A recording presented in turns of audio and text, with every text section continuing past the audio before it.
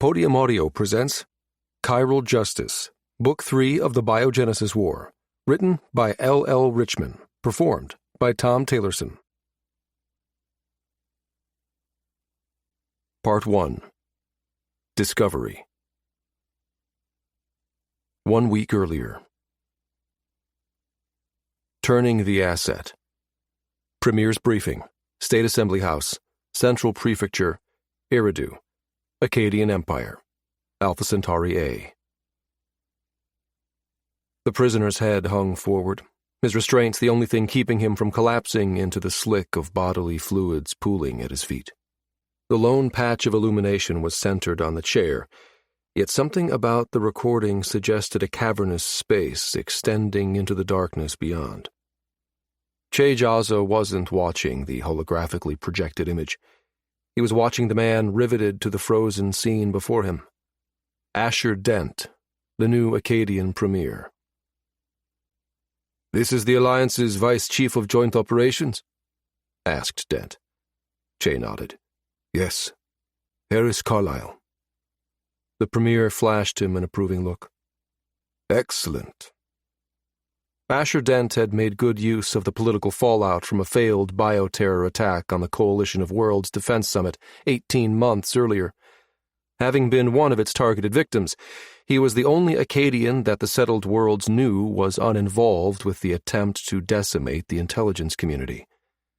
Dent had used that political currency to trade his seat as the Coalition's minority leader for the reins of the Akkadian Empire. The botched operation by the previous administration had provided the leverage needed to retire the aging premier and lay the blame at his heir apparent's feet. It hadn't mattered that the premier's daughter had no prior knowledge of the failed attack. Asher Dent had an ironclad alibi. He would have died with all the rest had the viral agent not been neutralized in time. With Dent at the helm, Akkadia enjoyed an unexpected leniency within the coalition. Sanctions held against the empire by other star nations were relaxed, tariffs lowered. "If they only knew," Che thought. "They have exchanged a sleeping fox for a ravenous wolf." Che's own appointment to the ministry had been whirlwind and utterly undeserved.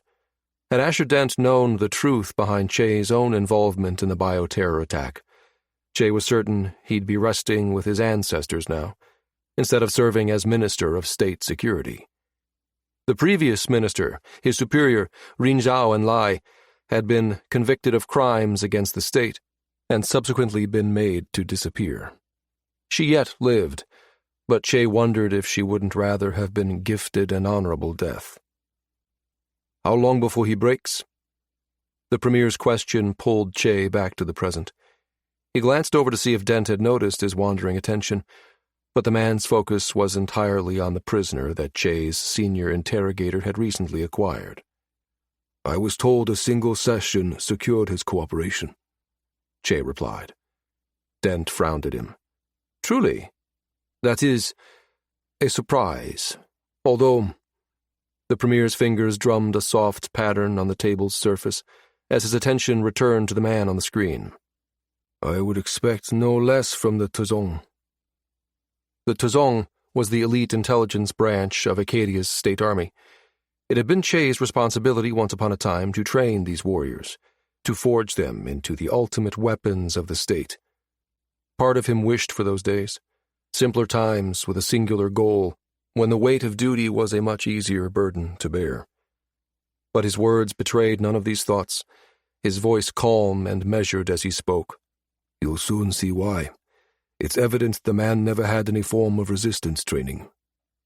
Dent's lip curled in a sneer of distaste. "Yet another reason our citizen soldiers are superior. The militaries of other star nations cannot compare. I'm not certain we should judge all of the Geminate Navy by this measuring stick," Che cautioned, thinking of the men and women they had encountered 18 months ago inside the Hawking habitat. He inclined his head toward the holoscreen. "Carlyle may have served in their military, but he is no warrior. It is to our benefit that he managed to rise to the rank of general, but he is clearly a career bureaucrat, not a soldier. He cares more for recognition than respect. These political ambitions were what led us to choose him over other targets. Dent shot him a look. That just serves to prove our military superiority. He never would have made it to that position here on Eridu. Resistance training is mandatory for our soldiers. We both know this. You were the leader of the Jungshun. I was one of your students. Che lifted his coffee in wordless acknowledgement. One of the best. The recording began to play, though it was difficult to tell. The man being turned into an Acadian agent remained slumped in his chair, pasty skin glowing in the harsh light. Carlyle was in his mid-50s, with the telltale softening of a man who'd spent recent years behind a desk. Footsteps sounded over the feed, echoing off the bare metal walls of the empty warehouse. A pair of boots stopped short of visual range, their toes just touching the pool of light surrounding the subject. The man didn't stir. You know, I've always thought it strange how something as basic as clothing can so easily be used against a prisoner. Dent mused, as he continued to watch the screen with rapt absorption. Yet, time and again, I've seen how the simple act of stripping someone naked ends up being the chink in their armor. That's a fitting metaphor, Che agreed. That thin layer of fabric is a sort of emotional shield. Removing it renders the subject bare in more ways than the obvious. A sharp slapping sound broke through the conversation. Che saw a short leather crop in the hand of the agent in charge and watched the restrained man flinch when it met her bare palm. So, General Carlyle, the woman addressed the man, her face hidden from the holorecorder's field of view. Are you ready to cooperate now? The prisoner lifted his head, and Che saw blood dripping from the man's nose. He worked his mouth, and Che knew the man was gently probing his broken front teeth with his tongue. He winced, then nodded once. Che saw the agent lean forward, light haloing the back of her head. I can't hear you, sir. Will you cooperate? Yes. The word was hissed, pain-filled, as cold air slid over the tooth's jagged remains, firing the exposed nerves. The woman gestured one of her men forward. The soldier crouched beside Carlyle and attached electrodes to the man. The prisoner jerked in his restraints, panicking. Promises of fealty quickly devolved to epithets, and then pleas for clemency. Che looked away. He knew what would come next. He'd performed the same interrogation himself countless times as he'd risen through the ranks. Agents like these did the work for him now, removing him from the process and providing a thin film of deniability on the off chance they were discovered. He used to find satisfaction in the hands-on brutality of the work. There was a gritty immediacy to it all that he could still vividly recall. The blood dripping from the man's face, mixed with the piss that he'd just voided, would give the air in the room a sour, slightly metallic smell, Che knew. Now, it sickened him. This next phase wasn't calculated to break the man. That had already been accomplished. It would serve to guarantee his compliance. The psychological effects of this particular brand of torture, targeting his most vulnerable core, would sear an important lesson into the man's brain. Memory of this event would serve as a reminder of the consequences he could expect should he ever entertain the thought of refusing his handlers. Actions like this were necessary, for once an asset was restored to his position behind enemy lines, the individual invariably fell into a false sense of security. The man would receive one final round of torture, conducted in his own office 1 week from now, specifically to disabuse him of that falsehood. The interrogation team cleared the pool of light, and a stream of water hit the prisoner, hosing him down. In the next moment, Carlyle's body arched as an electrical stimulus poured into it. The military-grade carbine nanofloss augmentation that ran through his skeleton served as an excellent conductor. The man's face twisted in a rictus of pain. Blood foamed at Carlyle's mouth as he began to seize. From the corner of his eye, Che saw Dent lean forward, despite the fact that the drama playing out before them had occurred several hours earlier. Don't lose him, the Premier growled, and Che heard Dent's words echoed by the agent on the other end. Once released from the current, Carlyle slumped forward. The feed ended as operatives cut him loose and then dragged his unconscious form away. That session ended an hour ago. Carlyle has already been treated by medical, said Che, as he shut off the recording and turned to face his Premier. He'll be returned from his vacation this evening and will resume his duties with the Geminate Alliance tomorrow. Very good. How long after that before we enact Obolus? The Premier asked. He stood, signaling to Che that his time was up. Che followed the man's lead. It shouldn't be long. Our people are moving into position now. Dent nodded and started for the door, but then came to a stop at the minister's next words. Carlyle isn't the holdup. It's Clint Janus. The Premier turned, his expression icy with displeasure. I understood he'd successfully cloned a working proof of concept. I was told that our assets inside the Alliance made the swap a few days ago, and that the clone is already in position. He is, or rather, he was. Jay worked hard to keep his expression blank. Janus has allowed the pawn to slip its leash. A Stranger's Plea. The Hill, fine dining district, downtown Montpelier, Cereba. Micah Case paused in the middle of the crowded Montpelier district known as The Hill, and inhaled deeply as a savory smell teased at his nose. The dark-haired Shadow Recon pilot looked around, but pinpointing the origin of the mouth-watering aroma was an impossible feat. He was literally surrounded by bistros and curry houses, mariscarias and trattorias. The dining district, located in a town just south of the capital city of St. Clair Township, was a popular destination, as evidenced by the crush of people flowing past him. He inhaled once more, and his stomach growled. That earned him a light elbow jab from his companion. Don't they feed you up on that base, Captain? The warmth in her voice danced through his mind, a bright glow dispelling the darkness that had sunk its claws into his soul at the end of his last mission. The sight of 2 body bags carried by the remaining 4 members of the Special Forces team was seared into his brain. They'd come in hot, both Nina and Will, Wraith's gunner and flight engineer, had stood at the end of the Helios's ramp, laying covering fire inside the cargo bay of the derelict space station as the men and women of SRU Team 6 raced toward them. Micah had had his own troubles, fending off 2 technicals, improvised fighting vessels the smugglers had launched against them. Still, he'd kept one eye on the team's approach, saw the frag grenade the enemy had fired, watched Tank launch himself toward it to shield the others. 6 inserted, 3 retrieved. Unacceptable. A hand tapped him on the sleeve. He looked down, his blue eyes meeting laughing green ones. Don't they feed you up there? Samantha Travis repeated. She tugged lightly on his arm, silently encouraging him to resume their stroll. Micah took the hint and began maneuvering them once more through the dinner-time crowd.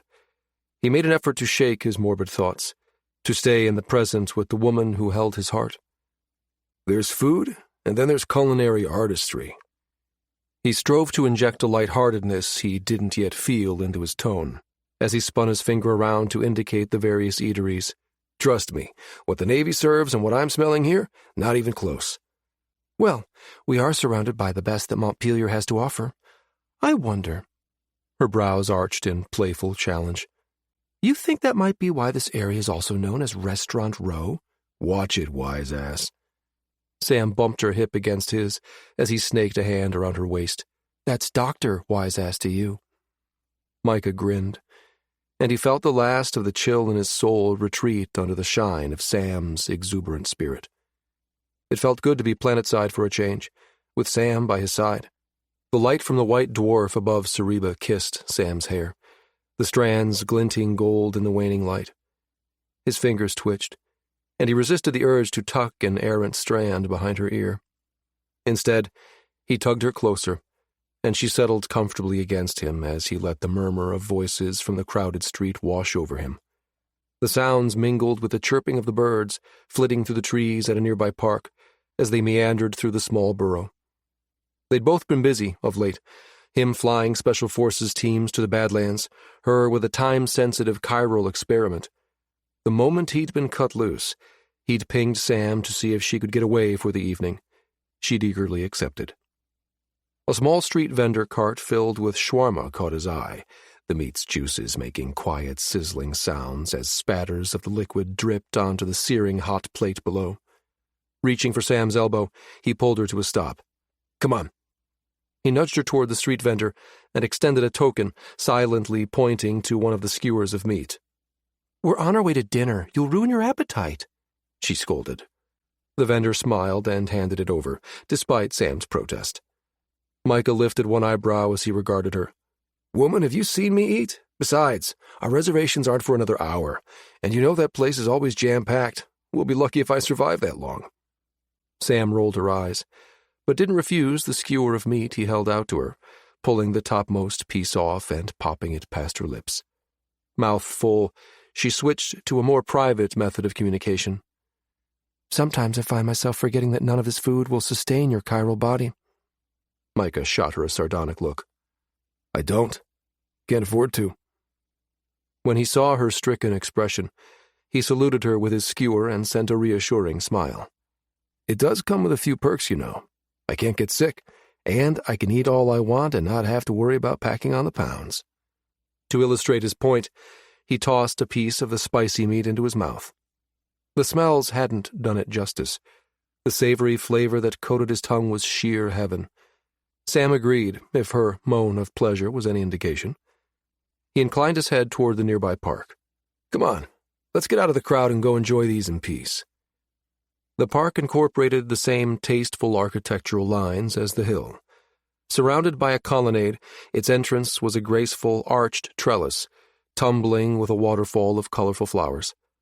A park bench sat just inside, and he angled toward it, their entry briefly interrupting the birdsong. "How's work coming along?" he asked, sparing Sam a glance once they'd settled onto the bench. She popped another piece of meat into her mouth and chewed thoughtfully, waggling a flattened palm back and forth before letting it drop.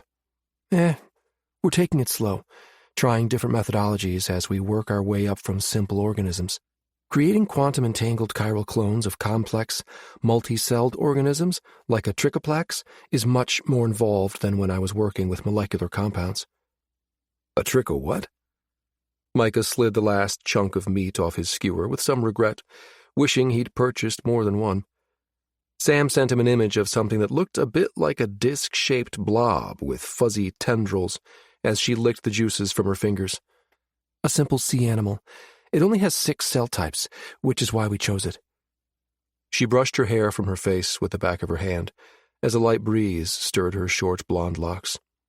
"By comparison, your basic fruit fly has 50 cell types. Humans have hundreds." Micah grunted as he processed her words.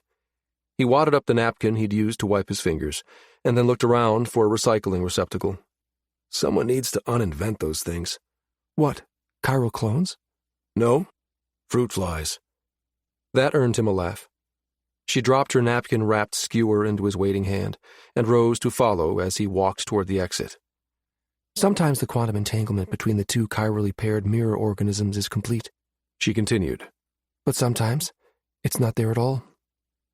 The puzzlement in her tone had him glancing sharply at her as they re-entered the flow of the crowd. He considered his words carefully before responding, keeping their conversation a mental one, more for security reasons than efficiency, now that they'd finished their snack. "It's difficult to wrap my head around how slowly you're progressing when I think about—" She cut in, her words scathing. "About what that sorry excuse for a chief scientist did to you back under grass? I suppose you could say he got lucky when he chirally cloned Jonathan and brought you into this universe. But the fact remains he experimented on you without permission." She turned to face him, heedless of the press of the crowd, her eyes snapping. "That was more than unethical. It broke every rule in the book. There's no possible way to precisely duplicate the methods he used. We may have his research notes, but his lab perished when DeGrasse blew up, and we lost a lot in that explosion." She turned and resumed walking. I won't pretend the mental connection you and Jonathan share due to your quantum entanglement isn't unique and worth studying, but we sure as hell aren't going to skip the important interim steps to get there, like he did. And as a reminder, we're doing it so we can better understand and assist you, not so we can make more of you. He pulled her to a stop, laid his hands on her shoulders, and turned her to face him. I know that, Sam. I'd never think otherwise. She stared back for a beat, and then her gaze softened. She tucked her hand through his arm, and they resumed walking. Thanks. What he did was horrid, she added in a soft voice. But I can't say I'm sorry. When it brought me you. They walked in silence for a while. A small cluster of swan-tail flitters erupted from a nearby bush as they passed, catching his attention. The colorful butterflies were native to his home planet of Beryl. They brought back warm memories of family picnics from when he was a child. I didn't know you had these on Cereba, he said, craning his neck to follow their flight. What, the flitters? Sam followed his gaze. I remember a Newsnet cast about it several years back. They migrate in large swarms, don't they? Yeah. It's called a kaleidoscope, I think. The southern migration's a pretty big deal back home. Sam made a noise of agreement. Well, if I remember correctly, they were having some trouble with the pollinators here on Cereba, so the conservatory decided to introduce them into the ecosystem to help balance it a bit better. The flitters disappeared behind one of the buildings, and Micah turned his attention back to the street. Reminds me of home. He saw Sam slide a glance his way. You don't talk about your homeworld much? Micah hesitated, and then lifted his shoulder in a half shrug. Jonathan and I don't go back as much as we used to prior to Loughton Star. Kind of awkward, not being able to tell them there are two of us now. Understandable, she murmured after a moment. Micah's mouth tipped up into a wry grin. When Mom complains about us not visiting, we blame your uncle, since the incident at Loughton Star coincided with the creation of Task Force Blue. He makes a convenient scapegoat. Sam laughed. Fair enough. The clink of glass and the murmur of patrons reached Micah's ears as they passed by an open-air cafe. The chatter reminded him of the two people who would be joining them at their destination. Hey, you sure you're okay with Thad and Elle joining us for dinner? He asked Sam. He kind of invited himself along tonight. Thaddeus Severance was the commander of Task Force Blue, and an imposing man. A former active-duty Marine turned Special Forces soldier, Thad could make hardened veterans quail in their boots. Despite his foreboding aura, the warrior had a quick wit and a ready smile that flashed white against his ebony face for those he counted as friend, and that included Micah. He trusted Thad to have his six no matter what, when, or where. Elodie Sear, was a bit harder to read, but no less trustworthy despite that fact. She'd been a sniper on Thad's team for many years, until an injury forced her down a different career path. Now a special agent for the Navy's Criminal Investigation Command, Elle had been instrumental in the takedown of the Acadian terrorists that had targeted the defense summit on Hawking 18 months ago. A dimple formed in Sam's cheek at Micah's mention of Thad and Elle. I think Mr. Tall, Dark, and Dangerous might have a thing for... Sam's voice trailed off as she sought the words to describe the woman Thad was bringing along with him. Small, silent, and deadly? Micah's comment earned him another ripple of laughter. Accurate. She lifted a finger, one eye narrowing in contemplation. Elodie Sear is one scary lady when she wants to be. Never known a sniper who wasn't a bit scary. Boone's the same way, he reminded her. Sam dropped her finger, tilting her head at his mention of the task force's sniper. She shot him an appraising look. True. I'm sure you've known your share of them, too. You flew recon on missions for how many years before the task force was commissioned? Micah smiled, but didn't comment. After a beat, she let it go, and he silently thanked her for it. Some things he was cleared to discuss with her, others he was not. As the white dwarf gave up its last light and sank behind a mountain range in the distance, Micah drew Sam closer, noticing her shivering in the breeze. After a few more steps, she came to a stop, pointing across the busy street. There it is. Micah spotted a marquee hanging above an establishment's entrance and read the name off the tasteful, holographically extruded sign. The Rieger. Never heard of it. It's fairly new. I hear they have some pretty good handmade pastas. Someone back at the CID told me we needed to try their signature Hana cocktails, too. Cocktails? You mean like sweet drinks with tiny umbrellas? He shook his head. Nah, think I'll leave those fancy things to you ladies. Sam rolled her eyes. Got news for you, Micah Case. A Hana cocktail's what they used to call a man's drink. Made from liquors the Rieger's owners distill themselves. He didn't miss the heavy sarcasm she laid on the phrase man's drink, and a grin tugged at his lips. Oh yeah? Now you're talking. Sam ignored him as she began to tick them off. There's the sage advice, the smoke and choke, the settle down, and my favorite, Cortez the Killer. Mezcal, tequila, mango, a healthy dose of habanero, and a little bit of lime. She shot him a look he knew better than to cross. That sound like a girly drink to you? He held up his hands. Ma'am, no ma'am. They waited with the crowd for traffic to clear, and then crossed the street. Just as they stepped up onto the sidewalk, Micah heard someone shout his name. Captain Case! Micah turned, and the crowd parted just enough for him to see a man rapidly approaching. He tensed, reaching out instinctively to his mirror twin. Brother? Trouble? The response came instantly, the connection as clear as if his other self were standing beside him instead of at his post, up at the base. Don't know. Do we know who this is? He sent Jonathan a mental image of the man as he jolted to a stop before them. The stranger was young, of average height, and looked vaguely familiar.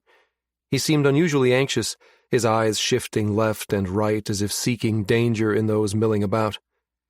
Captain Case, the man repeated, stepping close and lowering his voice. Dr. Travis, you have to help. Please, you're the only ones who can. Sam's eyes widened, and she inhaled sharply at the stranger's use of her name. How does he know who we... Her words were cut off abruptly, as a bloody trail grazed the man's forehead. The stranger's body jerked in reaction, and he staggered back a step, bumping into the people nearest him. A woman turned, her irritation over being jostled morphing into horror as two more holes silently appeared, one in his abdomen, the final one near his heart. She screamed and quickly backed away as he fell to the ground. He's been shot! Somebody help! Cries of "Shoot her!" and "Run!" mingled with the press of bodies as people nearby panicked, stampeding to get away from the unseen threat. Micah grabbed Sam and shoved her against the recessed alcove of the restaurant's entrance, urging her into a crouch. "Stay down!" he yelled over the shouts of the crowd. At the same time, he initiated a combat net, the mental connection snapping into place. "Shots fired, downtown Montpelier." His words were sent simultaneously to all the members of Task Force Blue. "We're 2 blocks out, L's going high." Thad's mental voice sliced through Micah's mind. I need a visual. The former sniper's voice cut in, slightly breathless. Can you give me access to your optics? In lieu of response, Micah patched L into his wire. Good, let me see the Vic. Micah set his eyes on the young man bleeding out 3 meters away. He was facing us. It was odd, not the standard 2 to the chest, 1 to the head. He added, "If I didn't know better, I'd say this was done by an amateur, but from some distance away." Reverse angle of the street? L instructed. Just a quick look, and then get back under cover. Based on the placement of the shots, Micah had a good idea of the shooter's location. From where he crouched over Sam, he let his gaze sweep the street, his eyes darting from rooftop to rooftop, looking for the shooter. But he saw nothing. Got it, thanks. Thad's voice returned, barking out a quick, "Sit rep." Sam tried to rise to get to the fallen stranger, but Micah pulled her back, forcing her to remain still. "Don't move," he ground out when she resisted his hand. Micah, I don't think there's a shooter, not one here locally at least. Holes don't just mysteriously drill themselves into a person's head and chest, he countered. They could, under certain conditions. Her words made no sense, but in the heat of the moment, Micah didn't try to parse their meaning. He continued to cover Sam with his own body as he relayed what he could see of the street in staccato bursts of information. Something about what she'd said snagged his attention, though. and he found his gaze returning to the downed man. She's right. We didn't hear any gunshots.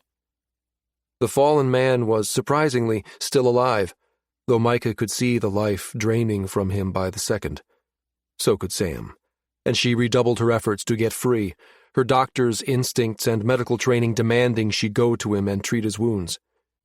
When the man met Micah's eyes, he gasped a word that speared Micah with a cold terror. Chiral! Then his gaze sought Sam's with a pleading intensity. Prisoner!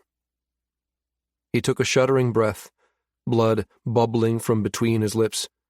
Stop them! The man's eyes glazed over, fixed in the distance. Damn it, Micah, let me go! Sam elbowed him in the solar plexus, attempting once more to get to the fatally wounded man. Micah, I'm telling you, the only danger is to that poor man. Want to elaborate on that a bit, Cher? Sam jerked as a deep bass rumble sounded above them. Thad had arrived. An ebony hand reached down. Sam grasped it, and the Marine pulled her to her feet. Micah saw an icon flash over his wire and realized Thad had added Sam to the team's combat channel. Elle doesn't think there's anyone out there. She's checked out the most likely spots, but the single microdrone we have between us isn't showing any residual IR heat signature. Sam shot Micah an impatient look and moved toward the man lying on the sidewalk, 3 meters away. Told you so. I need to get to him before someone tries to steal his body or alter the evidence. She has a point. Thad slanted a meaningful look at the once empty street. After several minutes had passed without additional bullets fired, a few brave souls were beginning to stir, morbid curiosity overcoming their fear. Some were on an intercept with the body. If they wanted to keep a lid on this incident, they'd have to move fast. One look at Sam's expression suggested she was on her own communications network. If Micah had to guess, it was with people back at the CID. Thad moved to follow Sam. We need to keep everyone back. Damn, I hate that we're out here with no gear. Micah felt much the same.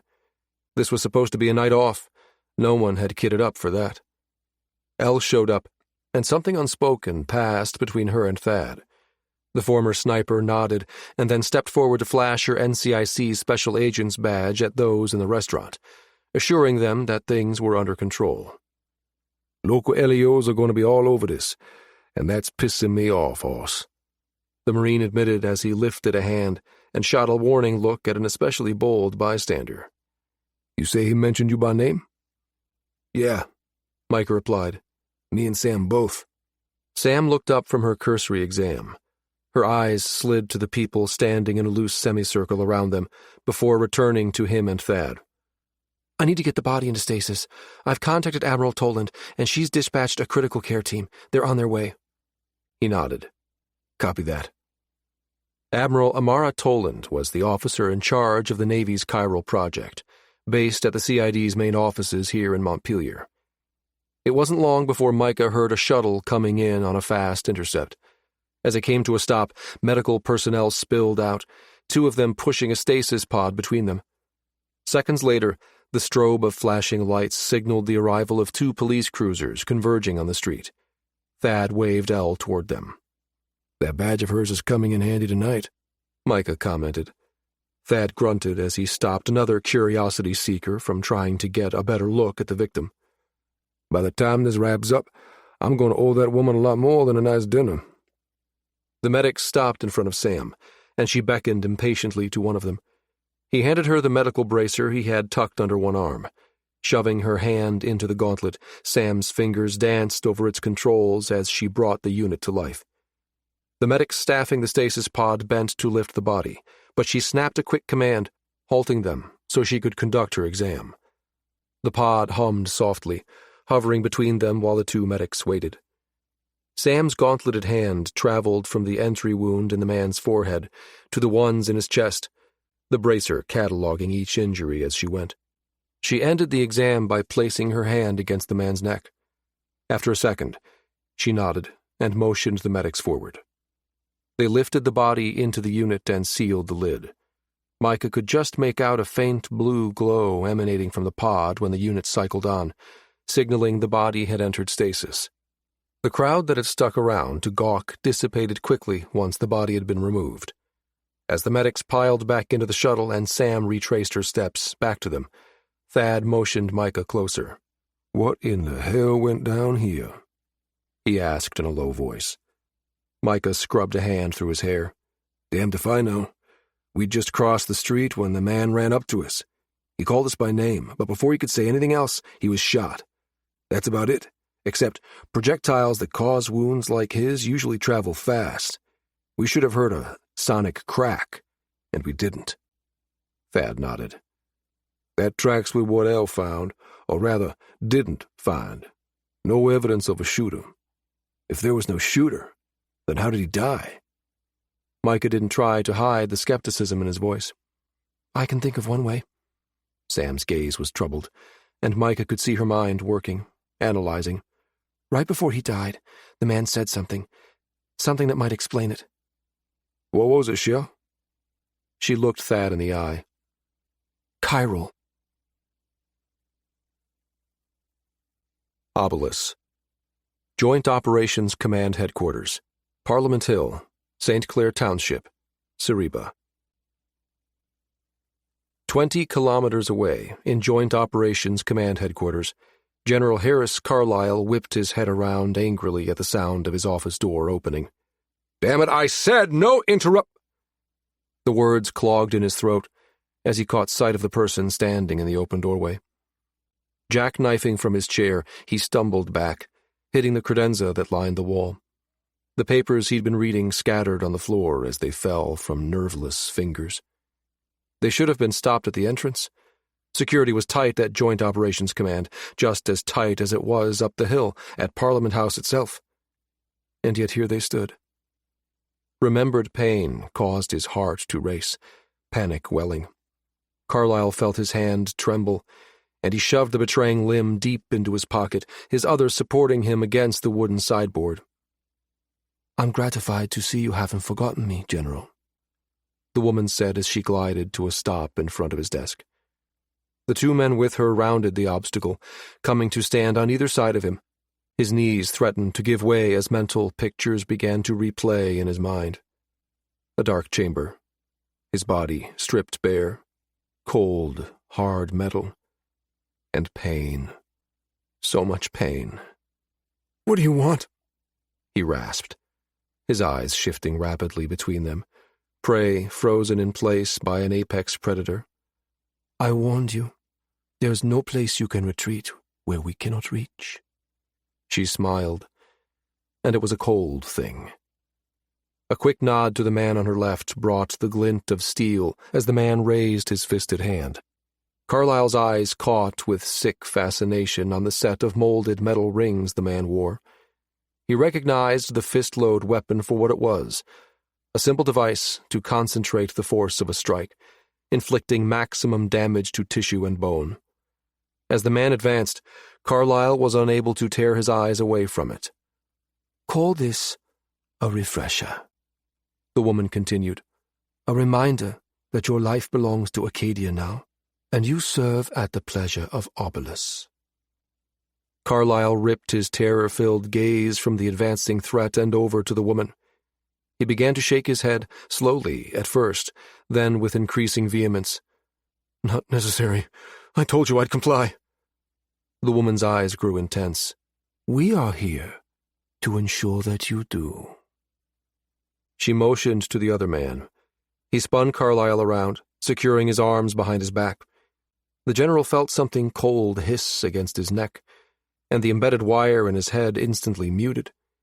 He scrabbled after it mentally, but his connection to the Joint Operations Network had been severed. The man in front of him drew his fist back, and then powered it forward in an explosive jab. Agony exploded along Carlyle's ribcage, and he realized whatever they'd injected him with was also blocking his medical nano. He should have felt a measure of relief almost immediately after the blow landed. Instead, the pain bloomed and intensified as the man's fists pummeled him again and again. They worked him over with silent efficiency, the blows carefully placed to remain unseen. Finally, they were done.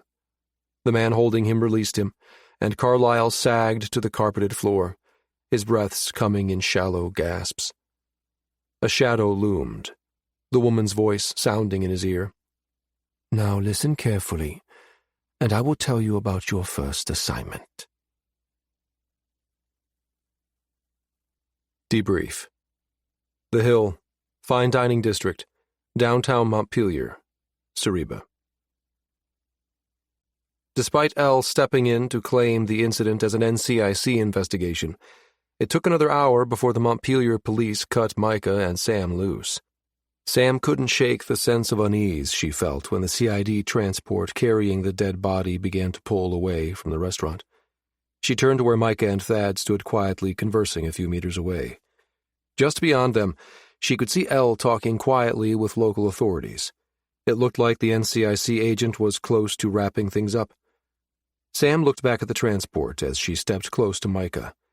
Its taillights flashed brightly as the vehicle braked at the end of the street. On impulse, she pinged the driver. "Hold up, I'm coming with you." The driver sent his assent, and she saw the ambulance-sized vehicle pull over to the side of the street. She turned back to Micah and Thad. "I have a feeling about this. I know they want to question me about what I saw, but I don't really want to let that stasis pod out of my sight." Thad shot her an approving look. "No worries, Cher. We'll handle it." Sam gave Thad a quick smile and reached out to squeeze Micah's hand. "Rain check on dinner?" Micah's return smile was lopsided. "Plan on it." She jogged toward the end of the street where the transport waited. Murmuring her thanks to the medic who opened the passenger door, Sam slid into the small space just behind the front seats. She glanced through the pass-through window at the stasis pod they'd loaded into the back as the driver took off once again, reassured by the steady glow of the blue ES field. She checked her chronometer. They should be at the center within 10 minutes, easily. With a relieved breath, she sat back in her seat. The deep rumble of a ship-to-surface shuttle sounded, drawing Micah's attention away from the round of handshakes that meant they were free to go. "Shuttle's here," he called out unnecessarily. "Caught that, ami?" Thad turned toward the waiting ship, Micah falling into step next to him.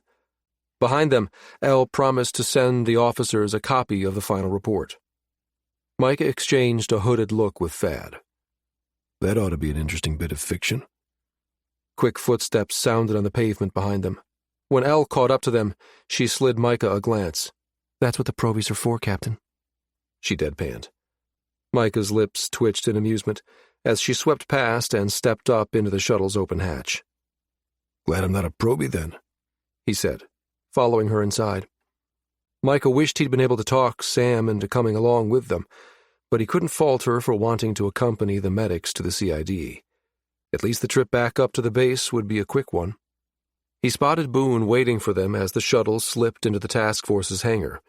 Beside him stood Asha, the team's medic. Boone lifted a chin in greeting as they piled out of the ship. "Heard you had an exciting evening," Asha said as he, Elle, and Thad neared. Thad grunted. "You could say that." Boone lifted a brow and exchanged a look with Elle, but refrained from commenting as they all piled into the lift. The smell of greasy pizza assaulted Micah's nose, and his stomach chose that moment to remind him he'd missed dinner.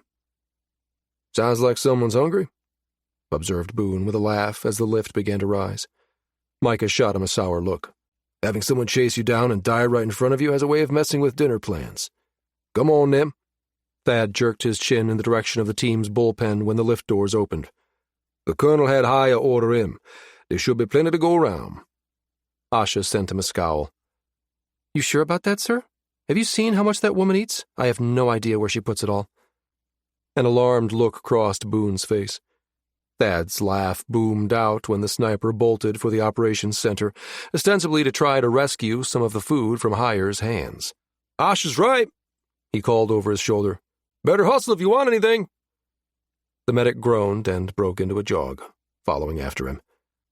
Chief Warrant Katie Heyer's metabolism was legendary. The fact she could eat anything she wanted and not gain a pound was a sore spot with the rest of the women on the team, and some of the men. Micah spotted her the moment the doors to the bullpen slid open. Tall and with a shock of blue fuzz atop her head, Heyer was hard to miss. She was young, still in her 20s, and a natural-born pilot. Her life on the mining platforms had also given her plenty of experience with the mechanics of a ship. Gabriel Alvarez, the task force's second-in-command, had seen this ability firsthand and recruited her to the unit. Her unique skill set meant she'd been tapped to cross-train as both flight engineer and pilot for the team. A quick glance around told Micah that most of the headquarters element and the rest of the team had been pulled together for this debrief. Gabe lifted his head in greeting and waved him over, but another rumble in his gut sent Micah in a different direction. At his quick hand motion toward the table, heavily laden with food, Gabe nodded his understanding as Micah diverted to load up a plate. He just grabbed a seat and popped the seal on a water bottle when the head of the Special Reconnaissance Unit appeared in the doorway. "Tell me what we know." Colonel Tala Valenti cut directly to the topic as her hands came to rest on the back of the empty seat at the head of the table. Hire waved one pizza-laden hand. "Well, some dude just dropped dead right in front of Micah." Her gaze remained fixed on the string of gooey cheese dripping off the side as she looped it expertly around a finger and then popped it into her mouth.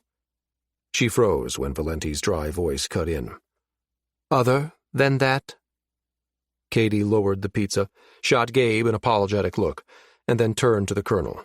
In a much more subdued voice, she said, "Sorry, Colonel. Guess that was stating the obvious." Always a good idea to remember who cuts her paychecks, Chief.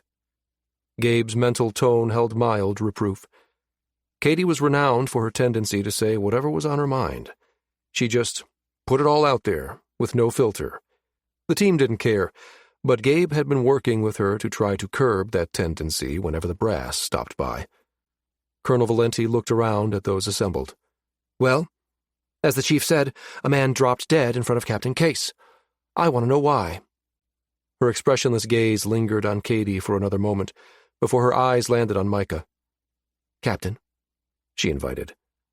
Micah wished once more that Sam had accompanied them.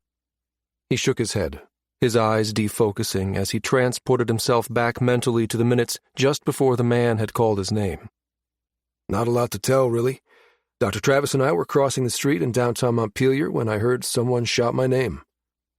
Valenti's stare bored into him. "He called you by name?"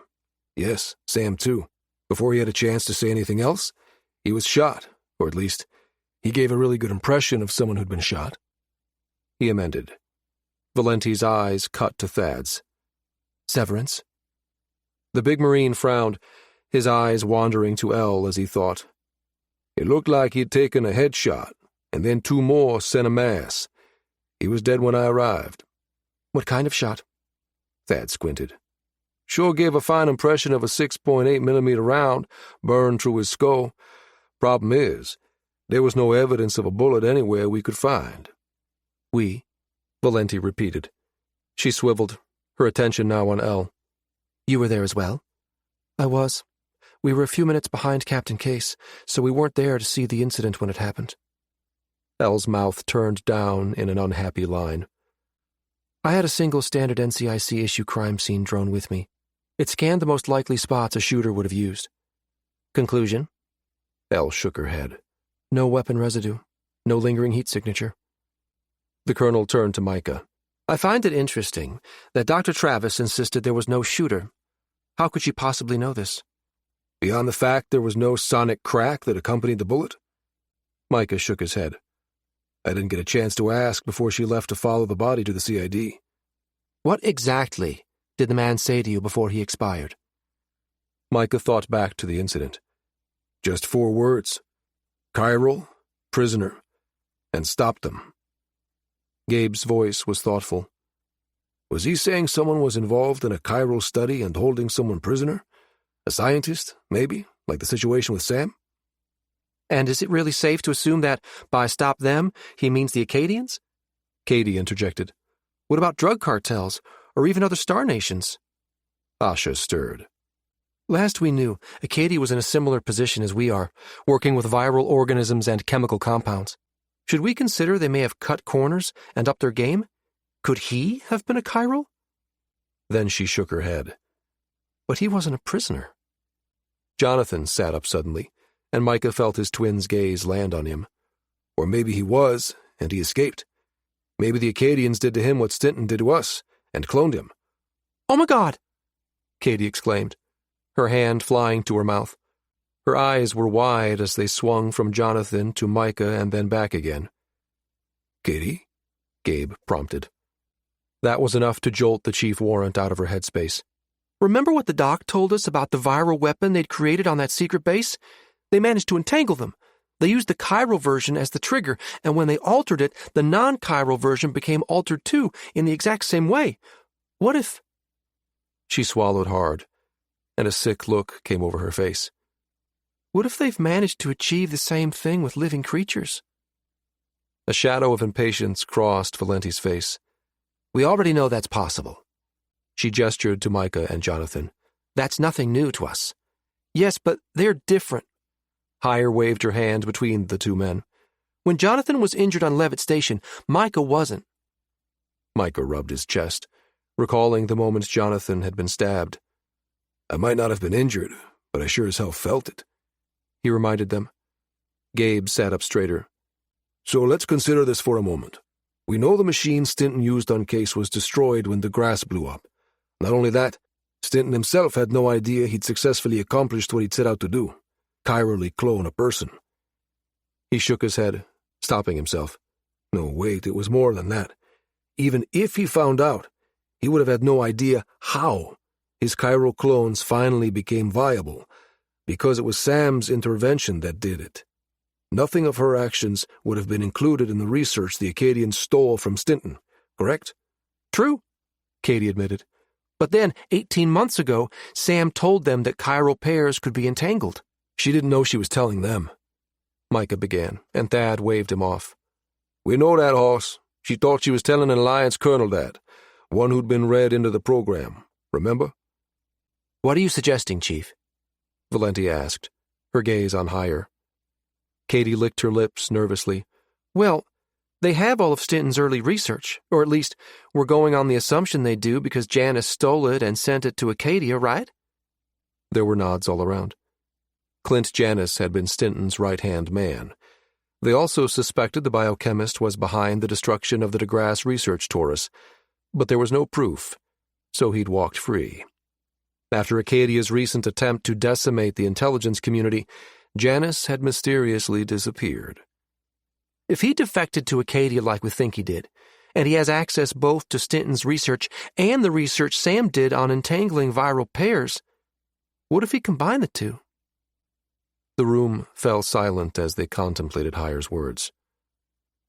Are you suggesting that he's cloning humans and that they're somehow more entangled than Micah and Jonathan are? Valenti asked. Katie nodded. If their entanglement works like Sam's viruses do, then they could have killed this guy from a distance. You may be onto something, Chief. A new voice cut in. Micah looked up to see Admiral Toland enter. The woman didn't look happy about the news she was about to share. Her gaze landed briefly on Micah before shifting over to Jonathan as she pulled up a seat and joined them. You're suggesting they're entangled in the same way we've been entangling viruses at the CID, where if you alter one in a chiral pair, the other is automatically altered in the same way? Katie nodded. But that doesn't happen with us, protested Micah, waving his hand between himself and Jonathan. True, the Admiral allowed. But that's more a case of you two being imperfectly entangled in the first place. Anyone else realize she just made a pun? A case for case? Katie clamped her mouth shut at a look from Valenti. Come on, everyone was thinking it, she muttered under her breath. Jonathan's half-laugh broke the tense silence. What do you mean by imperfectly entangled? Micah asked. Toland looked thoughtfully between the two men. You aren't absolute, perfect chiral copies of each other. Stinton made minor tweaks. Why he did it we'll never know. Maybe it was just a desire to easily tell you two apart. But there's no denying that Jonathan is left-handed and Micah isn't. Your hair is parted on opposite sides as well.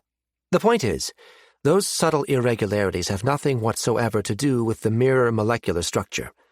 It's possible that's why Micah felt Jonathan's pain, but the injuries did not physically manifest. Valenti pursed her lips. You're suggesting someone had this man's twin in custody and shot him, And our victim ended up with the same bullet holes as a result? Toland nodded, but her expression was uncertain as well. It's what we suspect, she clarified. Her face turned grim. We'd like to be able to confirm this with a greater degree of confidence, but that's going to be a bit difficult. The bodies disappeared. Theft. En route to the CID, Montpelier, Cereba. Sam spent the greater part of the trip back to the CID fighting the impulse to constantly check the stasis pod. She wasn't entirely sure what caused her unease, but finally, a kilometer from the center, she gave in to the need to physically inspect it. Setting her bracer down on the bench beside her, she twisted, reaching through the window toward the unit's control panel. Its palm pad was just out of reach, so she turned around fully, bracing her knees on the bench so that she could shove her head through the opening. "Everything okay back there?" the driver asked. "Fine," she called back over her shoulder. "Just running a quick check." She stretched out a hand, leaning deeper into the back of the transport until her fingers grazed the unit's palm pad. The physical connection was necessary, since the pod was programmed to accept only those security tokens within the CID's database. She must have accidentally nudged her bracer in her efforts, because she felt it move by her knee, and then heard a soft thunk as it tumbled onto the transport's floor. Sam ignored it. Focusing her attention on the pod, she ordered it to perform a stasis field status check. Once satisfied the unit was operable, she turned back around and bent down to pick up the bracer. That action saved her life. A high-pitched whine of energy weapons sliced through the air over her head, spearing into the vehicle's interior and turning surprised shouts into screams of agony. From where she crouched, Sam could see the driver's lifeless body slump over the controls as the transport veered sharply left. A large crump sounded, and they lurched to a stop. This was followed by a second explosion at the rear of the vehicle, which blew the aft doors from their hinges. Sam sent out an emergency ping to the CID's security team, keeping her face pressed to the ambulance's floor, praying no one would see her. But as the ringing in her ears began to clear, she heard feet pounding toward the vehicle. A jacket belonging to one of the now-dead medics had been tossed on the bench seat beside her. She pulled it down on top of her, hoping desperately it would conceal her presence, crowded as she was into the confines of a space not usually meant to carry people. How the hell did someone plan an attack so quickly? Whoever was attacking them had likely been in pursuit of the man, even as he approached them outside the Rieger.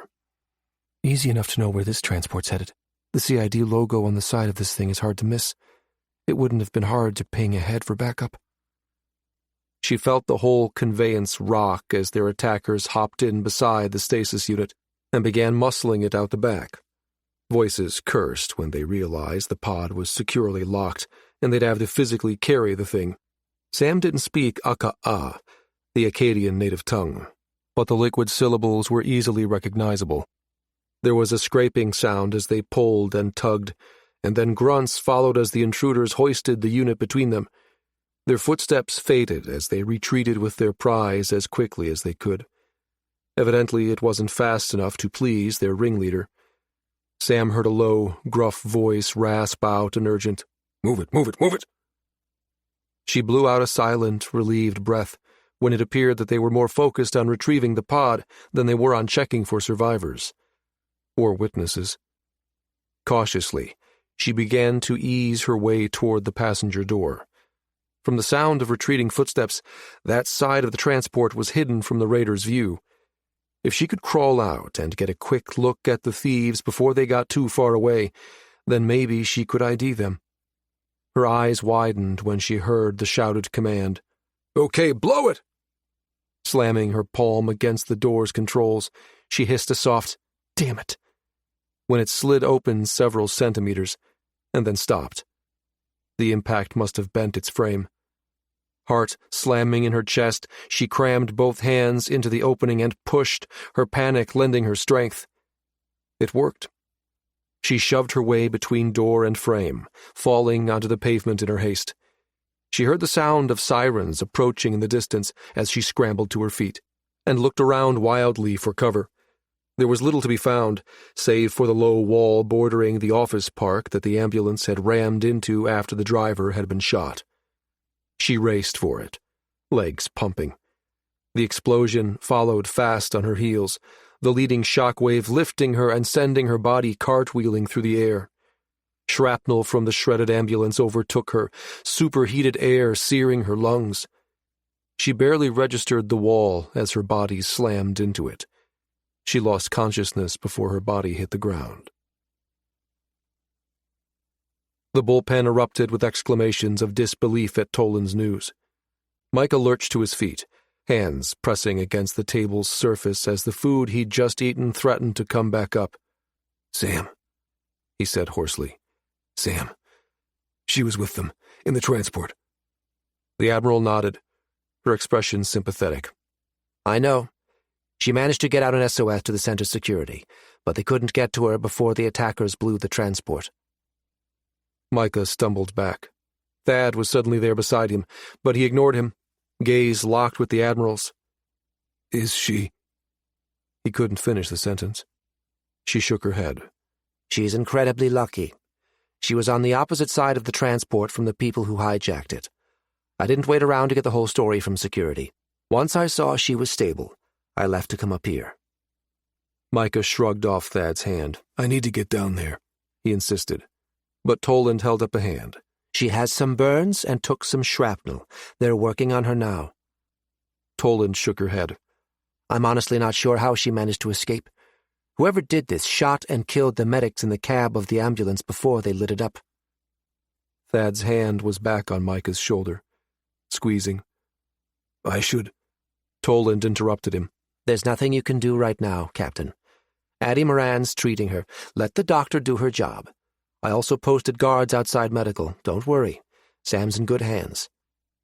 Gabe sent Micah a reassuring look. "She's right. No one's going to get past Addie. When it comes to her patients, that woman's a pit bull." Valenti pressed both palms onto the table. Leaning forward, her eyes swept the group. "This attack makes it even more critical that we figure out what happened tonight." She turned to Micah's twin. "Jonathan, contact that analyst of yours at the NSA.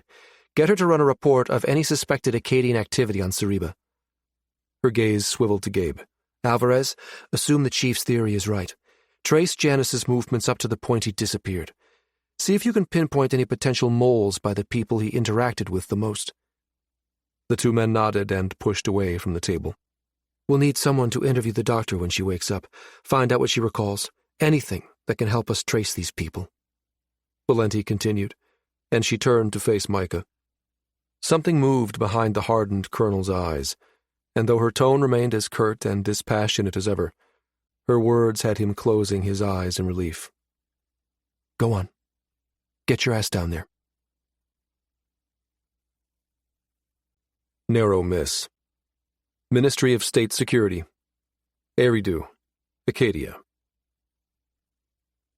The chiral clone has been dealt with. The woman who spoke blended so seamlessly into the office's wood paneling, Che Zhaoza could hardly see her. He pushed his chair away from Rin Zhao's desk and stood, his gaze searching. "How?" Dasina stepped forward into the light, banked anger in her eyes. Janice had the original dragged from his cell and then shot the man himself. Che felt anger well at the doctor's audacity. He rounded the desk and stopped in front of her. "And the clone?" "Dead as a result." He clenched his jaw. "That call was not his to make." She inclined her head, but said nothing. He began to pace, and she maintained a watchful silence, her head turning to follow him. Ordinarily a man acutely aware of his surroundings, Che passed the priceless antiques and real wood, pre-colonization furniture Rin Zhao had collected without really seeing them. He came to a stop in front of the sitting area the former minister had used for ritual coffee. Abruptly, he realized he had yet to extend the same offer to the generals under his own command. Staring unseeingly down at the low table surrounded by piles of pillows, he asked, "What about the body?" He heard a soft exhale. Janice had no plans in place to handle cleanup. Che jerked his head around at that. The dagger's eyes snapped with a rare display of annoyance, yet when she spoke, her voice was as measured and emotionless as ever. I dispatched a team to handle it. The transport carrying the body had an unfortunate accident, and in the confusion, our people took it.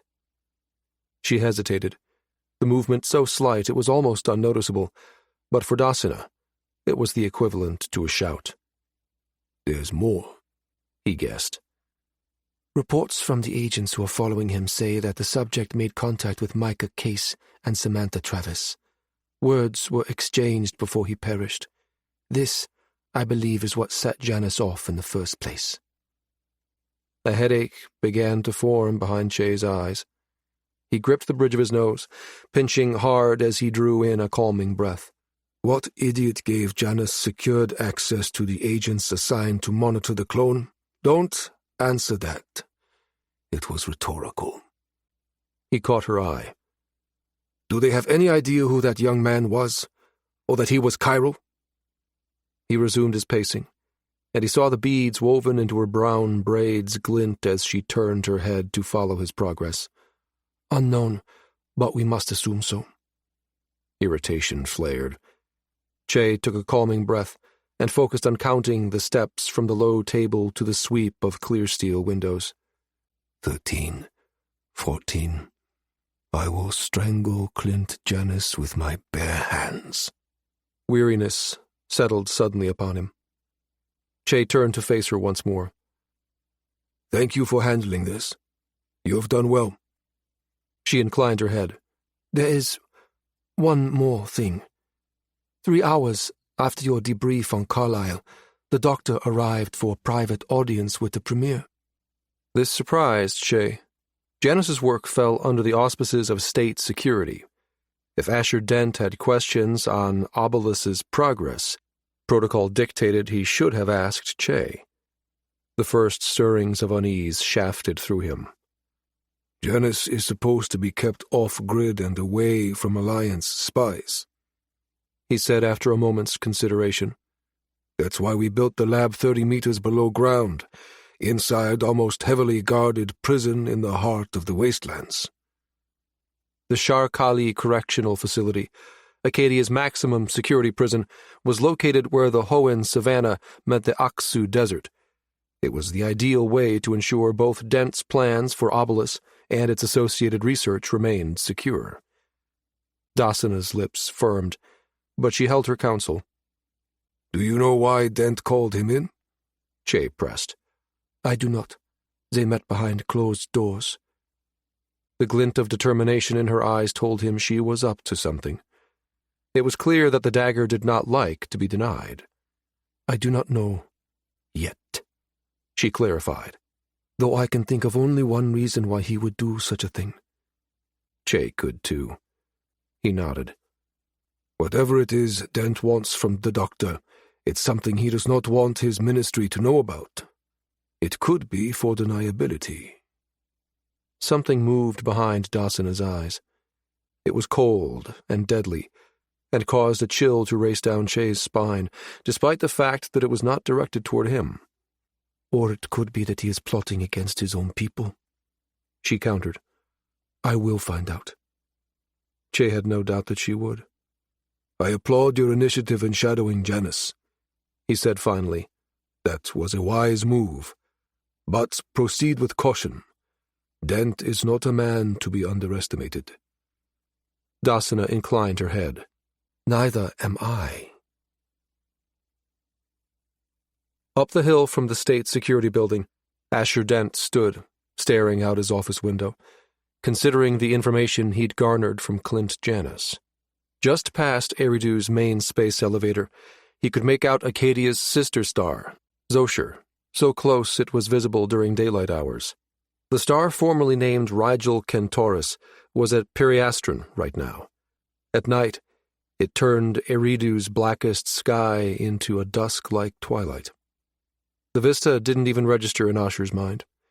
His memories were drawing a different set of images inside his head. With a mental command to the room's systems, he turned the window's thermoplastic carbon fiber surface from transparent to reflective. He smoothed his business suit as he studied his visage, seeking weaknesses his enemies might exploit. The man staring back at him was tall and athletically trim, with penetrating dark eyes, and hair that held a natural wave. A flick to the cuff of his suit triggered a command that had its intelligent weave refreshing its crisp lines. He nodded in satisfaction at his reflection. Asher Dent, eldest son of a man who had once controlled state security, now the most powerful man on Eridu, and soon to be the most powerful man in the settled worlds. He had no doubt that last would come someday. He'd accept nothing less than total space superiority for Acadia. He'd worked hard to become minority leader, his position won by being the most aggressive, charismatic, and ruthlessly calculating leader in the coalition of federated worlds. His meteoric rise had taken some politicians in the Sol, Alpha Centauri, and Proxima systems by surprise. Not those who knew him. Not those who had known his sire. Asher fisted his right hand reflexively as he recalled the rigors of his childhood. His father, who had been head of Acadian state security before Rinzao and Lai had betrayed him, had forced Asher to cut off his little finger as penance for poor performance when he was 8. Another training failure had him severing his ring finger at age 11. He'd been 17 when he'd been bound by honor to slice off his hand at the wrist. That act had been particularly difficult, as his father had insisted it be done with a traditional blade instead of a plasma one. The leverage he'd needed to achieve to ensure a swift, clean stroke had been challenging. None but the elite inner circle of Acadian state security had been aware of this grisly practice, for his father always had Asher's hand repaired. Sometimes this occurred hours later, sometimes days. But it always happened before the son of the most feared military leader on their planet returned to the public eye. By the time Asher was 21, he'd been on his 3rd cloned hand. He consciously unclenched his fist as he smothered a surge of impatience. His upbringing had taught him the importance of singular focus, to demand excellence from himself and those who owed him their allegiance. For his vision to succeed, it required strict adherence to the plan. That's where Clint Janus came in. The biochemist would become the means by which Dent would guarantee absolute control over every man and woman who reported to him. Once that was in place, betrayal would become an impossible thing, and Project Obelus would be unstoppable. Interception. Montpelier, Cereba, Geminate Alliance, Procyon System. The snow-capped mountains of Barrel's Teeter Range were covered in half a meter of fresh powder, and Rafael Garza's twin daughters were eager to tear into it. His wife, on the other hand, was too busy wringing her hands. "They'll be fine," the Alliance's newly appointed Prime Minister assured her for the 5th time, as they sat down to breakfast in their vacation condo. "They've had their lessons, and the slopes are covered with spotters in case someone gets into trouble." The look she shot him was unconvinced. "I've ordered half my protection detail to follow them." His eyes twinkled with rare humor. "You know what an old maid Ramirez is. If he has anything to say about it, not a hair on their heads will be out of place." Jackie coughed in derision, but she nodded reluctantly. Even she knew the truth of his statement. "Okay, then," she sighed, bringing her cup of tea to her lips and sipping contemplatively. "I suppose I could bundle up and go out there, too." Her offer surprised Raphael. She had never been very sports-minded. "I'd give just about anything to be able to switch places with her," he thought with sudden envy. For the Prime Minister of the Geminate Alliance, vacation was a thing in name only. He'd not been able to carve out more than half a day of skiing on this trip, thanks to work. As if conjured by his thoughts, one of Garza's newest staff members popped his head around the corner. "Sorry to interrupt, sir, ma'am." Ed nodded politely to Jackie. "We're going to have to pull you away from the slopes for a bit. Something's come up." Jackie made a disappointed sound, and Raphael shot her an apologetic look. "Sorry about this, love. Hang on. Let me check and see if it's something I can get out of.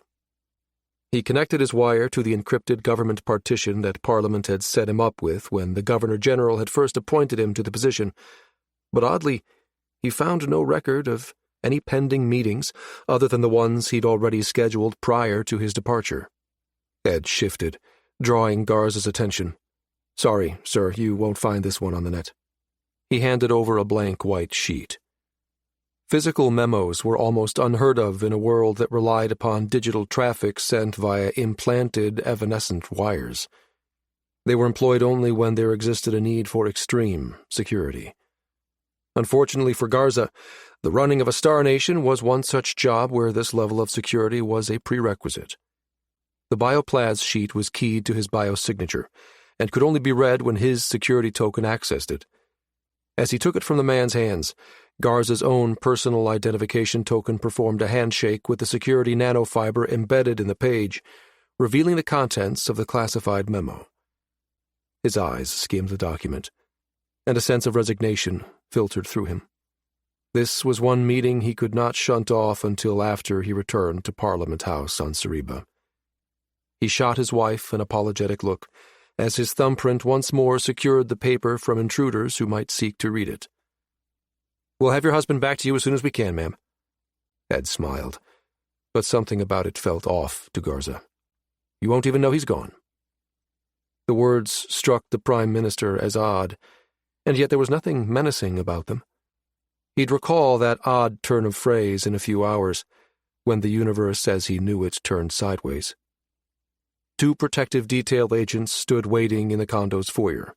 They were unfamiliar to him, and Garza wondered if Parliament had contracted with local officials here on Beryl to fill in during his much-needed holiday. He hadn't taken a vacation in 3 years, a fact his wife had made sure he couldn't forget, especially considering their daughters were just about to turn 5. It was Ed who had suggested the trip to Sirius, pointing out that this particular lodge, nestled at the foot of the Teeter Range, was a very defensible structure, and one that the Protective Services team had recently vetted for the Governor-General's own trip with her family last year. Beryl was known for its magnificent mountain ranges, and its skiing was the best in the Alliance, bar none. It hadn't taken much of a suggestion for Garza to agree to make this the family's destination. Another plus had been the remoteness of the location. Wireless network access was not existent at the base of the mountains, against which the lodges and condos were nestled. It was spotty at best on the slopes, and what bandwidth existed was reserved for the exclusive use of the rescue teams that patrolled the mountain range. This had been one of the Teeter's major selling points, in Garza's opinion. The thought that he could be out of commission for a week truly on his own, without the burden of office weighing him down, had been too appealing to ignore.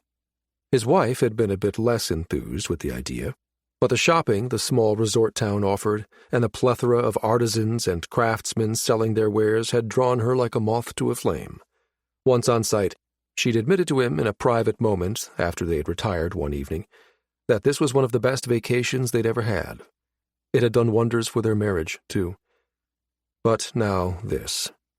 Well, at least I had 3 decent days without interruption, he thought resignedly, with a last glance back toward the kitchen table, where his wife still sat. That has to count for something.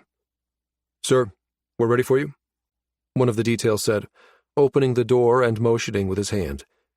Garza nodded and followed the man outside, pulling his jacket around him and adjusting its internal temperature controls to ward off the worst of the winter chill. Outside, at the entrance to the row of condos, sat an armored, unmarked vehicle. 3 men strode ahead of him, leading the way, as 3 more took up their positions to the side and behind. His assistant walked beside him. Garza glanced over at the young man. "Anything you can tell me about this?" Ed shook his head, then gave a tilt of his chin to indicate the vehicle. "The general will be able to tell you more than I can, sir." Garza stopped and turned to stare at his aide. "The general?" His voice was tinged with surprise. "Is this more serious than you led me to believe?" The detail up ahead came to a stop, the first man's expression one of barely masked impatience. "Sir, we're on a bit of a schedule, if you would, please," he urged, and turned to resume his walk. Garza blinked rapidly in startlement as he followed in the man's wake. It wasn't that he demanded respect. It was that he'd become used to a certain amount of it, simply because his status seemed to require it, despite his protests. But this man, this leader of his protection detail, seemed singularly unimpressed with the Prime Minister's title. More than that, the man's attitude bordered on hostile. It struck warning bells deep in the back of Garza's mind. Something was off here, and yet he couldn't put a finger on what or why. Before he sussed out what it was that bothered him, they'd arrived at the transport, and the details spread out in the familiar watchful positions they took each time he embarked or disembarked.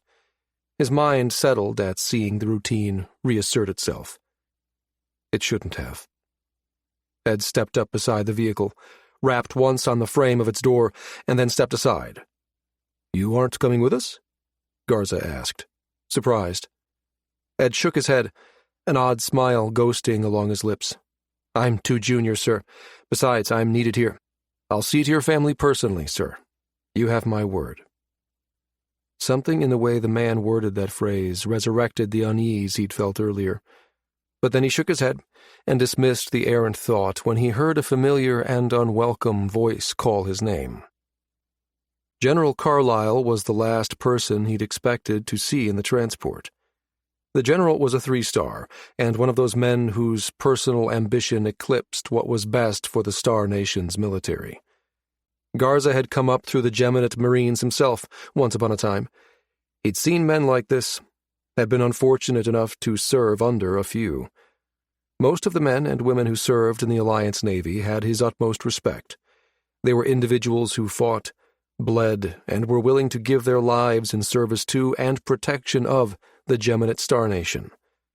Carlyle, on the other hand, seemed to only be concerned with what it took to get his next star, his decisions and actions based more on how it would impact his social and political standing rather than what was best for those in his charge. Men like Carlyle had the mind of an administrator, not a warrior. As such, they didn't lead by example. Instead, they led those who reported to them by demanding the respect due to the rank, and not the man. Garza had heard through the rumor mill that Carlyle had been promoted out of active duty and benched behind a desk. Something about his career trajectory suggested they were angling to position him in a place where he would do the least harm. Not exactly a stellar recommendation. All this flashed through Garza's mind in an instant as he bent to peer into the transport. He schooled his expression to neutrality as he greeted the other man. "General, what's going on here?" Rather than answer, Carlyle gestured him inside. With one last glance at the protection detail surrounding the transport, Garza ducked his head and slid inside. Carlyle nodded to the assistant to close the door, sealing them in. Garza noticed immediately that the faint signal his wire had alerted him to, one he expected was encrypted and for the use of the protection detail, cut out the instant the door shut. The car's armored and jamming? He turned to the general, his suspicions flaring once more. "What's going on?" he repeated. The general smiled. "Well, I'd like to say nothing bad, but I think by now you've figured out that we have a problem on our hands. The Alliance has been infiltrated at the highest levels by Acadia." Garza straightened. "You have proof of this?" Carlyle nodded and then grimaced. "I do. First hand, you might say." "Why come directly to me?" Garza frowned. "You know as well as I do that this is highly irregular. I assume our first step was to take this up the chain of command? Was the Chief of Joint Operations informed? What about Duncan Cutter?" The general shook his head, a slight smile playing about his face. "No need to involve the NSA, or anyone else, for that matter." Anger began to stir in the Prime Minister at the man's attitude. "I disagree, General. Admiral Wake should have been the first person you notified. The command chain is there for a reason, and I bypassed it for a reason." Carlyle's expression was smug. "Right about now, your newest staff member is informing your wife that you won't be returning to the lodge this evening as planned. You'll be back in a few days, though, from what I've been told, in some shape or form." Garza stiffened, and he reached instinctively for a sidearm he hadn't carried in decades, his military career long past. The threat to him, to his family, was clear in the general's tone. "Who turned you?" he demanded. He reached for the door, but froze when Carlyle shoved the barrel of a pulse pistol in his face. The general shook his head. "I wouldn't, if I were you, Prime Minister." Garza stilled, his eyes narrowing as he debated whether to make an attempt anyway, if only to alert the men and women standing guard outside that something was amiss. Carlyle must have seen it in his eyes. The man began to chuckle. "Won't do you any good. Those new men and women you picked up when you arrived on Beryl?" He shook his head. "Not local Syrian law enforcement." Garza clenched his jaw. His body coiled as he tried to gauge if he could trigger the door open before Carlyle got off his shot. Even if there were traitors in the midst of his detail, he still had a duty to the Alliance. "I can see you're not entirely convinced. Think of it this way. Those men and women loyal to you are looking outward for threats, not among their own ranks. They'll be cut down before they have a chance to respond." Garza realized the truth of the man's words, and yet his duty to his people overrode his need to prevent the loss of life. He looked down as if in defeat, and then lunged for the door. The general discharged his pistol, which, at close range, caused agony to rip through the Prime Minister. Still, his fingers latched onto the door's controls, and it slid open. He heard startled exclamations and the exchange of gunfire, just as Carlyle fired a second blast that sent him careening into oblivion. He awoke in a strange, utilitarian room. A man, tall and blond, stood with his back to him. Garza scanned the room through slitted eyes, careful to remain motionless as he assessed the situation. It had been a long time since he'd served as a Marine, but his training resurfaced, kinetic muscle memory flooding back effortlessly as he regulated his breathing to simulate unconsciousness. "Once a Marine, always a Marine." He recalled the adage with a brief flare of inner humor. "Even if you've just been appointed the Alliance's newest Prime Minister. Okay, Garza, what are you going to do about your situation now, old man?" He surreptitiously tested his body's readiness.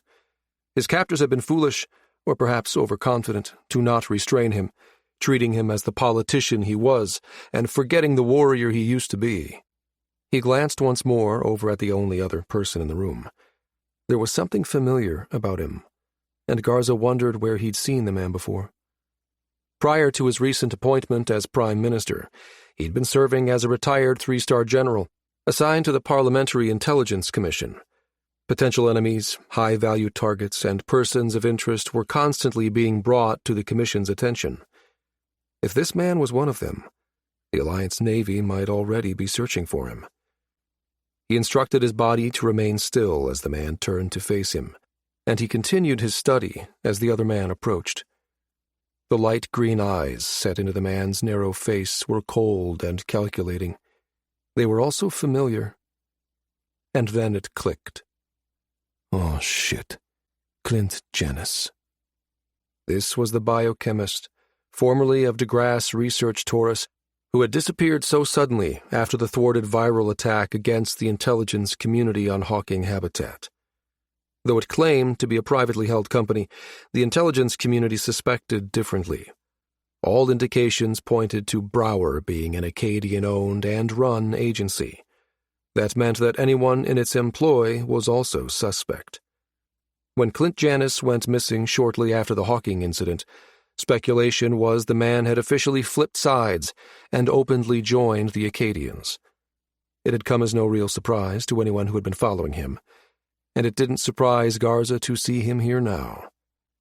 Guess that means I'm in a tighter spot than I thought.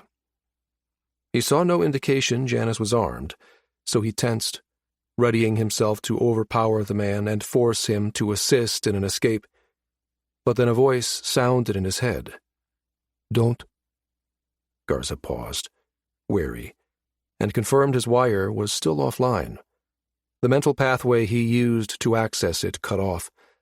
The claustrophobic feeling his probing evoked was sure indication that someone had applied a zip tie, or the Akkadian equivalent. Since the voice hadn't come from over any network connection, he dismissed it, chalking it up to an after effect of the sedation. He readied himself to take Janice down once more. "Don't." The voice sounded again, this time more insistent. Garza froze, indecision warring inside him on whether to respond. "It doesn't matter. I can sense your thoughts. You don't have to respond for me to know what you're thinking or how you're feeling." "Who are you?" he ventured after a long moment. The mental voice laughed, the sound harsh and bitter. "Not sure you'd believe me if I told you." The ensuing silence drew out long enough for Garza to consider taking on Janice once more, but then the voice was back. This time it was cautious, carrying the kind of tone Garza had always associated with the delivery of bad news. "Do you recall Duncan Cutter's briefing, the same day as the swearing-in ceremony?" The Prime Minister was startled by the question. "That's classified." The other voice made a sound of derision. "You think? He gave a State of the Star Nation update, where you were read into what really happened around Loughton Star. Stinton's illicit research, the results that came from it, Acadia's attempt to steal it." The voice paused briefly, and when it resumed, there was a tenor to it that caused the hair on the back of Garza's neck to rise. "The existence of Jonathan and Micah Case." The voice again fell silent for several long moments. Garza ignored Clint Janis as the man ran several diagnostic tools over him, muttering to himself at the results of the readings. Distantly, he registered that the biochemist was referring to brainwave activity and the unusual way in which it was spiking. The voice returned. "You're aware of the special bond that the captains share? Chiral entanglement?" Garza felt a chill wrap around his heart as the meaning behind the strange voice in his head, combined with the words Janice uttered, crashed together in his mind, and their implications sank in. "No, it can't be." A sense of grim resignation flooded into him from the other's mental presence. "Believe me, I wish it weren't true. But it is." "How?" "They haven't exactly been forthcoming. See what you can get out of the asshole hovering over you. By the way, the guy's a real prick." Garza almost chuckled aloud at that. Now he realized that the mental voice held the same flavor as his own inner dialogue, which chilled him all the more. "If this is true," it is, "then Janice created you while I was unconscious. How long was I out?" It was several moments before he got a response. "I don't quite know how to tell you this," the voice began. "But we're no longer above barrel. I can't tell you how sorry I am to be the one to break this to you, but I guess it's better if it comes from me. We're on an Akkadian space station in the Alpha Centauri system. And you're not." "Not what?" The voice let out a long, gusty mental sigh. "Well, Garza, my man, you read the after-action report from Valenti. Did you catch Thad Severance's initial reference to Captain Case, both versions, when he first saw them?" "Oh. Shit. Yes. Hello, 2.0. Garza's mind faltered, forcefully rejecting what the voice implied. "No, that can't be. I have 80 fucking years of memories. I remember my 6th birthday party, for star's sake. No one can duplicate that. You mean the time Beth asked you to watch over her drink so no bugs got in it, and instead you caught a fly and stuck it inside? I'm sure I told someone. No, you didn't. Damn it, we didn't. We've never told anyone about that." Garza shook his head. "This can't be. I'd know. Surely I'd feel it somehow. I don't feel any different. I'm me. I mean, I should know if I'm not the original, right?" He cast about for a reasonable explanation. "This has to be some sort of Akkadian manipulation." "How?" "I don't know. Maybe they've perfected some way to scan memories and share them. You couldn't know any of that otherwise." "Unless I'm right," The mental words landed heavily inside his head, its owner as bowed by the weight of them as Garza himself felt. He could feel the gravity as the voice continued. According to what the assholes holding us prisoner have said, there are a few very simple tests that should prove beyond a doubt which one of us is the chiral clone. That word, the word Garza had been avoiding, sliced through him like jagged shards of glass, and he reeled as the certainty in the other voice hooked its claws deep into him. His sense of self shifted, teetering on its axis, and he sucked in a sharp, steadying breath. "Good, you're awake." Janice's face swam into view over him. "Get up. We have a lot to do to prep you for your assignment, and very little time in which to do it." When Garza remained on his back, the other man's expression twisted into a snarl. Janice brought a pulsed, directed energy weapon up and aimed it point blank at Garza's face. "While it's true that we need you alive, there are many, many different states of alive that you can be in and still be of use to us. I'm a biochemist and a medical doctor, believe me, when I say I know several that are particularly unpleasant. Now, get up." Cabinet appointments. National Security Agency, St. Clair Township, Cereba. 1 week later.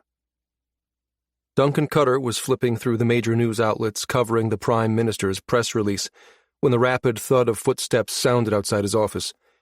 He heard his protective detail confront the person and suppressed a flare of annoyance at the precautions that came with his position. Most of the time, Duncan had trained himself to ignore his keepers. He'd known when he accepted the role of National Security Director that he would be surrounded by a cadre of agents. These people were determined to insert themselves as human shields between him and any perceived threat, at the least provocation. He hated it, although he understood its necessity. Sometimes the feeling of being smothered threatened to overwhelm him. An alert flashed over his wire, notifying him of a priority incoming message from Harper, his senior analyst. He brought it up on his optical overlay. The note was brief, but its contents had him pushing away from his desk, just as Assistant Director Sullivan stuck his head around the corner. "Did you hear? The news conference?" Duncan nodded in response, purposely withholding the report he'd just received. Oblivious to the very different concern that now held Duncan's attention, Sullivan ran an agitated hand through his hair, his mind entirely on the clusterfuck that had just been announced by Garza's press secretary. How in the hell could we have read Garza so wrong? Duncan rose. "I don't know." Shoving his hands into his pockets, Duncan walked over to a bank of windows that looked out on the NSA's inner courtyard. After a moment, he glanced back at the assistant director. The other man's expression was troubled. Sullivan adjusted the cuffs of his suit, and then adjusted them again, a mindless habit Duncan knew to be the man's tell. "What is it, really, that has you so upset?" The thought bounced around in Cutter's head, yet nothing showed on his face. Sullivan gestured almost helplessly. "Appointing Jameson as Secretary of Defense, Garza knows the woman's been running her mouth for years about the number of Navy ships deployed out system. She's going to decimate their ranks." He paused and then added darkly, "That is, unless the new Treasury Secretary he just appointed beats her to it by cutting the military's funding." Duncan's lips thinned into a straight line as he regarded Sullivan. "I agree. Both of those choices are very out of character for Garza." He motioned to the far wall, where a holoscreen displayed headshots of various news commentators standing on the steps of Parliament House. The audio was muted, but a ticker scrolled beneath the image, headlining the breaking story. Already, the news outlets had rounded up experts, and they were busy pontificating over this very unexpected turn of events. Sullivan's gaze fixed on the holoscreen, but then snapped back to Duncan when he spoke once more. "It wasn't Garza who announced the appointments, though. It was the parliamentary press secretary, correct?" At Sullivan's nod, Duncan drew in a breath. "Well then, let's make certain of our sources before anything else. I suppose it's remotely possible they could have erred in their content." Sullivan shot him a sardonic look. "You don't believe that, and neither do I. Duncan's mouth twisted in a slight grimace. No, you're right. But I'd rather believe that than think I've so completely misjudged a man. We've had numerous conversations. Not once did Garza indicate he's anything but completely supportive of our need to maintain strong borders and protect the jump gates. So what do you intend to do? Confront him? Duncan reared his head back, startled at Sullivan's brash proposal. Of course not. But it wouldn't hurt to ask for confirmation. Sullivan nodded reluctantly, and then heaved a sigh. I suppose I could do that. Duncan gave the AD a slight smile. I would appreciate it. He stood there, waiting for the other man to take the hint that Duncan intended for him to do it now. Sullivan startled, and then jerked a nod. With a murmur of apology, he left. For the first time in a long while, Duncan Cutter voluntarily shut his door. Engaging an added layer of secured encryption that he rarely felt it necessary to invoke, he reached mentally for the file Harper had sent before Sullivan barged in. He skimmed it quickly once more, an easy thing to do, as the entire report was made up of only 3 lines. Prime Minister Garza being held in Acadian maximum security prison. A.D. Sullivan suspected of collusion. Proceed with caution. Duncan's gaze landed thoughtfully on the door Sullivan had recently exited, before he reached out to the analyst who had sent him the alert. Harper, I need you to sit on this information you just sent me, he instructed without preamble, as the woman accepted the ping on her end. Gather everything you can on it, but be sure it remains untraceable. I'll set up a meeting with Valenti. I think we need Task Force Blue on this. The analyst's voice sounded both determined and a bit anxious. I thought you might say that. I've already erased all evidence of the report and taken steps to have the agent's handler reassigned. From here on out, everything will come directly to me. Excellent. Good work. Cellmates. Sharkali Correctional Facility and Re-Education Center. Aksu Desert. The original Rafael Garza was dressed in prison coveralls, hands bound before him by magnetic cuffs he had no hope of breaking. The place where he was being held was both a prison and a research facility. Though he had a pretty good idea he was on Eridu, he had no real way of confirming it. His latest round of testing and interrogation complete, Raphael was being marched back to his cell, down a starkly lit hallway buried deep inside a prison that, if he had to guess, was somewhere in Acadian space. He was acutely aware of the 2 guards marching behind him, their booted feet echoing off the dirty ceramicrete floor, and the 3rd, who held his upper arm in a bruising grip. The guards were utterly unnecessary. The patch of skin behind his left ear was raw from the number of times that Acadian shackles, their equivalent of a zip tie, had been applied since his capture. The subjugation nanopackage that made him both deaf and blind to network comms also controlled the nanofloss lattice, reinforcing his musculoskeletal system. All they had to do to render him helpless was activate it. The spot between his shoulder blades itched in reaction to the weapons trained on him, and he understood this was the real reason he had an escort. It was an intimidation play, pure and simple. He suppressed the irrational urge to laugh at the absurdity of the situation, and the humor fled as quickly as it came. How in the ever-loving stars will I be rescued if the Alliance doesn't even realize I'm missing? The one person the zip tie could not confound was the man inside his head. Though Raphael's question had been rhetorical and not directed at anyone in particular, the man whose thoughts he shared responded, "Don't give up. We can never give up. There has to be a way." Garza 2.0's mental tone was groggy, and Raphael realized his own thoughts must have dragged his other self from his sleep. He suppressed a surge of jealousy at the thought of another man in his bed with his wife, and then extinguished it. He wasn't fast enough. "You know it's not like that. I've told Jackie I needed to stay on at Parliament House for the next few weeks, to buy us some time." They drew to a stop in front of the holding cell he'd called home since his arrival, but Raphael hardly noticed. "How did your keepers respond to that?" 2.0 laughed bitterly. They reminded me that keeping my distance doesn't make her or the girls any safer. Raphael brought his teeth down on the inside of his cheek to keep himself from growling in rage. It wouldn't help his mirror twin to add his own anguish to that which his other self already felt. The door to his prison parted. He saw his cellmate look up, her movement arrested by the sound of the doors swishing open. The two guards took up position on the other side of the hallway, their weapons trained on him, as the third guard made a production of working the device attached to his sleeve. Garza felt a small mental pop of displacement, and sighed inaudibly in relief as the nano-subjugation released its hold on him.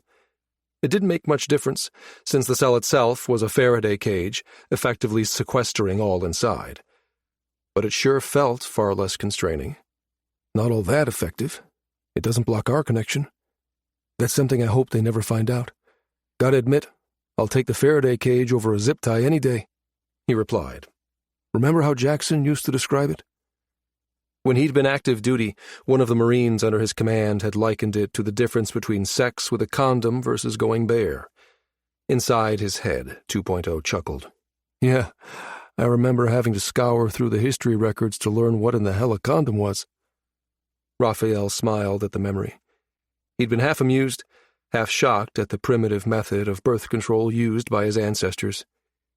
You have to admit, it was an apt description, he replied. That it was. The guard's eyes flickered over to the woman standing at the back of the cell before returning to him. With a wordless grunt, he stepped back and palmed the door shut. Raphael felt his twin's mind retreat back into sleep, now that 2.0 knew he was back safely in his cell, though safe was a relative term.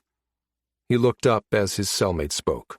Well, Mr. Prime Minister, you don't look, how do you say it, any the worse for wear? He lifted a brow in polite disbelief as he considered her. The former Minister of State Security, the vaulted Rin Zhao Enlai herself, fallen from grace nearly a year and a half earlier when her off-the-books bid to decimate the intelligence community among the settled worlds in one masterful stroke, fell short. You really expect me to believe you care what condition I'm in?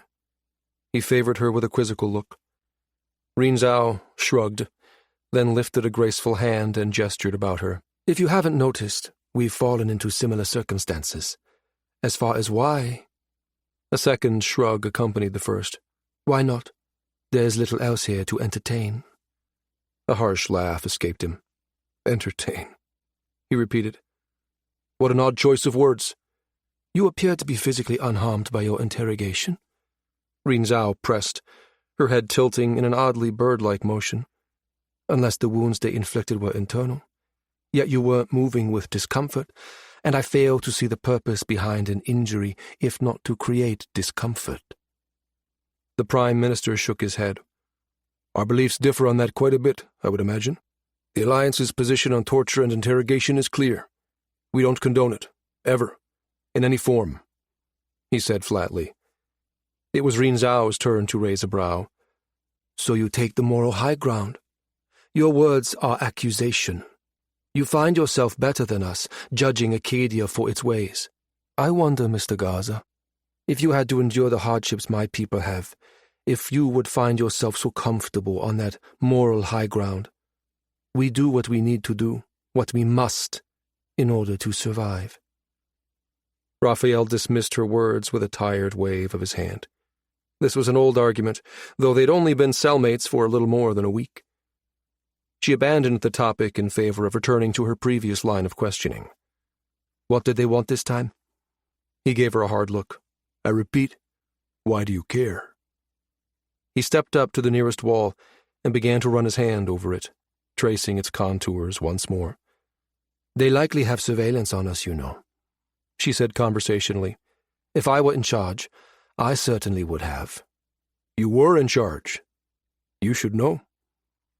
She inclined her head, accepting his truth. Is this your angle, then? He murmured. Are you trying to get back into their favor by chatting me up? Possibly getting me to reveal things to you in an unguarded moment that I would not to those who interrogate me? Shrewd eyes met his. Would it work? He gave her a flat stare, and she chuckled softly, nodding. I thought as much. Very well, then. If you do not wish to speak of what you know, then I shall speak of what I know. This was new. Garza pushed away from the wall and moved to the cot assigned to him. He sank down onto its threadbare blanket, resting his forearms on his knees before silently motioning for her to continue. Rinzhao looked up to one corner of the room and made an odd sign with her hand. Turning back to him, her gaze acquired an intensity it hadn't had before. I still have friends within the ranks, and they sneak me information from time to time. They also have allowed me access to a bit of equipment prisoners don't ordinarily have access to.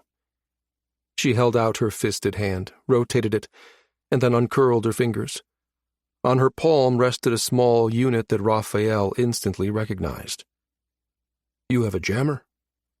Her fingers wrapped around it once more, and it disappeared somewhere into the robes she wore. They would kill me if they found it. In showing it to you, I have placed my life in your hands. Garza barked a short laugh. Of what use is this to me? Rinzhao gave him a pointed stare. Doubtless, I am responsible for many deaths among your people. You could turn me in, see it as a sort of recompense, though one life for many is not much of a balance. He lowered his chin, acknowledging her words, but didn't speak. I am in here because I opposed Asha Dent as premier. My actions were taken with one goal in mind, and that was to protect the late premier's daughter, to ensure her ascension to the position she had been groomed for since birth. She paused and tilted her head, considering. It was my loyalty that convicted me, one might say. Raphael knew all this. She had to know he'd been briefed on the role she played in that near disaster on Hawking. She had little hope of garnering his sympathy. By all accounts, Asher Dent is behaving in a much more civilized way than the premier you backed, he retorted. Tensions between your people and the rest of the settled worlds have been the lowest in recent memory. You know that is but a smoke screen, she scoffed. Your presence here proves that. He lost his patience. Look, I know ritual is very important to you and your people, and you love nothing more than to drag things out, but I'm in no mood for it. Just say what you want to say. Rinzhao leaned forward and let out a breath. I help you.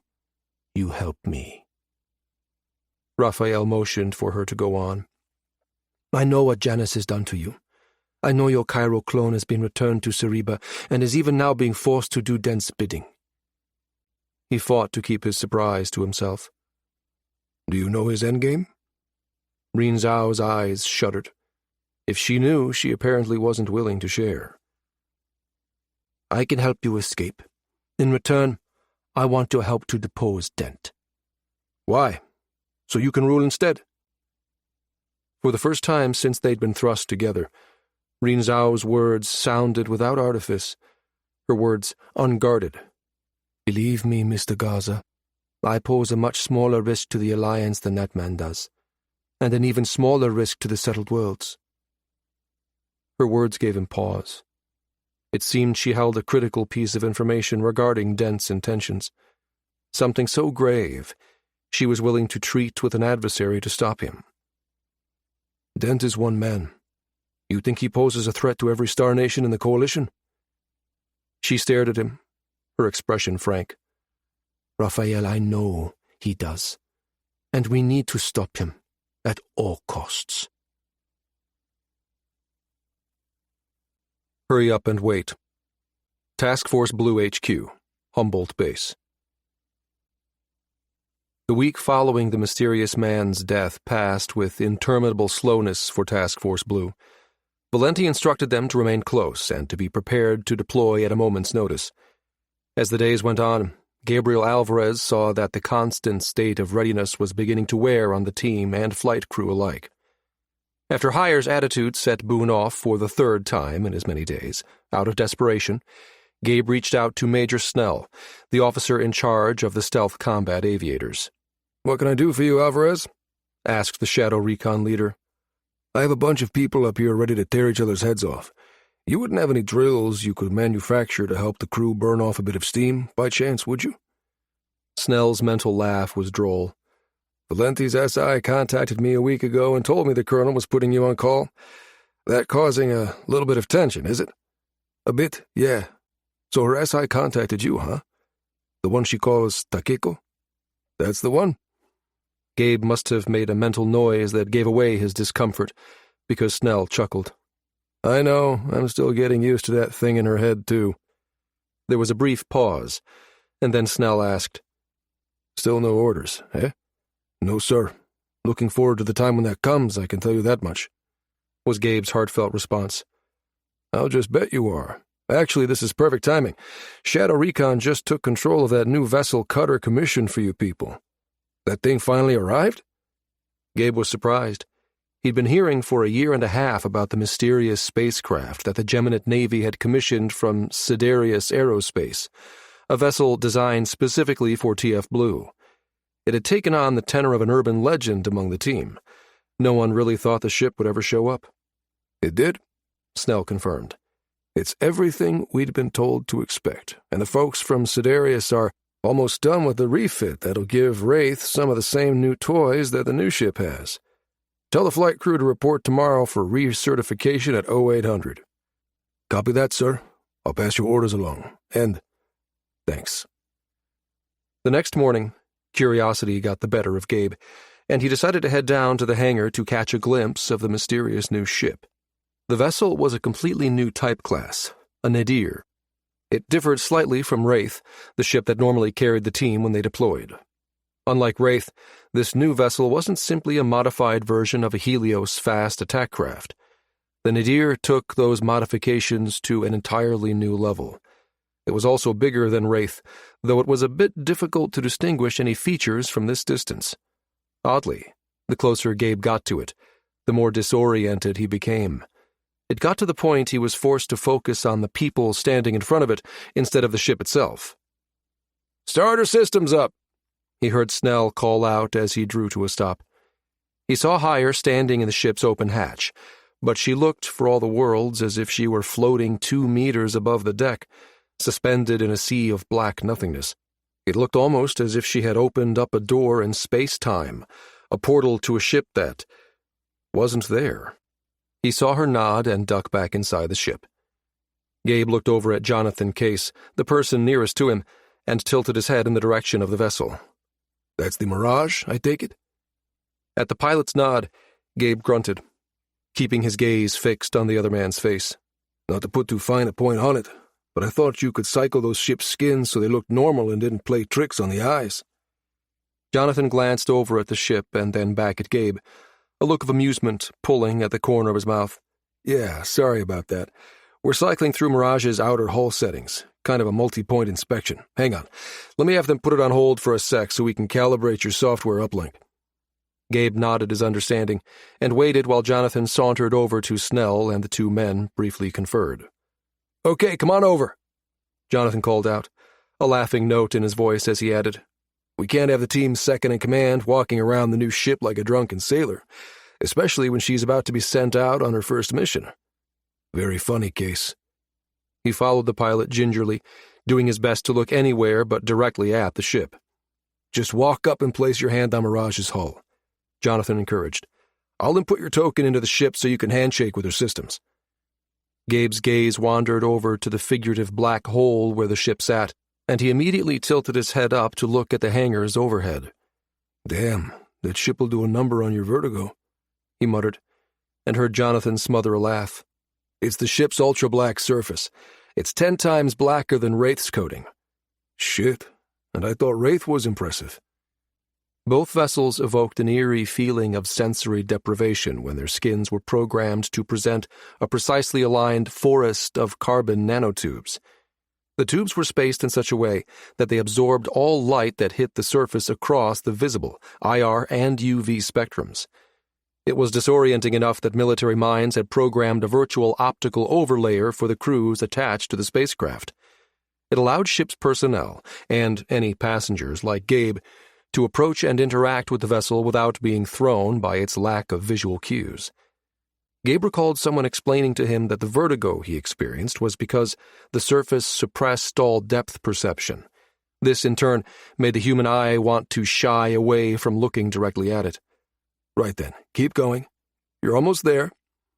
Jonathan's voice held suppressed laughter, and Gabe shot him a murderous look. Smartass, he said under his breath, but sped up, ignoring the other man's mirth. I'm not interested in getting a bloody nose over this. Okay, extend your arm. Contact should initiate an auto-update, Jonathan told him. Gabe did as instructed, reaching out blindly until his palm landed on the curve of the ship. Suddenly, the craft's wireframe depiction snapped into sharp resolution on his overlay. Gabe's low whistle pierced the air as the ship resolved on his overlay. Impressive, he whispered, sidling up to the craft and splaying his hand over its surface. It was one thing to read that the spacecraft's profile had been subtly altered. It was another to see it up close and personal. Mirage looked sleeker, somehow. Deadlier. He skimmed the ship with his fingertips, feeling its slightly bumpy texture as he walked toward the ship's open hatch. At the same time, information began to pop up beside the wireframe. Total hemispherical reflectance, 0.0003%. Ablative strike plate, 230% to norm. Composite interlayer, phosphorine stannine picofoam. What the hell is a phosphorine interlayer? Gabe muttered. Oops, sorry about that, said Jonathan, and in the next instant the data cut out. That was a list of all the upgrades and improvements over the Helios. Gabe crooked a smile and jerked his chin at the slumbering beast. Have you or Micah taken her out yet? Jonathan grinned back at him and planted his hands on his hips. Yeah, Micah took her out to the Badlands on that last mission. Wraith got the new plating too, while he was out dancing the asteroid tango with those smugglers. Gabe followed Jonathan up the ramp and into the craft. He nodded a greeting to Will Morris, Wraith's flight engineer, and smiled at Hire, seated in the co-pilot seat. Jonathan slid into his cradle, and Gabe stepped up between him and Hire to peer over his shoulder. So what did all that stuff mean, anyway? He tapped his temple to indicate the data feed that had appeared on his overlay. What, the list of features? You want the layman's version? Or you want Specialist Morris here to spout fancy science shit no one understands, like twisted whale semi-metals at you? Gabe held up his hands and sent an apologetic look the flight engineer's way. No offense, Will, but let's keep it simple. Will waved him off. None taken, sir. Jonathan continued the explanation. Well, as you've already seen, Mirage has a tunable strike plate, just like the Wraith, but it's been completely redesigned from the ground up. When she's in active stealth mode, like she is right now, we can't be detected while we're at rest. But we're going to be moving, Gabe pointed out. Doesn't matter, Katie joined in. Mirage's energy cross-section is so low that even the Navy sensors will write us off as a cloud of micrometeorite dust. Jonathan jabbed a thumb back toward the ship's aft section. Drives are 12% more efficient. Not only will that help mask our energy signature from other vessels, but the engineers also reduce the size of the tokamak plant. That lowers the mass, which makes for a more responsive ship. Gabe gave another low whistle, impressed. So you're saying we're basically a mirage? Hire shot him a wide grin. Hey, good one, boss. I think there's hope for you yet. Now why does that comment scare me? Gabe cut himself off and held up a hand as a ping came over his wire. Skiff, 15 minutes. Valenti's voice cut out as quickly as it had appeared. Gabe motioned to Jonathan and Katie. You heard the Colonel. Don't have to tell me twice. Jonathan said under his breath as he swung the cradle around and stood. Snell stuck his head inside the hatch, his eyes pinning first Jonathan and then Katie. I'll have the other crews hop onto this job with Will and Nina. We'll have her sorted and ready to fly by the time you receive your orders. Gabe nodded his thanks, and the Major slapped his hand against Mirage's hide and then stepped away. Ready? Gabe asked as they jumped to the hangar deck. Stars, yes. Katie groaned. This has been the longest week. Gabe inclined his head toward the lift. Something tells me things are about to start moving again. And quickly. Poor choices. Prime Minister's Office, Parliament House, St. Clair Township, Cereba. Garza found himself spending a lot of time inside his head, carrying on long conversations with his mirror self whenever one or the other wasn't in the middle of a sleep cycle or needing to focus. They'd been tempted to stick with the use of 2.0, something about the label appealing to the gallows humor his Marine unit had used back in his active duty days. But after some debate, they decided on the same method Jonathan and Micah Case used. Mentally, he now referred to himself by his, Raphael's, middle name, Jose. He was glad the original Raphael, imprisoned at the maximum security facility back in Acadia, had the foresight to hide the mental connection they shared from their keepers. Had they known how effortlessly the two conversed, things might have gone down very differently. Not only was it the lone edge he and his chiral twin had over their adversaries, but the familiar mental presence also kept him grounded and sane.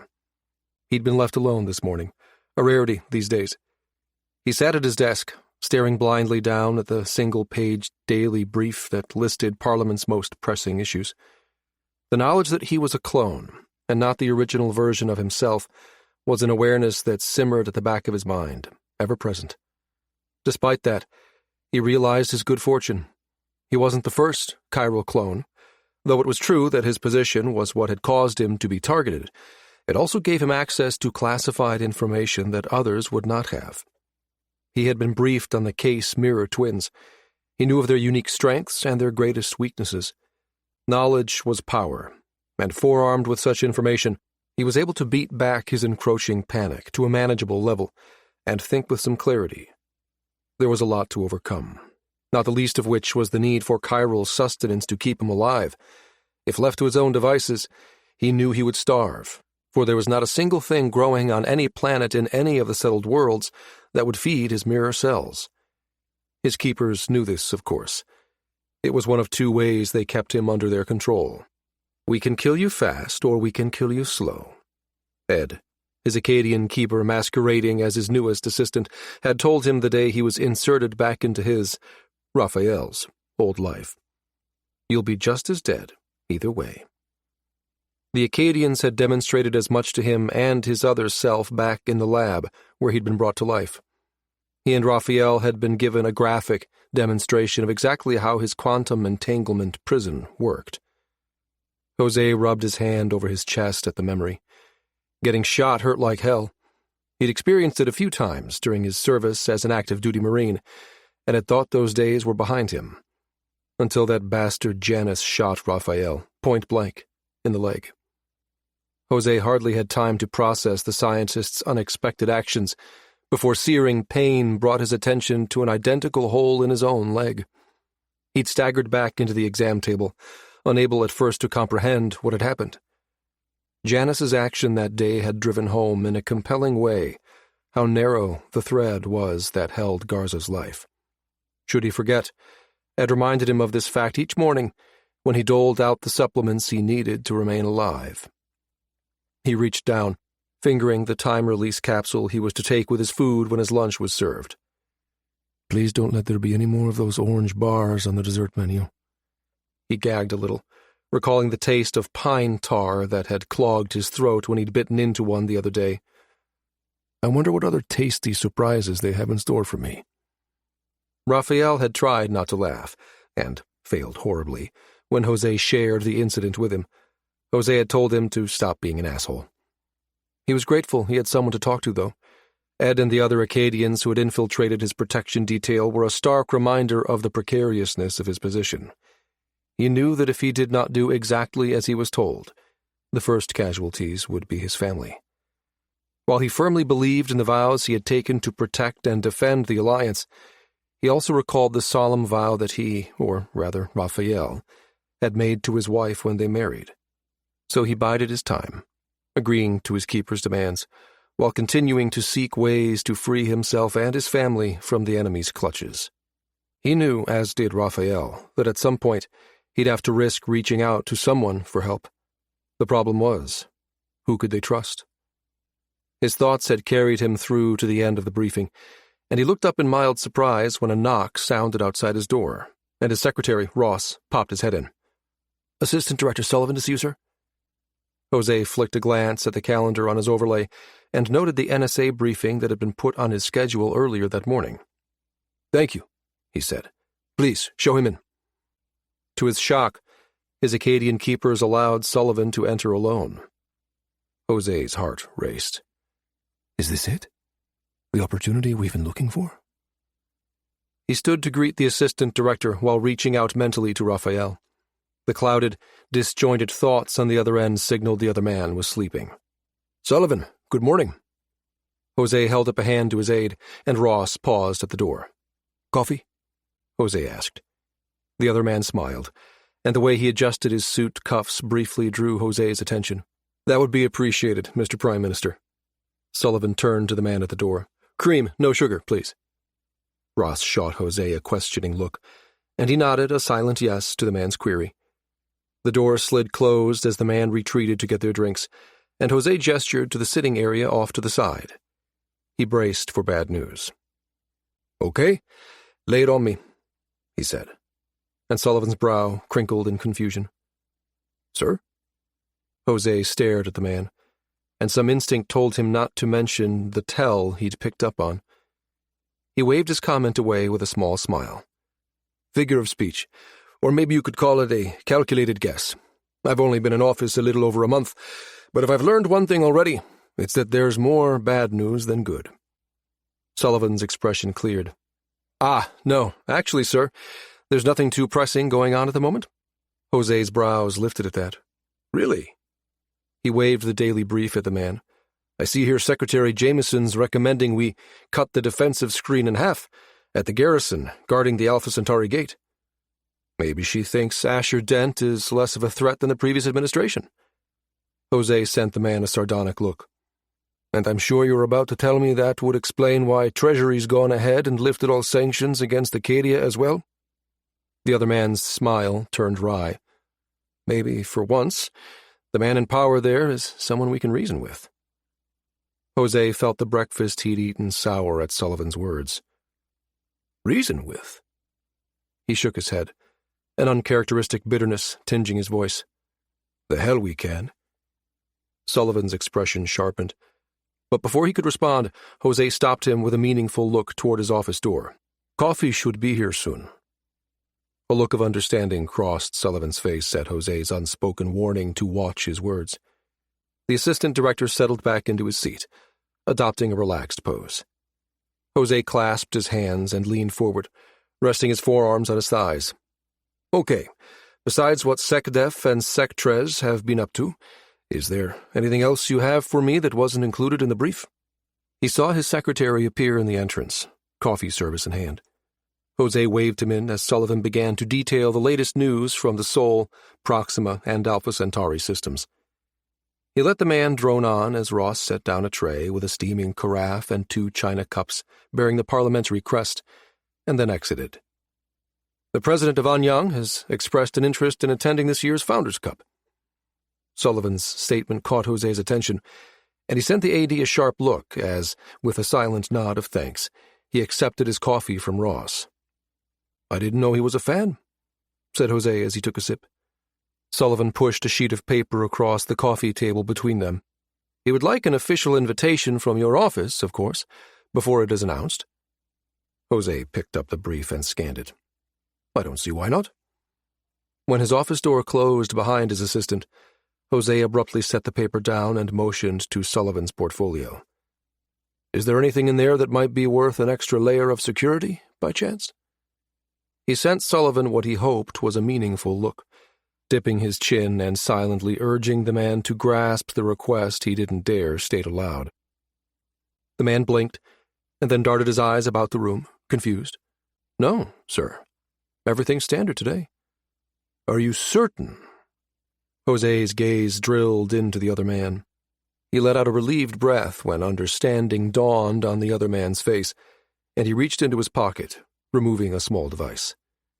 Sullivan set it on the table between them, and then shot him a quizzical look. With a small gesture, he said, "Now we're being passively jammed, sir. None of your detail will be able to detect it. Was there something you needed to tell me?" Jose let out a silent breath, once more reaching out to probe for his other self's mind. Raphael was still sleeping. "He's Duncan's right hand, and you'd trust Cutter with your life," he admonished himself.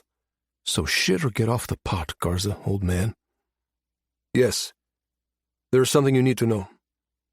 I need your help." "You did what?" Jose mentally replayed his conversation with Sullivan, wincing when he heard the alarm in Raphael's voice. You know Cutter's tried to talk to me several times. I've seen him reserve time on my calendar, but Ed declines it every time.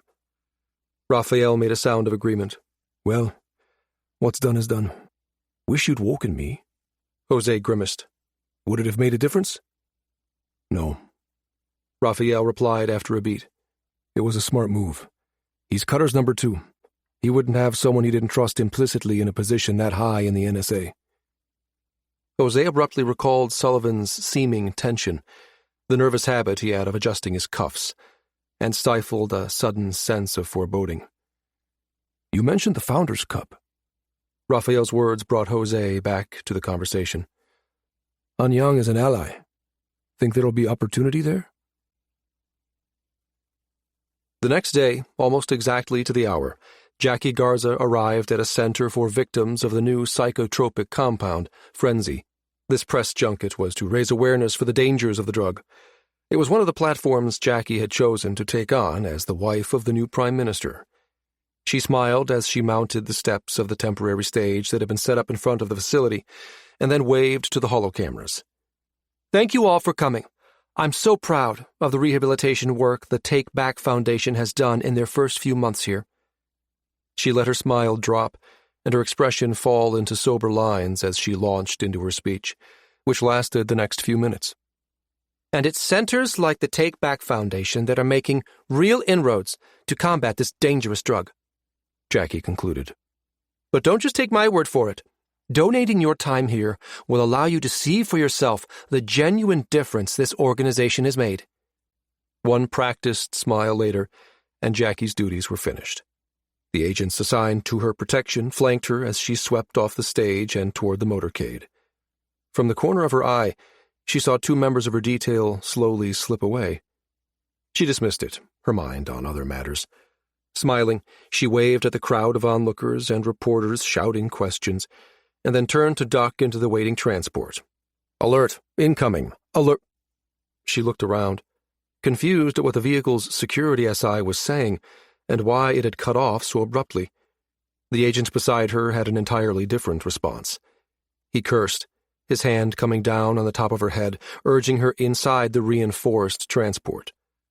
A loud, whistling sound pierced the air, and she saw an object smash into the front of the armored vehicle.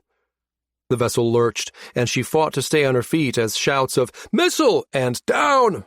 reached her ears. The agent behind her slammed into her and then slumped to the ground, his body dead weight. She looked down and screamed when she saw half of his face had been blown off. Another piercing whistle sounded, and then her world exploded in a ball of blinding light, fire, and searing pain. Jose raced through the emergency room's entrance at St. Clair Medical Center, his eyes wild. "Where is she? Where's my wife?" An orderly came up to him, hands held out to stop Jose from breaching the sterile room he'd just left. "Mr. Prime Minister, sir, you need to stop. I need to see my wife. Where is she?" He wasn't in the same fighting shape as he'd been when he'd been active duty, but he was still a Marine, and unlike Carlyle, he had not let himself go. He used his bulk now, drawing himself up to his full height. Stepping menacingly toward the medic, he silently dared the man to try and stop him. "Sir," one of his protection detail warned, and Jose whipped his head around, eyes glaring his hatred. The man must have realized Garza was tightly wound, for he held up his hands. With a nod, he indicated the hallway where the orderly stood. "The doctor, sir." Jose wheeled back around to face the woman. The look on her face told him everything he needed to know. "Fuck!" he roared. "No!" His knees buckled, and he would have slammed to the floor if 2 of his detail hadn't stepped up to support him on either side. He stumbled forward, agony ripping through him.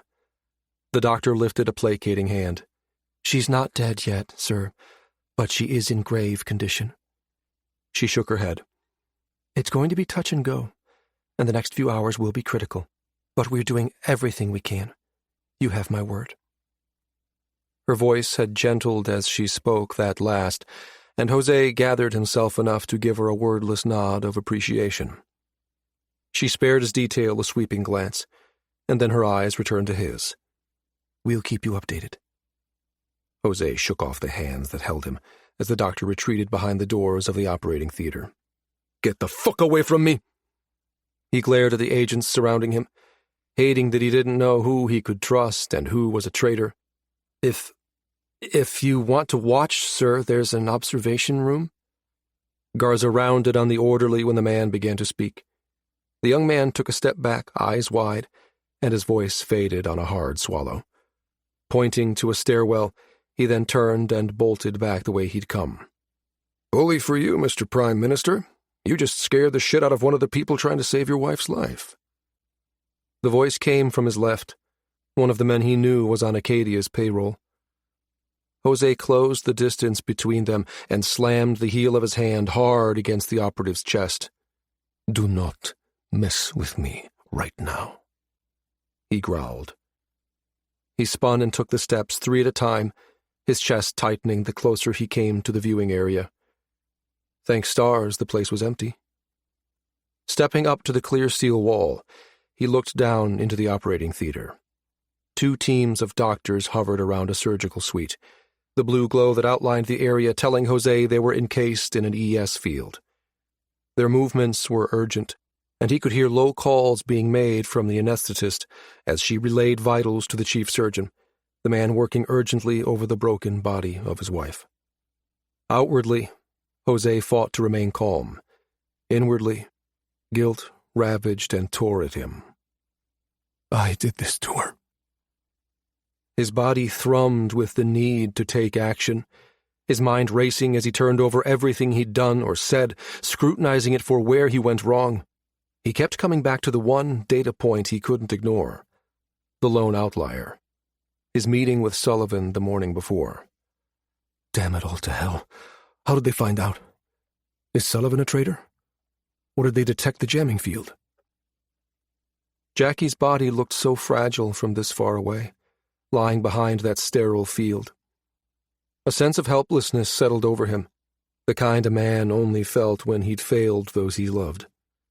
His presence here was less than useless, but he could not find it in himself to turn away while others fought for his wife's life. This is all my fault. The explosion that had nearly taken her life was being investigated as an action taken by drug cartels. But the hard glint in Ed's eyes as he delivered the news earlier said otherwise. A secured link had snapped into place between them, the words the man pushed into his head confirming what Ed's expression had telegraphed. "We have eyes everywhere. There is nothing you can do that we will not see.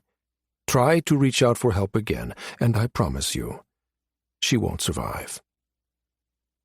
Jose heard steps behind him and turned to see the object of his hate approaching. "How is she doing?" Ed asked, a patently false sympathy painted on his face. If the blistering rage that welled within Jose at that moment could have been transferred to pure energy, the man would have been incinerated on the spot. He stared at Ed, hanging on to the thinnest thread of control. The man knew it. He actually smiled. "This is your one warning. It would be a shame for your children to grow up without a mother. It would be even worse if the Prime Minister should find himself both a widow and childless." Jose froze at the man's next words. "I'll be leaving soon to pick up your daughters from preschool. Under the circumstances, I felt it best if I handled their safety personally." Skiff. Task Force Blue HQ, Humboldt Base. Micah was on an intercept with the skiff just as Sam rounded the corner and headed his way. "Hey, stranger." She smiled up at him as she came to a stop, and the SI that controlled the entrance challenged their ID tokens. "We have to stop meeting like this," he joked as the doors slid open. He reached out, tagging her gently on the elbow, just above where a medical gel pack encased her wrist. "How are you feeling?" "Perfectly fine. I told you. These types of injuries respond very well to nanorepair." She waved her hand at him. "And that's why you've been avoiding me?" Sam shot him a stern look. "I've been busy." She tilted her head to indicate the open door, and then smiled mischievously. "At least your stomach's not growling like it was last time I saw you." He groaned. "Hopefully this won't last that long." There were only 2 skiffs on Humboldt Base. The secured, compartmentalized information facilities were fully sandboxed, able to block all external access. Such extra measures were enacted only when extremely sensitive intelligence material needed to be shared, or in this case, special instructions given to the Star Nation's top special operations team. Micah followed Sam inside, his eyes sweeping the room. There were 8 people in attendance. Next to Jonathan sat Katie Heyer, and beyond her were Thad and Gabe. Cutter was flanked by Colonel Valenti and Harper Kinsley, the only NSA analyst fully read in on Task Force Blue and the Chiral project. If Micah had to gauge by the expression on her face, whatever Harper was here to share wasn't something they were going to be very happy to learn. Other than Jonathan and Heyer, Micah was the only member of the flight crew in attendance. To his surprise, though, Elle was there as well. He hadn't realized she was still on Cereba. He wondered about her inclusion. Duncan Cutter looked up as they entered, smiling when his eyes landed on his niece. "Hello, Sam," he greeted. She murmured hello in return as she slipped behind those already seated, angling for the 2 open chairs beside Micah's twin. Once everyone was settled, Cutter cleared his throat and gave Valenti a nod. "Takeko, activate skiff," the colonel said, her words directed to the SI embedded inside her head. The doors sealed, and Micah felt the familiar silence that came when his wire's connection to the base's network was severed. "The skiff has been secured," announced the SI's voice, and Micah caught the look of unease that passed between Thad and Gabe. So did Jonathan. "Yeah, kind of creeps me out, too," his twin sent along their private connection. "Being different usually does that to people." Micah felt annoyance behind the glare his doppelganger leveled at him. "Don't compare the experimental tech in her head to what happened to you. It's not the same thing. No one's looking at you like that. So quit talking shit." Cutter's voice brought an end to their mental conversation. "Thank you all for coming." The director's gaze swept the table. "I don't have to tell you that what you hear goes no further than this room. I'll be adding to that number as the need arises, but for now, consider this information close held. I believe you all know Harper Kinsley. She has something to show you." He sent Harper an expectant look. The analyst turned to the holoscreen at the far end of the room, and it lit up. Micah was surprised when the recently appointed Prime Minister's face appeared. "Rafael Garza? He's only been in power, 3 weeks?" asked Jonathan. "Something like that, yes." Micah pulled his gaze from the image and turned back to Harper, his curiosity piqued. "We intercepted a message dropped from a deep cover agent on Eridu," she told them. Thad leaned forward. "I take it this has something to do with the Prime Minister? Is his life in danger?" Cutter and Harper exchanged glances. "Yesterday afternoon, Garza's parliamentary press secretary announced his cabinet appointments," the director said. Micah frowned at the apparent non-sequitur. His gaze swung to Gabe when he saw the former NCIC agent straighten. "I saw that. Frankly, it surprised me. Garza's a Marine and a strong supporter of the military. I thought he'd be with us on this, but the people he selected..." Cutter's expression took on a grim cast. "You weren't the only one. We thought so too. It's been a few decades since he saw active duty," Thad pointed out. "Maybe his position has changed." Cutter shook his head slowly. "I don't think so. Rafael Garza and I have spoken, recently, in fact. When it became clear that the Governor-General was considering him for the position, I invited him to lunch and asked him point-blank where he stood." The director's eyes cut to the Prime Minister's image on the holo. "Everything he told me indicated he supported a strong military. We discussed the potential threat Acadia posed, even with its new leadership. Garza didn't trust easily, and wasn't convinced Dent was as altruistic as he made himself out to be." "So what happened?" asked Gabe, leaning back in his seat and eyeing Cutter speculatively. "Because his choice for SecDef is sure as hell not going to be good for the Navy." Micah knew the Secretary of Defense cabinet position was one that could make life easier or much more miserable for the military and intelligence communities, depending on the individual's political leanings. With growing concern, he looked between Gabe and Cutter. "Okay, this one's on me because I should have been paying attention. Who'd he appoint?" Cutter nodded to the screen, and in the next instant 2 other faces appeared, those of the newly named cabinet members. "Jameson?" At Cutter's mention of the woman's name, everything snapped into greater clarity. Jameson was an isolationist who believed the Alliance was far better off not sticking its nose into other star nations' business. She'd made her position clear on the Alliance's military presence at the heliopause of another nation's star system. In her eyes, it was onerously aggressive. When it was pointed out that the garrison was there to protect a Geminate-owned asset of strategic importance, she'd protested that the Alliance was nobler than this. "We need to respect the integrity and honor of our esteemed neighbors," she'd been known to say on more than one occasion. "Not everyone is out to get us, and to assume otherwise is both paranoid and delusional." "It's not paranoid to protect our interests," Micah thought. "It's plain common sense." "This doesn't bode well for the Navy," Jonathan repeated quietly, "or Special Forces." Task Force Blue was the very definition of Special Forces. That meant they'd likely be impacted by this as well. Thad ran a hand over his close-cropped hair and let out a deep exhale. "Damn. Never knew a Marine not to have your back. I had every indication that he would," Cutter insisted. "That's what makes the message Harper is about to show you so troubling. It suggests Garza may have made those appointments under duress." Thad straightened, eyes narrowing. "Duress? As in, an enemy agent got to him?" The Marine's voice was a low, threatening rumble. "Possibly." Cutter's tone was noncommittal. Sam shifted in her chair. "Have you approached him about this yet?" Cutter shook his head. "The information we received yesterday may impact how and when we do so."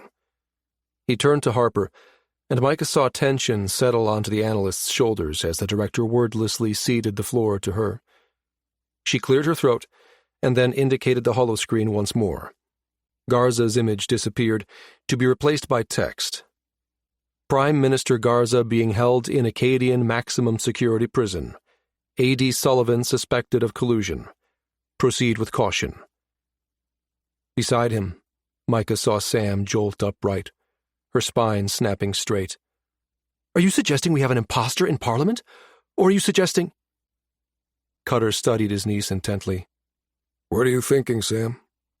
Sam leaned around Micah to spear Katie higher with a questioning look. "Admiral Tolan told me you were the first one to voice the thought that our victim the other night might be Chiral." At Katie's nod, she continued. "Well, you were right. He was.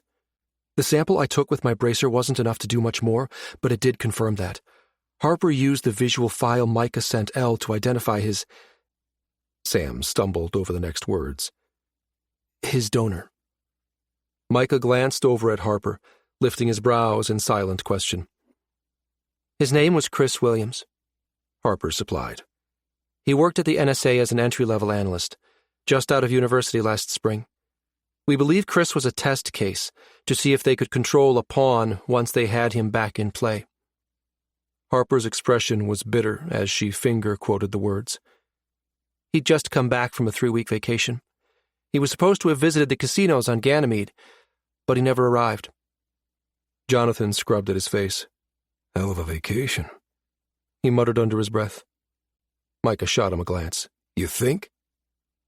Sympathy welled within him for a guy he'd never known. Williams hadn't asked for what had been done to him, any more than he had. Damn it, he sought us out. Asked for help. And we failed him. He reached for the water pitcher in the center of the table. Sam silently pushed an empty glass his way, and he was proud of the fact his hand didn't shake as he filled it. He looked over at Jonathan. "This shit's too close to home for my comfort, bro. We gotta shut those graft suckers down." "Yeah," his mirror twin agreed, and then said aloud, "How'd they manage to kill him?" Sam blew out a breath. "My guess is that their method of bringing Chris's chiral twin to life is different than what Stinton did to you two in Loughton's Star. Their process must fully entangle the chiral pair, similar to what we've achieved in our research with the viruses." She swallowed hard, and then added quietly, "That was the research they stole from us, when I was captured and held prisoner on that secret base in Proxima." Harper took up the explanation. "If that's the case, then when the clone escaped, all the Acadians had to do to stop him was shoot the original Williams, the man they still had imprisoned on Eridu. Both men died as a result." The water Micah had downed sloshed uncomfortably in his stomach. He stared at the empty glass in his hands, thinking about what had been done to him and Jonathan. "This is shitty, bro." His twin's thoughts flooded his mind in response. They were as emotionally charged as his own. Those poor fuckers had it worse than even we did. They never had a chance. Micah nodded in silent agreement. Gabe lifted his chin to indicate the hollow. "So you think the same things happened to Garza? That the man your inside source saw imprisoned in Acadia is the original, with the chiral Garza installed as our prime minister?" Micah could feel the tension in the room as everyone waited to hear Cutter's response. The director nodded. "Yes, it's a distinct possibility." "Then we need to get confirmation that the man here on Cereba is indeed chiral." Sam straightened and looked intently at her uncle. "That's easy enough to confirm. All we need is a tissue sample." Cutter cut her off with a shake of his head. "We can't go around asking one of the senior leaders of our star nation for a tissue sample. Not only would that tip our hand, it might also sign his death warrant, given what happened in Montpelier the other day." Thad crossed his arms and sat back. "Okay, then. What do you propose? If they're a chiral pair, we have to time this carefully, coordinate both rescues down to the minute." Cutter looked first at Micah, and then at Jonathan. "I think we all know that the only way to guarantee instantaneous, untraceable communication between Acadia and here is to use you two." Micah had already come to the same conclusion. He exchanged a glance with his twin, who sent him a subtle nod. Valenti took up the narrative, handing out orders in her usual clipped tone. "We split you into two teams, Micah on one, Jonathan on the other. Your missions are the same. First, you recon. Confirm that Garza's indeed on Eridu, and that the man here is his chiral clone and not a body double or imposter. Then, we'll extract." Cutter leaned forward. "Don't forget, it won't do Garza any good if we save only one of them.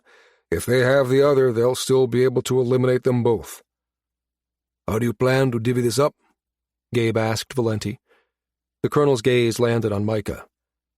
"We need a legitimate reason to get one or more of you close to the Prime Minister. Get that DNA sample. Give the man the opportunity to reach out for help if he's truly being coerced." Micah carefully set down the empty glass he'd been rolling between his palms. "Why are you looking at me, Colonel?" "You won't be flying the team to Acadia. Jonathan will." "If this has to do with chirality," Micah began, and Valenti lifted a hand. "It does. If somehow the team is compromised and taken prisoner, I cannot let Acadia get their hands on a chiral human." "They have their own," Micah pointed out, "and they don't know the differences between theirs and ours. I'd like to keep it that way. Whatever edge we have, we use against them." Micah nodded. "Understood. So where do I fit in?" Cutter smiled. "Not sure if you've heard, Captain, but there is a sports event taking place within the next few weeks, the Founders' Cup." "The Starglider Regatta?" Micah was surprised by the sudden topic change. The director's smile widened. "I understand from Harper that you gentlemen have a bit of experience with the Founders' Cup." Micah and Jonathan exchanged a look. Jonathan shrugged. "I suppose you could say that." Harper lifted a brow. "Founders' Cup champion 2 years in a row? I'd say it's a given." "Would have been 3, Jonathan grumbled. Except the spar cracked on the Starglider the following year." Micah finished for him. You had to drop out." Cutter motioned to the holo projector. "Which provides us with a unique opportunity. Julium, the president of Anyang, owes us a favor for cleaning out that nest of spies in the Badlands 18 months ago. He'll be arriving from Shang to attend the regatta. We reached out to him very privately and asked if he'd consider challenging the Prime Minister to a friendly exhibition race. Thad's brows rose. Does the president of Anyang know how to fly one of those things? For that matter, does Garza? Cutter chuckled. Nope, hasn't a clue. He motioned to Micah. That's where you'll come in. You're going to be the Prime Minister's new personal trainer. Micah blinked at that. No offense, sir, but assigning me as Garza's trainer is a bad idea. The Acadians will know instantly that we suspect something. It's not like I'm an unknown. He pointed to Sam. Hell, they kidnapped her because of her connection to all this. There's no way they're going to believe this is a chance encounter. Gabe nodded, a skeptical look on his face. I agree. Plus, the Acadians are going to have agents all over the man. You're right, they will. Cutter's gaze swung to where Micah and Sam sat. Acadia knows Williams sought you two out before they eliminated him. They can't be sure what he told you. If Garza's a clone, they'll expect us to make contact. So, that's what we do. Katie's nose wrinkled. But if they know, and we know, and they know that we know, then how can we get anything done? And how do we hide it from them? Old magician's trick. We hide it in plain sight. Katie's expression suggested that the director's comment hadn't cleared up anything for her. Harper cut in. While their eyes are on Micah and Sam, we'll be working with Anyang to handle the swap from a different angle. Thad's brow lifted. Come again, and in words that a Marine like me can understand? The swap will happen in midair, at the end of the exhibition race, said Valenti. What? How? Micah asked. Shell game. Harper will fill you in on the details later, Cutter said. But we'll need you to plant a tracker on Garza's star glider while you're training him. Micah shook his head. Won't be easy. They'll be watching me every second. Valenti leaned in. But they won't be watching Chief Hire. Me? Katie yelped, jerking in her seat as if she'd been zapped with an electrical current. Cutter nodded. You? Thad sat back, scraping his palm against the stubble of his jaw as he stared thoughtfully back at the director. So you're saying the whole training Garza thing is a big diversion? Cutter shook his head. Though it's true that the star glider he'll fly is equipped with an SI to autonomously fly the vessel, we still need to make sure he can land that thing if it fails. He looked over at Micah. Your mission is very real. You truly will need to give Garza a rudimentary understanding of how to pilot the craft. Just in case. Understood, Micah murmured. Cutter turned to his niece. Sam, your mission is equally critical. There's still the possibility that Garza's a body double, or even a plant. We need that DNA sample before we break interstellar law by infiltrating a sovereign star nation to conduct an extraction. If we can seat you at Garza's table during the Founders' Dinner, can you retrieve that sample for us? Sam's brow furrowed. I think so. Yes. Valenti's gaze bounced between Sam and Micah. Neither of you will be going in alone. We'll have a unit team there as backup. Micah nodded, but then sat back as an unhappy thought intruded. Once the news leaked that a former two-time champion was tapped to train the Prime Minister, the fairgrounds would be crawling with reporters. Sucks, bro. Micah shot Jonathan a glare. You think? You're off on a real assignment, while I'm playing decoy and having to sit my ass down in front of every journalist who wants a personal interest story about the Shadow Recon pilot who's the Prime Minister's personal trainer. Sometimes you gotta suck it up. Thad leaned over, purposely snaring Micah's gaze.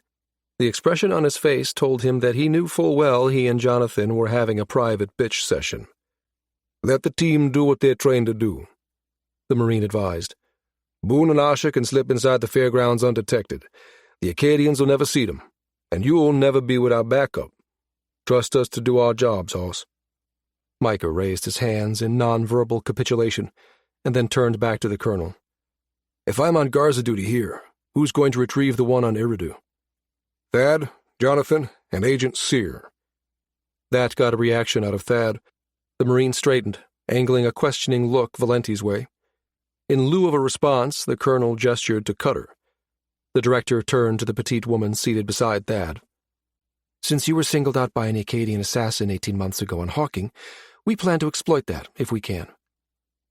Elle's expression remained unchanged, but Micah sensed that she was about as excited at this turn of events as he'd been about training the Prime Minister. "That wasn't," began Elle, but Cutter held up a hand to cut her off. "It might have been a chance encounter. You might have been the most convenient person for her to reach out to. Hell, you might have even been the only person she knew by name. Bottom line, it doesn't matter. Even if your relationship with her is virtually non-existent, it's more than anyone else can lay claim to. We're going to grab every advantage we can get in the situation. On the off chance you can make contact with her while you're there, maybe convince her to help, then it's worth the risk." Thad growled softly, and it was Valenti's turn to raise a warning hand. Elle shot Thad a quick glance before returning her gaze to the director and nodding reluctantly. "Understood, sir." "Jonathan will fly Mirage," Valenti continued. "By necessity, and because of his connection to Micah, he'll need to go with you to the prison in order to time the extraction perfectly. We're sending you through the Alpha Centauri gate with a garrison patrol doing an early rotation," explained Cutter.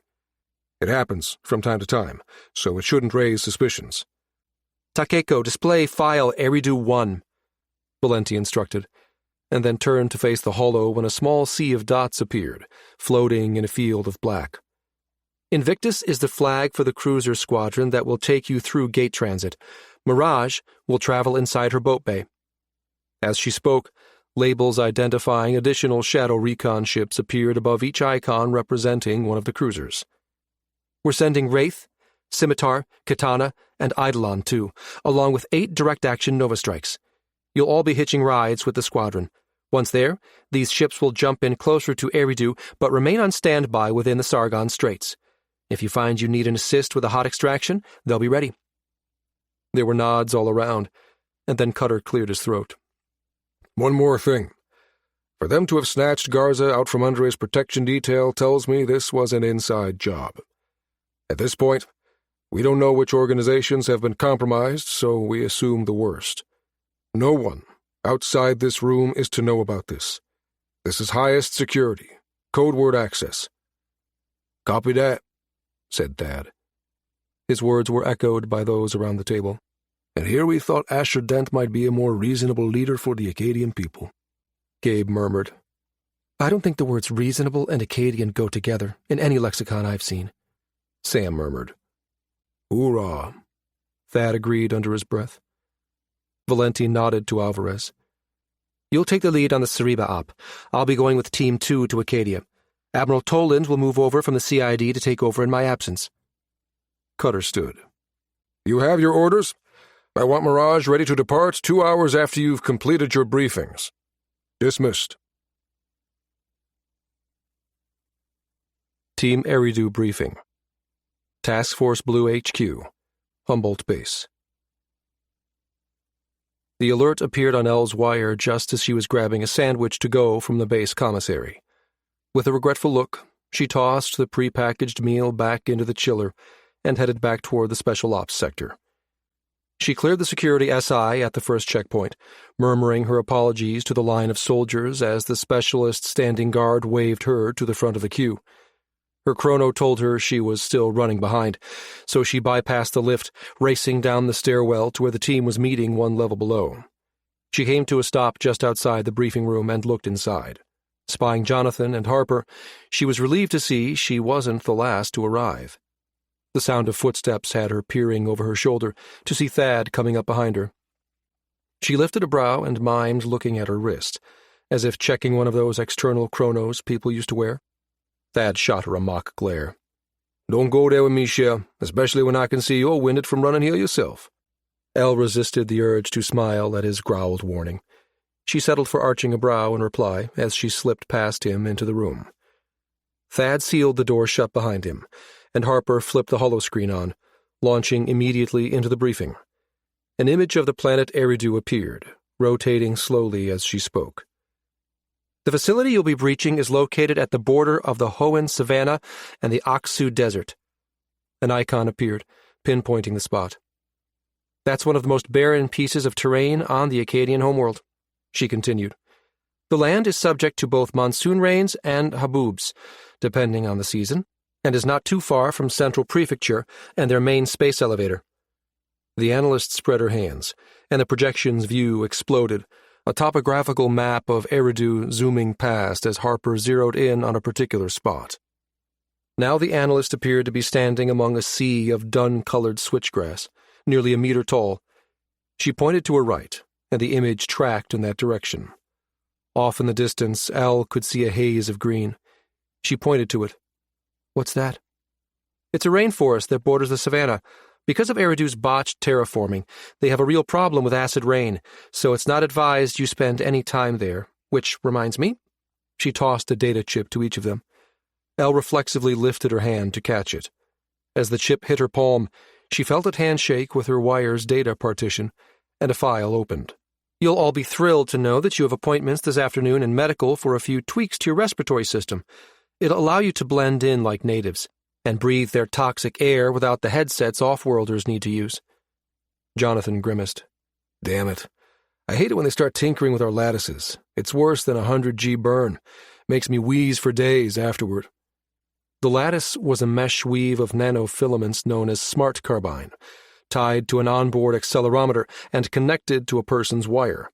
Ordinarily, it was deployed to protect the soft organs from crushing gravities only when the app detected dangerously high levels of acceleration. Evidently, it could be modified to filter toxins as well. "Good news, Hoss," Thad drawled, slapping his hand onto the pilot's shoulder. "Eridu's a long ways away. You'll have plenty of time to get used to it."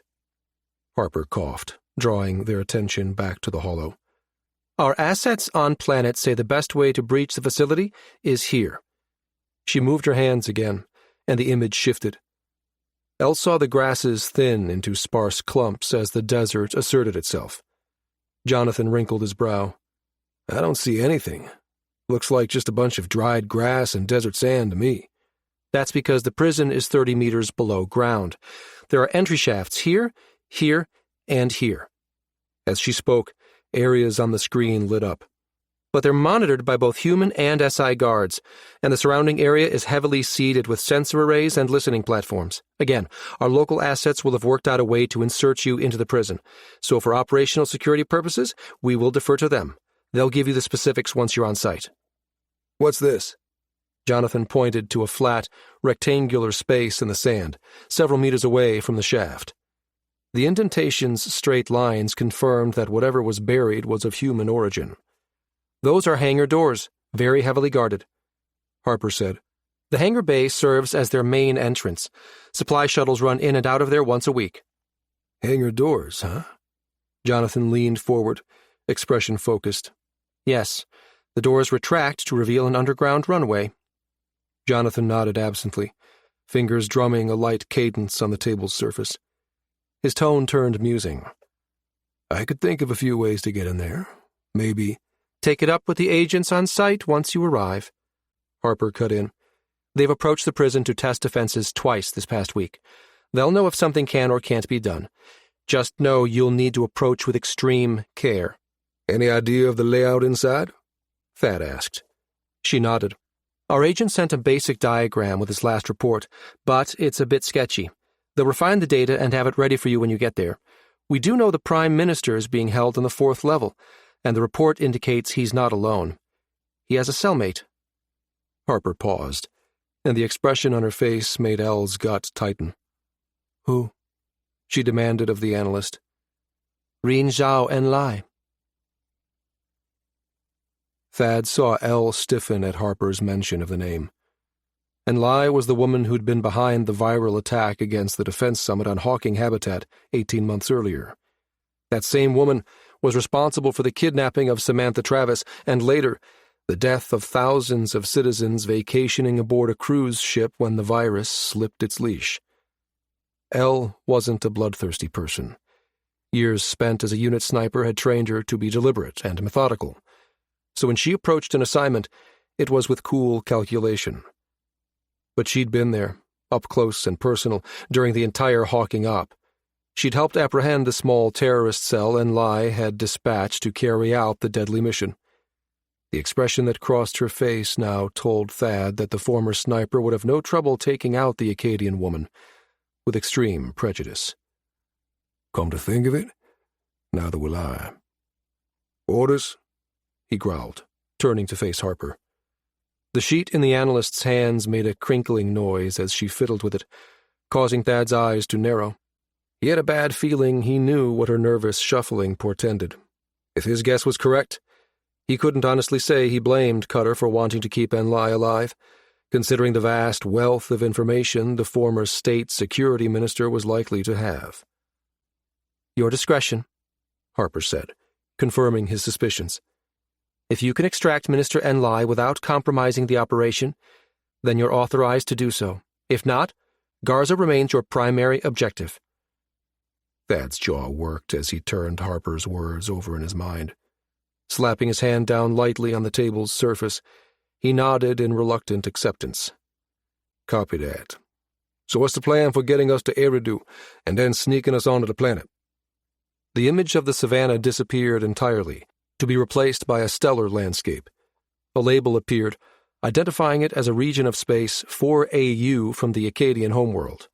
A tiny dot grew in size until it resolved into a space platform. This is a first-stage customs clearance station. Privately held companies from every star nation have local office branches here. You'll be traveling with an Alliance freight company for the last leg of your transit.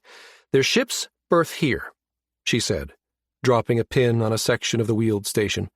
And one of them in particular knows that a cloaked Navy vessel will rendezvous with them within the next few days. El's startled inhale was echoed by Thad's immediate response. Whoa, hold on now, Shea. He stood, marching over to the holoprojector. He sent Harper a silent, questioning look, and she ceded control to him. He zoomed out and then pointed to a spot half an AU beyond the station, toward the Alpha Centauri heliopause. His finger circled the area, and the holoprojector obligingly highlighted it. That's an Acadian defensive screen out there. We can't just appear practically on top of them and expect to remain unnoticed. They'll spot Mirage's Casimir flare when we dump back into real space. His gaze swung to Jonathan. Not disparaging your skills there, Hoss, but I'd like for us to have a fighting chance of getting this right. The ghost of a grin creased Jonathan's face. With the new drives, we won't be seen. The engineers at Sidarius managed to find a way to dampen the flare of the Casimir bubble when it pops.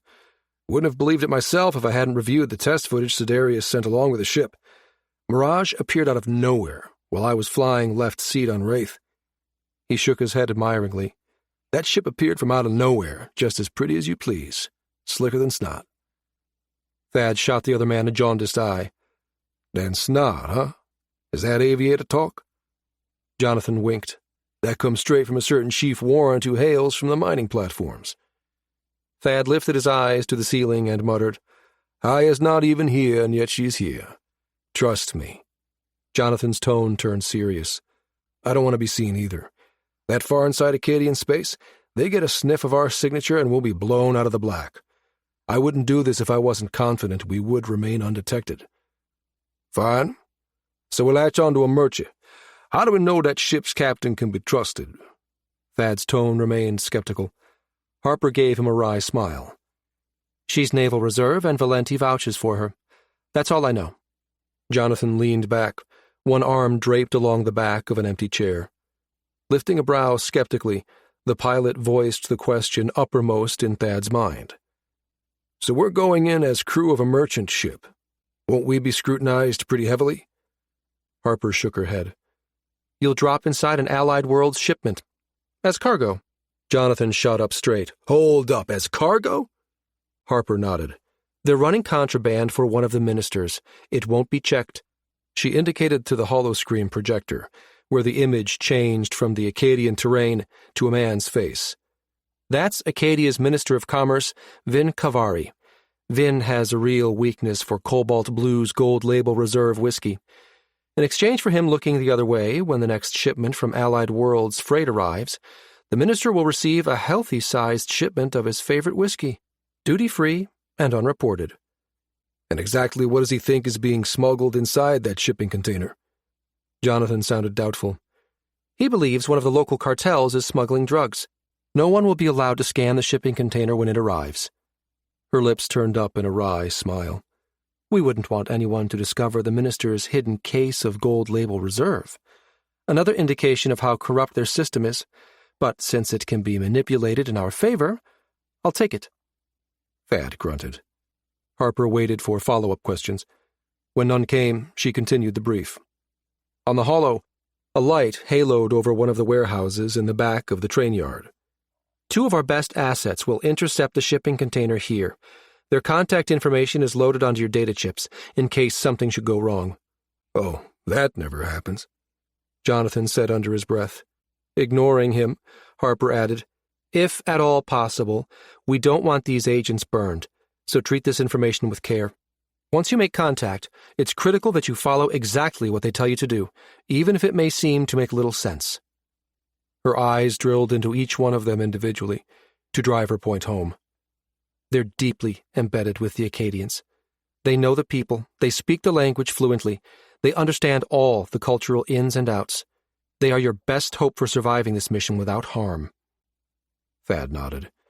This was SOP with unit teams. He glanced over at Jonathan. The man was chewing on his lower lip, expression contemplative. He'd doubtless heard this before, but both men knew this was the first time it would apply directly to him. Harper reached for her notes once more, her expression carefully blank. Eyes cast downward, she concluded, "And everything inside the shipping container is going to be placed in stasis, including you." Thad jerked his head back and shot Harper a stern look. "No offense, Cher, but I'm not too keen on the idea of trusting my life to someone on the other end who may or may not have my back where a stasis unit is concerned." Harper's eyes met his, and she nodded solemnly. "I understand your concern. All I can tell you is that our senior deep cover agent on site has assured us that he'll handle this himself.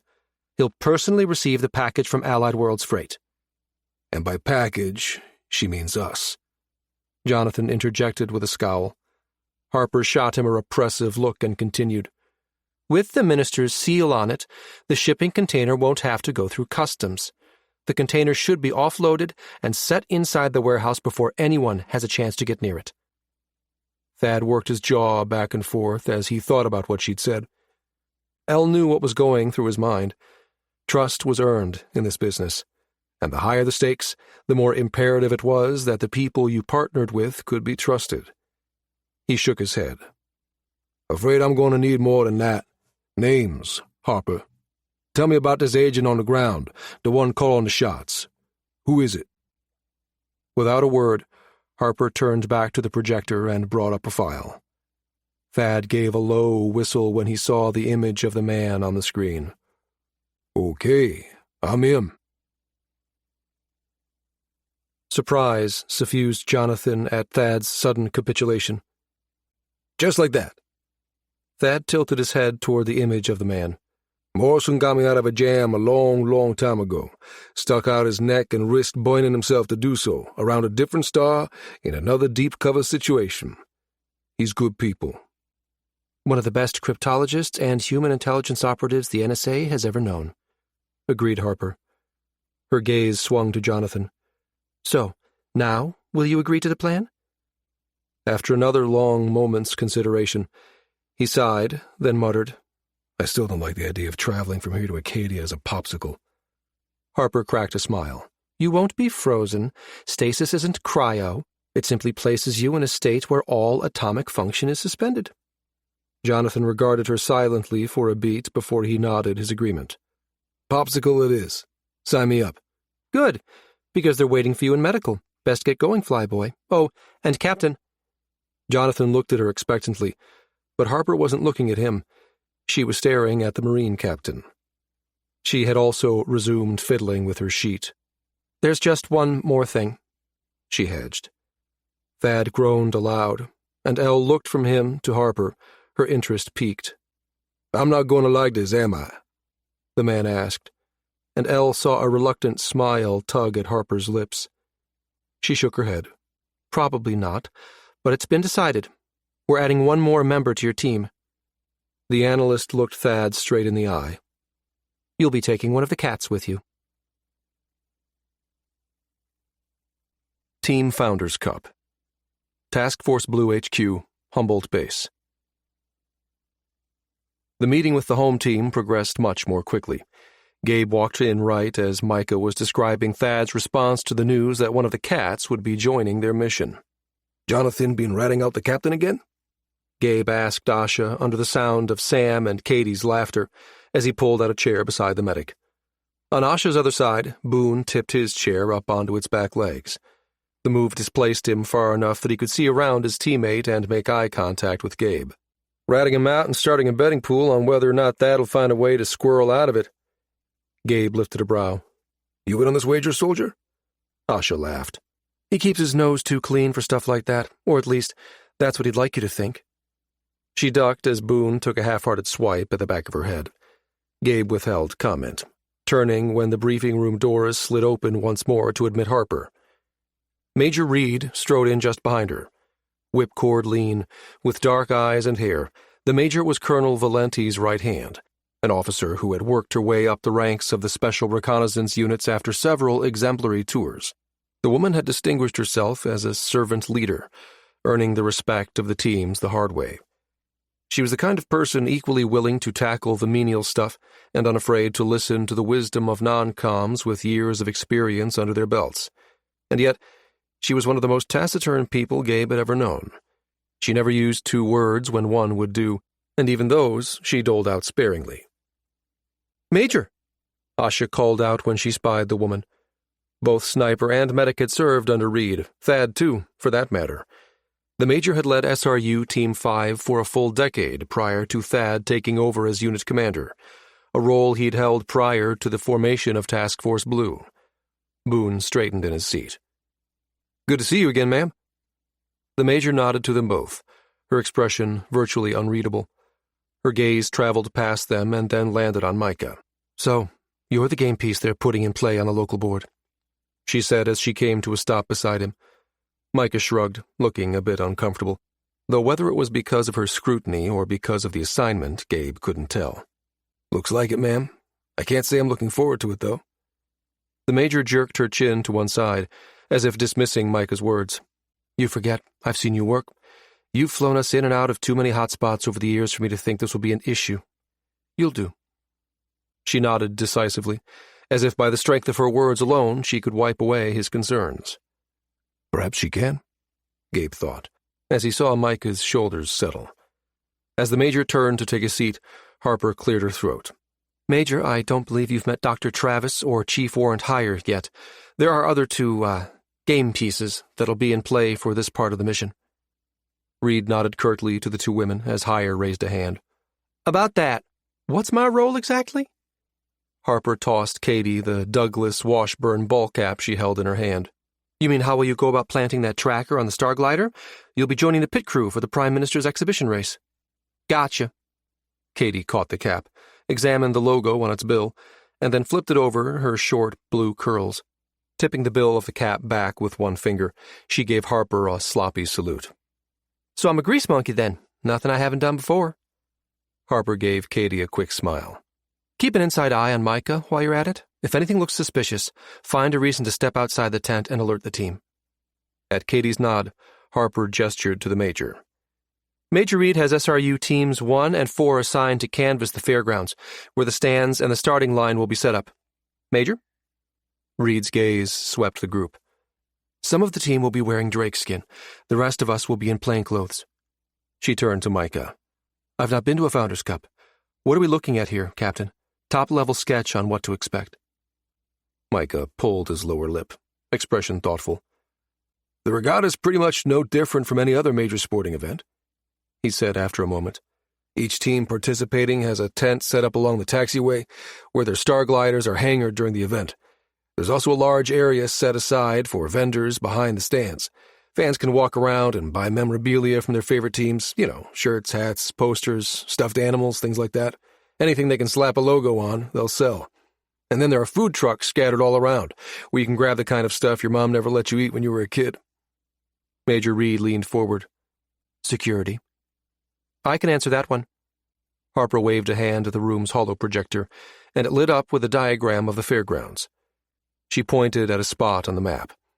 "Everyone enters through the registration tent, where security SIs will challenge each person's ID token. On the days the Prime Minister or the President of Anyang is in attendance, Agents from protective services will be on hand to vet attendees as well. The image altered.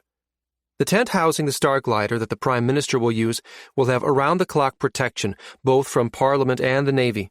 In addition, they've established a firewall inside the tent. No unauthorized signals in or out.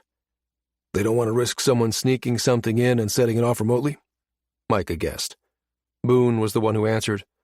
SOP when top-level officials are in residence. Reed nodded. Okay then. We'll double up the number of people in that location. You get in trouble, we should have someone there within 30 seconds. She glanced over at Micah and Hire. When you're inside that tent, though, you two will be on your own. We have a workaround, Gabe assured the Major. He shot a questioning look at Harper.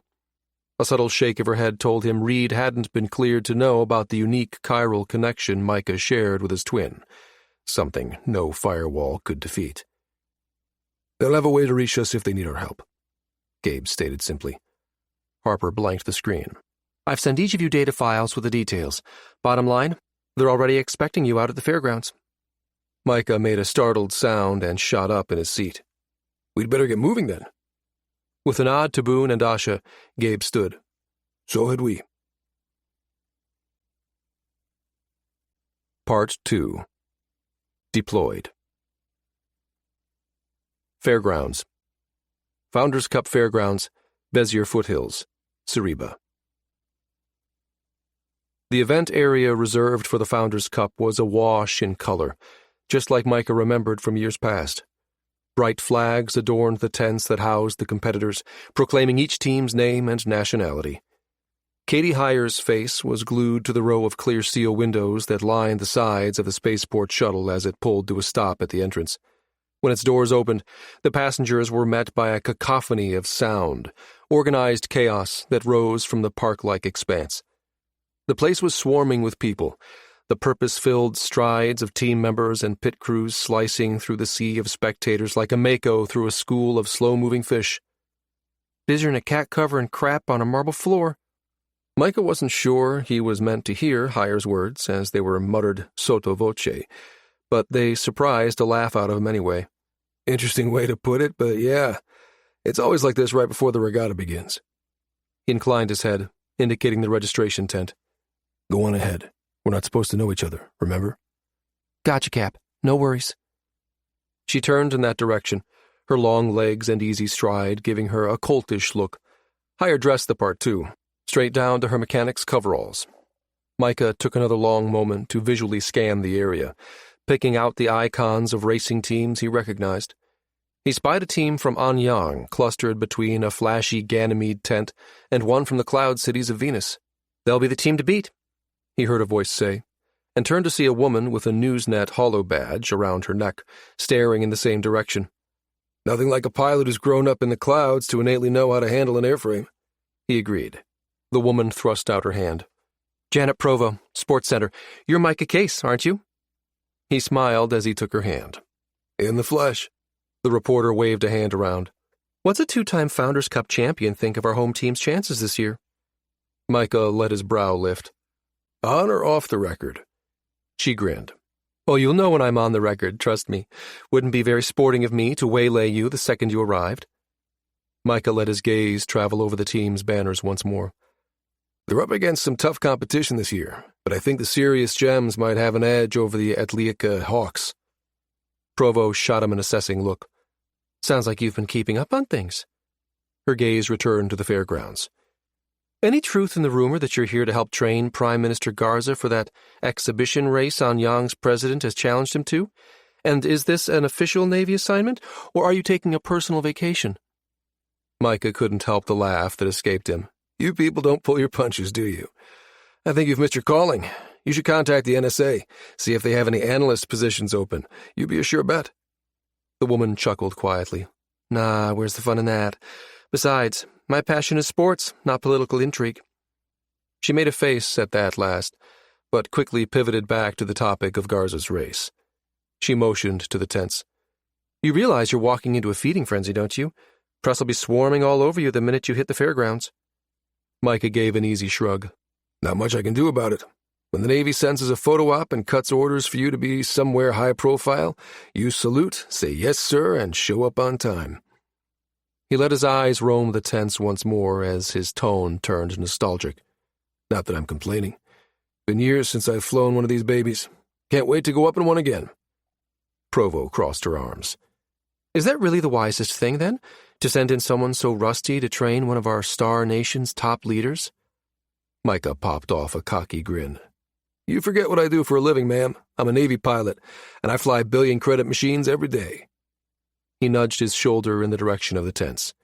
You think a star glider's controls are a challenge? It's like riding a bike. Kinetic memory's ingrained. He tapped his forehead. Up here. And in here. He waggled his fingers at her. She paused as if weighing his words, and then nodded. Guess you might be right about that.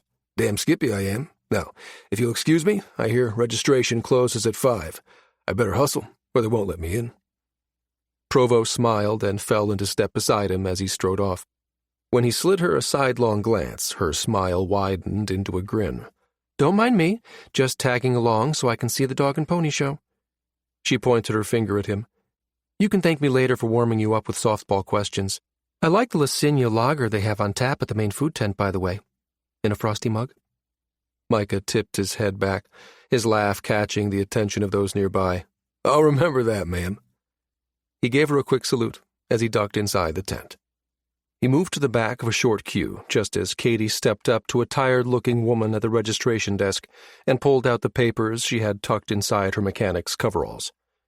Micah grinned at the official's reaction when Katie handed over the old-fashioned document, then patted the pocket of his own flight suit, hearing the faint crinkle of his credentials. Ma'am? He heard Katie prompt when the woman just sat blinking at the unfamiliar forms being held out to her. Hire began to reach for them, but then turned and frowned at the desktop SI when it beeped. The unit had flagged the chief warrant's ID token, yet its indicator light flashed green. Cap? Katie's head began to turn, as if to seek him out. Don't turn around. We're not supposed to know each other. Let's just see how these weird NSA credentials play out. The registration lady glanced at one of the security guards standing against the back of the tent and motioned him over. The people waiting for admittance in front of him grumbled at the delay, but Micah's attention was fully on the interaction between the woman and the guard, as she asked the man to double-check Katie's info. The guard glanced over at the holographic display, and his bored expression changed to one of interest. He cast a swift, probing look at Katie before scrolling carefully through the information her ID token had provided. After a close look at the papers, he stepped back, waving Katie through. Micah felt a smile pull at his lips when the chief exhaled a mental sigh of relief. He stepped forward as the line began to move once again, and Katie exited onto the fairgrounds. When his time came and the SI flagged his ID, the registration agent didn't look concerned. She merely waved the guard over. Micah was subjected to the same intense scrutiny the man had given Katie, but moments later he nodded and stepped back. Good to go. You can let him through. It bothered Katie somewhat that she wasn't allowed to carry a weapon inside the fairgrounds. She'd become used to carrying a sidearm on her person at all times, something she'd not been expected to do as a pilot in the regular Navy, but with Task Force Blue it was a requirement. She catalogued her surroundings as she made her way to the tent housing the Prime Minister's Starglider. Just as Micah had described in the briefing, the fairgrounds were teeming with people, merchandise, food carts, and street performers. Her unease at not having a weapon on her returned, but then Gabe's voice rang inside her head, memories playing of the time they'd taken to the streets of St. Clair Township for a training session, and she'd wanted to know what weapon she'd be carrying. He just looked at her, and then tapped the side of his head. This right here is your most important everyday carry. Everyday carry. She remembered thinking it had a cool, special forces ring to it. The thought must have shown on her face, too, for the former NCIC agent had begun to laugh quietly. Don't get romanced by the lingo, he admonished. It's the weak and warriors who still think they need to bring a lot to the party. For those in the field, that EDC list is very small. He gestured around him as they maneuvered their way through a busy lunchtime crowd. Tell me what you see. What strikes you as a possible weapon? She'd looked blankly at him, but then dutifully glanced around. There were street vendors and an open-air cafe, A pair of stanchions were set up to handle the evening's queue at a theater for a show's opening night. "I'm not," she began, and he'd held up a hand. "Loose brick." He pointed down at the edge of the sidewalk. "Stanchions." She followed his hand as it traced an arc over to the open-air cafe. In a corner she hadn't noticed, a garden rake leaned against a wall. "That rake handle would make a fine bow," he assessed, then pointed to a nearby chair. "And that's light enough for you to swing, but hefty enough to make someone think twice about crossing you." "Yes, but—" "All of these items are just tools that this weapon right here," he tapped Katie's forehead, "can use to defeat any enemy." "I'm not unarmed," she reminded herself now. "If the need arises, I'll just get creative." The familiar drone of aircraft reached Micah's ears as he exited the registration tent, the sound mingling with the bright peal of children's laughter and the call of street vendors. He'd half expected Provo to show up again, but he didn't spot her anywhere. The Founders Cup had a secured team net set up for participants, a localized wireless network dedicated solely to those in the regatta. As Garza's trainer, Micah was included. He accessed it now and found himself routed directly into the combat net that the unit teams already in position had set up. "Welcome to the party," Gabe's familiar voice sounded inside his head. Task Force Blue's second-in-command was leading this part of the operation. "Sit rep," the former NCIC agent ordered. "Hire and I are in, though our ID tokens garnered a bit more scrutiny than most," he admitted. "That was expected. It's because you're cleared to be around the PM." Micah sent a mental nod as he pulled up a map of the fairgrounds. Comparing it to the map Cutter had given them, he frowned. "Interesting," he murmured. "They kept the tent with Garza's ship off the list." "Smart move, if you ask me," he heard Boone reply. "World's worst kept secret, if you ask me," a new voice countered, and Micah's overlay identified its owner as Shauna, the demolitions expert from Team 2. "If the Starglider's #1 manufacturer isn't already at the top of everyone's list, then the sheer number of security agents would be a dead giveaway." "Shit, Shade, why don't you jinx us while you're at it?" another voice intervened. "Shut up, Moog." Lips twitching in amusement, Micah let the team's banter wash over him as he went back to the event map Cutter had provided. Locating the Douglas Washburn Corporation's Aeronautics Division tent, he angled his steps in that direction. Shauna was right. The company was the premier maker of Stargliders and had been chosen as the host of the exhibition race. It was in that tent the Starglider Prime Minister Garza would be flying could be found. With the Newsnet reporter's warning of the feeding frenzy echoing in his ear, Micah kept a wary eye on his surroundings as he moved. He half expected to be ambushed by a horde of journalists waiting to jump out at him from behind every vendor's booth. "Sucks to be you, bro." Not even Jonathan's teasing voice could cut through his dread at the thought of facing the people he knew were awaiting him.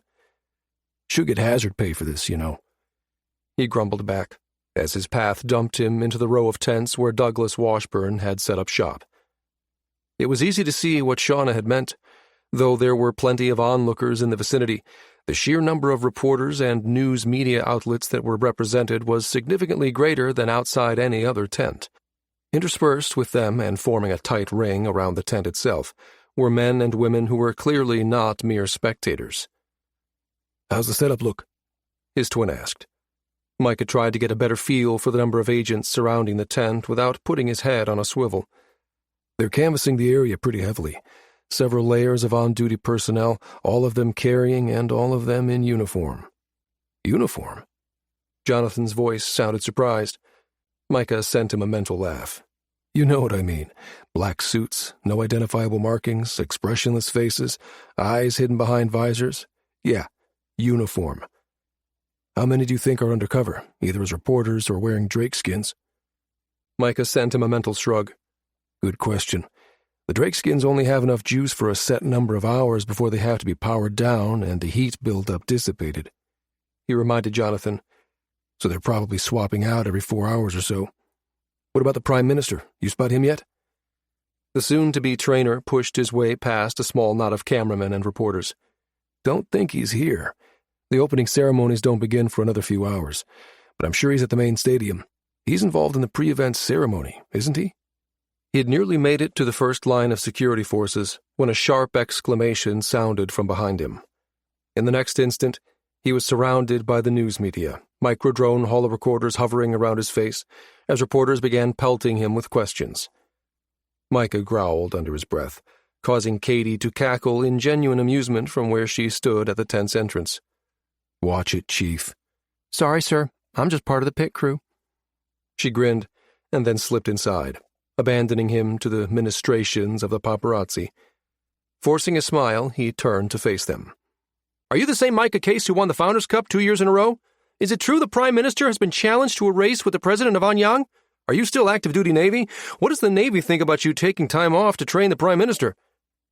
The security detail standing guard in front of the DW tent to ensure the Prime Minister's safety was reinforced by a small contingent of Navy soldiers. Both were there for one purpose, and one purpose only: to prevent anyone with ill intentions from tinkering with the star glider Garza would eventually pilot. Micah had come dressed in his Navy flight suit, so it would be evident to those standing guard that he was in the same service branch as they were. However, he received no help warding off the horde of hungry journalists from those quarters. He glared back at the nearest guard who dared to smirk in amusement at his predicament. Micah was certain the man's sentiment was shared by the rest, but he was the only Navy soldier whose eyes weren't covered by shades or a half-helmet, so Micah couldn't be certain. "Bastard," he muttered silently, only half kidding. His comment elicited a mental laugh from Jonathan. "Can't fault the guy for doing his job. I can if it means not aiding a fellow soldier." "Mr. Case!" The nearest reporter shoved a holo-recording microdrone into his face. "How long has it been since you've flown star gliders? You've been retired from racing for at least 10 years, isn't that correct? What makes you think you can help the Prime Minister?" Ignoring the man's second question, Micah chose to address the first. "Wow, has it really been 10 years? He looked off into the distance, affecting a thoughtful frown. Plastering an aw-shucks grin on his face, he shrugged. "Well, since I fly for the Navy, I suppose you could say I've still got it. Oh, and by the way, it's Captain Case, not Mr." He gave one of the female reporters nearby a wink, and she took that as an opening. "So, Captain, is it true that you're going to be the Prime Minister's personal trainer?" "Well..." Micah let his voice fade as he attempted to look humble while still sounding credible. "All I can say is I'm honored the Navy chose me out of all its pilots to be the one to help the Prime Minister learn the ins and outs of the Stargliders." "Ah, come on now, Captain. No need to be modest here. You would have won 3 Founders' Cups if that spar on your ship hadn't broken back in 36. Am I right?" Micah played to the opening the reporter gave him. "I'm surprised you remember that. Yeah, that kind of burned. But life's made up of moments like that. Times that change your destiny. That's when I decided to fly for the Navy. Besides, winning isn't everything. Safety always comes first, especially when you're talking about one of the leaders of this great star nation." "So it's true then? The President of Anyang challenged the Prime Minister to a friendly race?" Micah nodded. "He has, and the loser has committed to donate a generous amount of money to the Wounded Warriors Project. So not only is it a friendly race, but in the end, everyone wins." By the time he managed to extricate himself from the press 20 minutes later, his cheeks ached from smiling, and the tension running down his spine was no joke. He quickly ducked inside the tent, and came to an abrupt halt when he found himself on the receiving end of a deadly firearm. Departure. Shadow Recon Hangar, Humboldt Base. Cerebin Orbit. Back at the base, Humboldt's main hangar bay was hopping. Jonathan pulled up short as he stepped from the lift, nearly plowing into Daz as she rushed past. The pilot, who'd flown the drone scouting mission prior to Sam's rescue from the Acadian lab, called out a quick, "Sorry!" as she raced for Wraith's cockpit. Ordinarily, the woman flew second seat on Wraith's sister ship, Katana, but with Mirage now in service, the ship Jonathan had flown for years had been reassigned. "This place is busy," observed Thad as Jonathan and Elle stepped up beside him. "Yep." They'd only had time to get 4 of the Shadow Recon Helios and a dozen of the specially outfitted Nova Strikes upgraded with the new Scharnhorst drives. Colonel Valenti had pulled them all for this mission.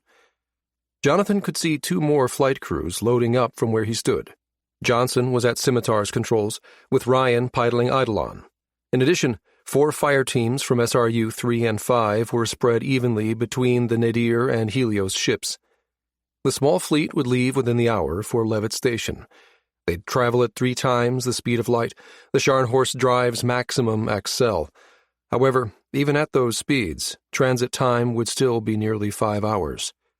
On the other end of the hangar, a light cruiser and 3 destroyers were busy rearranging their boat bays to make room for the stealthed unit vessels that would shortly arrive. Once secured, the small battle group would transit the gate to Alpha Centauri, ostensibly to relieve the garrison on the other side. Guess we'd better move if we don't want to be left behind. Jonathan chuckled, breaking into a jog and arrowing for the corner that held Mirage. Nina looked down at them as they approached. "Perfect timing!" she called out, using a handhold above the aft hatch to pike herself off the top of the Nadir and drop into the cargo hold. "We just finished our walk-around. Yuki's in there, pre-flighting her." She turned to Thad after flashing Elle a quick smile of greeting. "Colonel's inside. Said to tell you to come find her when you arrived." Thad slapped Jonathan on the shoulder as he passed. "Duty calls. For you and me both." He nodded, turning on his heels and following the Marine inside.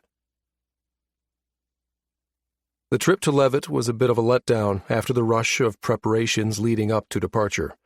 Comms didn't work in Scharnhorst space, so the crew and passengers were left with several hours of downtime as the ship, enveloped in its Casimir bubble, crossed the Procyon system to its heliopause. Thad glanced at the woman seated beside him before reaching over and laying his hand on her knee. A bio-identical replacement for the one she'd lost in the Straits of Sargon so many years ago. When Elle met his eyes, he gave her leg a squeeze and then dropped his hand.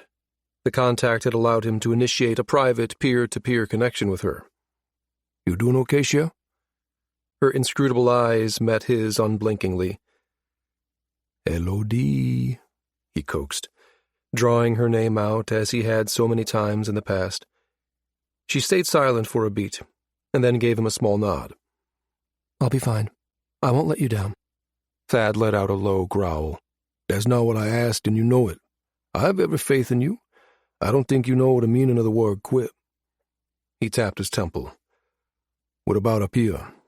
Need your head in the game, Elle." He saw her flare of anger, and immediately felt like an ass for bringing it up. The flicker of emotion was a mere echo of what he'd seen from her that fateful day her leg had been left a mangled ruin. But he'd held her together then, and he would do so now, if she needed. He knew she wouldn't. Elle was a woman supremely in control. He'd only seen her break down once, when she'd learned she was one of the few humans whose body rejected the bio-identical nerve implants used to attach cloned limbs. The utter devastation on her face had wrecked him. It was then that he'd reached out to Gabe. He hadn't seen Alvarez since basic. Their paths had diverged after that. He'd gone into the Marines while Alvarez had entered the NCIC. Reaching out to the man so many years after had been an act of desperation on Thad's part, not knowing where else to turn. Alvarez had given Elle a lifeline when he'd talked her into changing career paths and joining the Criminal Investigation Command, and she'd grabbed onto it with both hands. Gabe would never know how deep Thad's gratitude ran for his part in bringing purpose back into her life, even though it had meant she would exit his. When Valenti asked Thad to pull together a team and handed him Task Force Blue to build from the ground up, Gabe had been an easy choice as his second. It hadn't hurt that the man somehow managed to become involved all on his own in the events that went down in Loughton Star. And Elle? Just as Thad had resigned himself to life without her, she'd ended up in the center of it once more. Only, she was back under his command for this op, and once again, off limits. Damn it. "Lock it down, Severance." The anger he'd provoked in Elle faded from her eyes, and he wondered what she saw in his that caused them to change. She placed her hand on top of his and squeezed. "I think you know where my head's at. It's been 9 years, Thad," she added aloud. "I'm fine. I've learned to live with the pain. I might not be able to run the unit course and qualify any longer, but I can do this. Trust me. I won't let you down."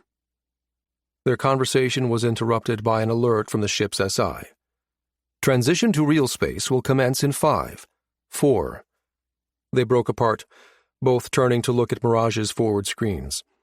A slight tremor ran through the ship, and then Thad saw an alert pop up on his wire's overlay, informing him that the network for Levitt Station was now available. The view in front of them was unexpected. Thad let out a low whistle. Talk about precision flying. I know they said these new drives didn't need to observe the 50-kilometer rule, but... Elle's words drifted off, and she shook her head in wonder. Invictus, the light cruiser that would be transporting Mirage, completely filled the ship's forward field of view. Over the landscape of silvery gray hull were emblazoned enormous letters, a T, a U, and part of the S from the ship's name. Jonathan manipulated the image, tapping into a feed from the space station's constellation of satellite drones.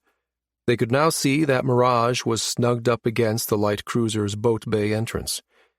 In a low tone, Elle murmured, I can't believe how close we are to that ship. Thad nodded. I know what you mean. I feel like I can reach out and touch the surface of the damn thing. Jonathan smiled at their exchange. He didn't blame them. He felt pretty much the same, and he'd flown them here. You should try it from the driver's seat, he called back to them. It's hella impressive up here, too. He sank back into his connection with the synthetic vision system as the maw of the ship before them began to open. He nudged Mirage a bit to center her, and then eased her over the cruiser's threshold, careful to match vector and speed with the enormous vessel. The coordinated dance of thrusters came to an abrupt halt as the ship settled onto Invictus's deck. Jonathan felt his pilot's seat right itself as Mirage gimbaled the cockpit into proper orientation, but he knew the induced gravity from the cruiser would have their passengers feeling as if they were now sitting sideways. Hang on, reconfiguring cabin, Will called out. Like all Alliance Navy ships, Mirage's interior was made from active fiber. Coating surfaces with the self-assembling nanomaterial was a system the Navy had worked out ages ago. With a simple command, Will reordered Mirage's modular walls, seating, and even the ship's plumbing to reflect the new orientation. As a cruiser, Invictus's boat bay was roomy enough to accommodate Mirage without losing any of its normal complement of Nova Strike fighters, shuttles, and the lone pinnace ordinarily found within its bulkheads. It was a bit of a squeeze, though. Jonathan tried not to hold his breath as the cruiser's boatswain's mate in yellow coveralls directed the flight deck's blue-shirted tractor driver to slot Mirage into an impossibly tight space. Captain's compliments, Colonel. Will's voice cut in, drawing Jonathan's attention away from the accident just begging to happen. He saw the flight engineer turn to face Valenti. He's extended an invitation to join him on a tour of the ship and has offered temporary billets for the teams and flight crews. The courtesy was appreciated. The plan was to maintain a steady 2 Gs, a believable rate of acceleration within the Navy's hurry-up-and-wait mentality. That put Invictus, currently 15 million kilometers from the gate, at a little over 15 hours away. It also meant they'd be on board Invictus overnight. Though everyone on Mirage had endured worse than being stuck in the Nadir's cramped quarters for that amount of time, they'd all be much more comfortable bunking with the cruiser's crew. Jonathan glanced over his shoulder in time to catch Valenti's quick nod. Tell him we'll be there as soon as Mirage is parked. They just better not scratch the new paint job, Jonathan muttered under his breath, just loud enough for the flight crew to hear. It pulled a smothered laugh from Yuki, but it was Will who responded. No paint to mess up, Cap. Fine, carbon nanotube woo-woo shit then, he tossed back. A boot slammed into his cradle, rocking him forward. What was that for? He spun his seat around to glare at Nina. We have guests, sir. Behave. Jonathan coughed. Hello, pot, meat, kettle. They were interrupted by the squeal of a sharp object against metal, sounding from aft of the cabin. More precisely, it was the scrape of claws against metal, applied to the door of a crate. The noise was accompanied by an annoyed mental voice. Are we there yet? Need out. Thad groaned and shot Jonathan a look. Jonathan gestured to his pilot's console. Don't look at me. I'm working. Thad turned his glower on Nina. The gunner kicked back in her seat, stretching her legs out in front of her. She cocked her head at Thad and gave him a wicked grin as she interlaced her hands behind her head. Don't tell me the big bad Marine's afraid of the widow Kitty. Kitty? That's a damn extortionist. Not my fault you owe Pascal stakes. Now let me out. Jules' right, Jonathan pointed out. She's not the extortionist. You have a clean slate where she's concerned. Thad groaned once more, rising to his feet and stomping down the aisle toward the crate that held the hunting cat. I'm sure that won't last long. Nina snickered quietly as she and Yuki exchanged knowing glances. What's the betting pool up to now? Elle asked. Jonathan looked from Elle to Nina. Wait, there's a pool? And you didn't let me in on it? Nina frowned. You're disqualified. So is she. The gunner waved a hand in Elle's direction. Since you're both on the mission, you'd be able to influence the outcome. But the pool? Jonathan repeated. Oh, that. I think they're laying odds that he'll owe Jewel more stakes than he currently owes Pascal by the time you guys get back. Chuckling, Jonathan turned back to monitoring the forward screen just as the tractor shut down and Mirage stopped moving. Letting out a relieved breath, he unwebbed. Ladies and gentlemen, we have arrived.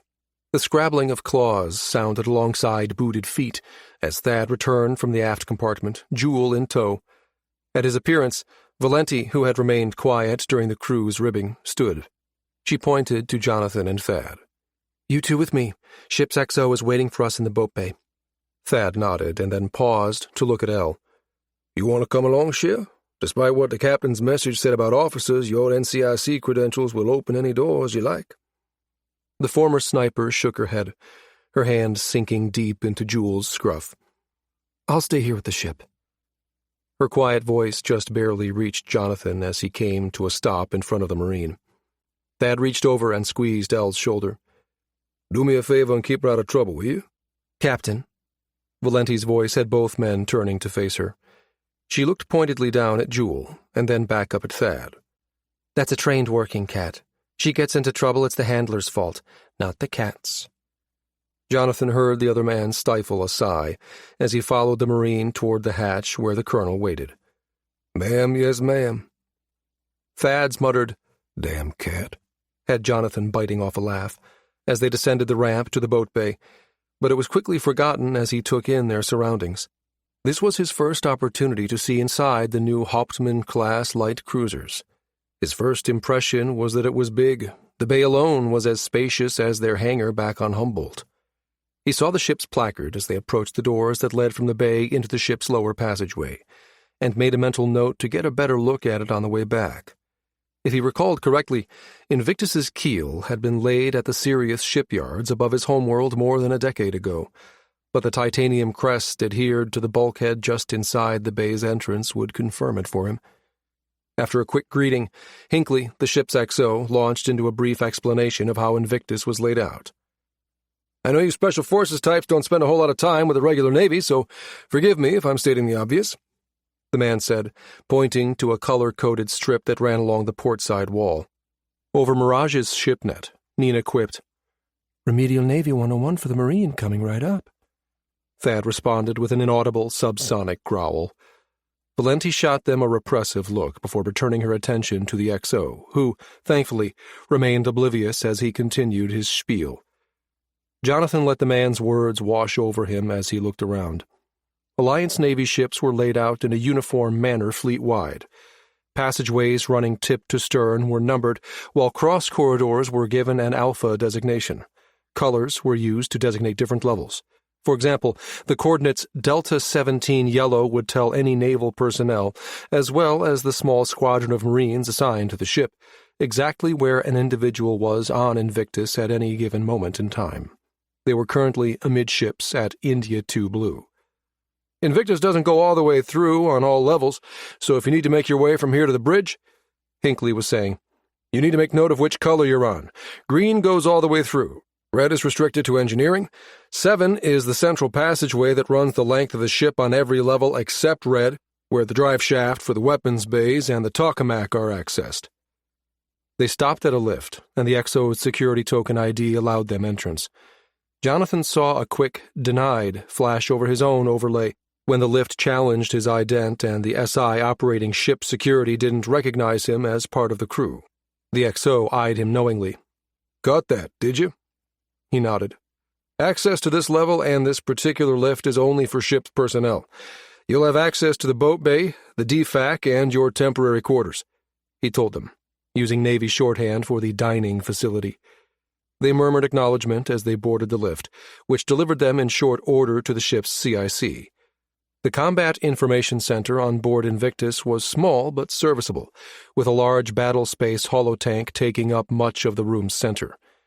As he entered, Jonathan saw that the captain, Henry, had their destination pulled up on the display, a customs staging platform in a section of space nearly 4 AU from the planet Eridu. Merchant ships from every star system converged there to begin their journey through Acadia's extensive security checks. After introductions were made between those in the CIC, Valenti turned to the holotank and then shot Henry a questioning look.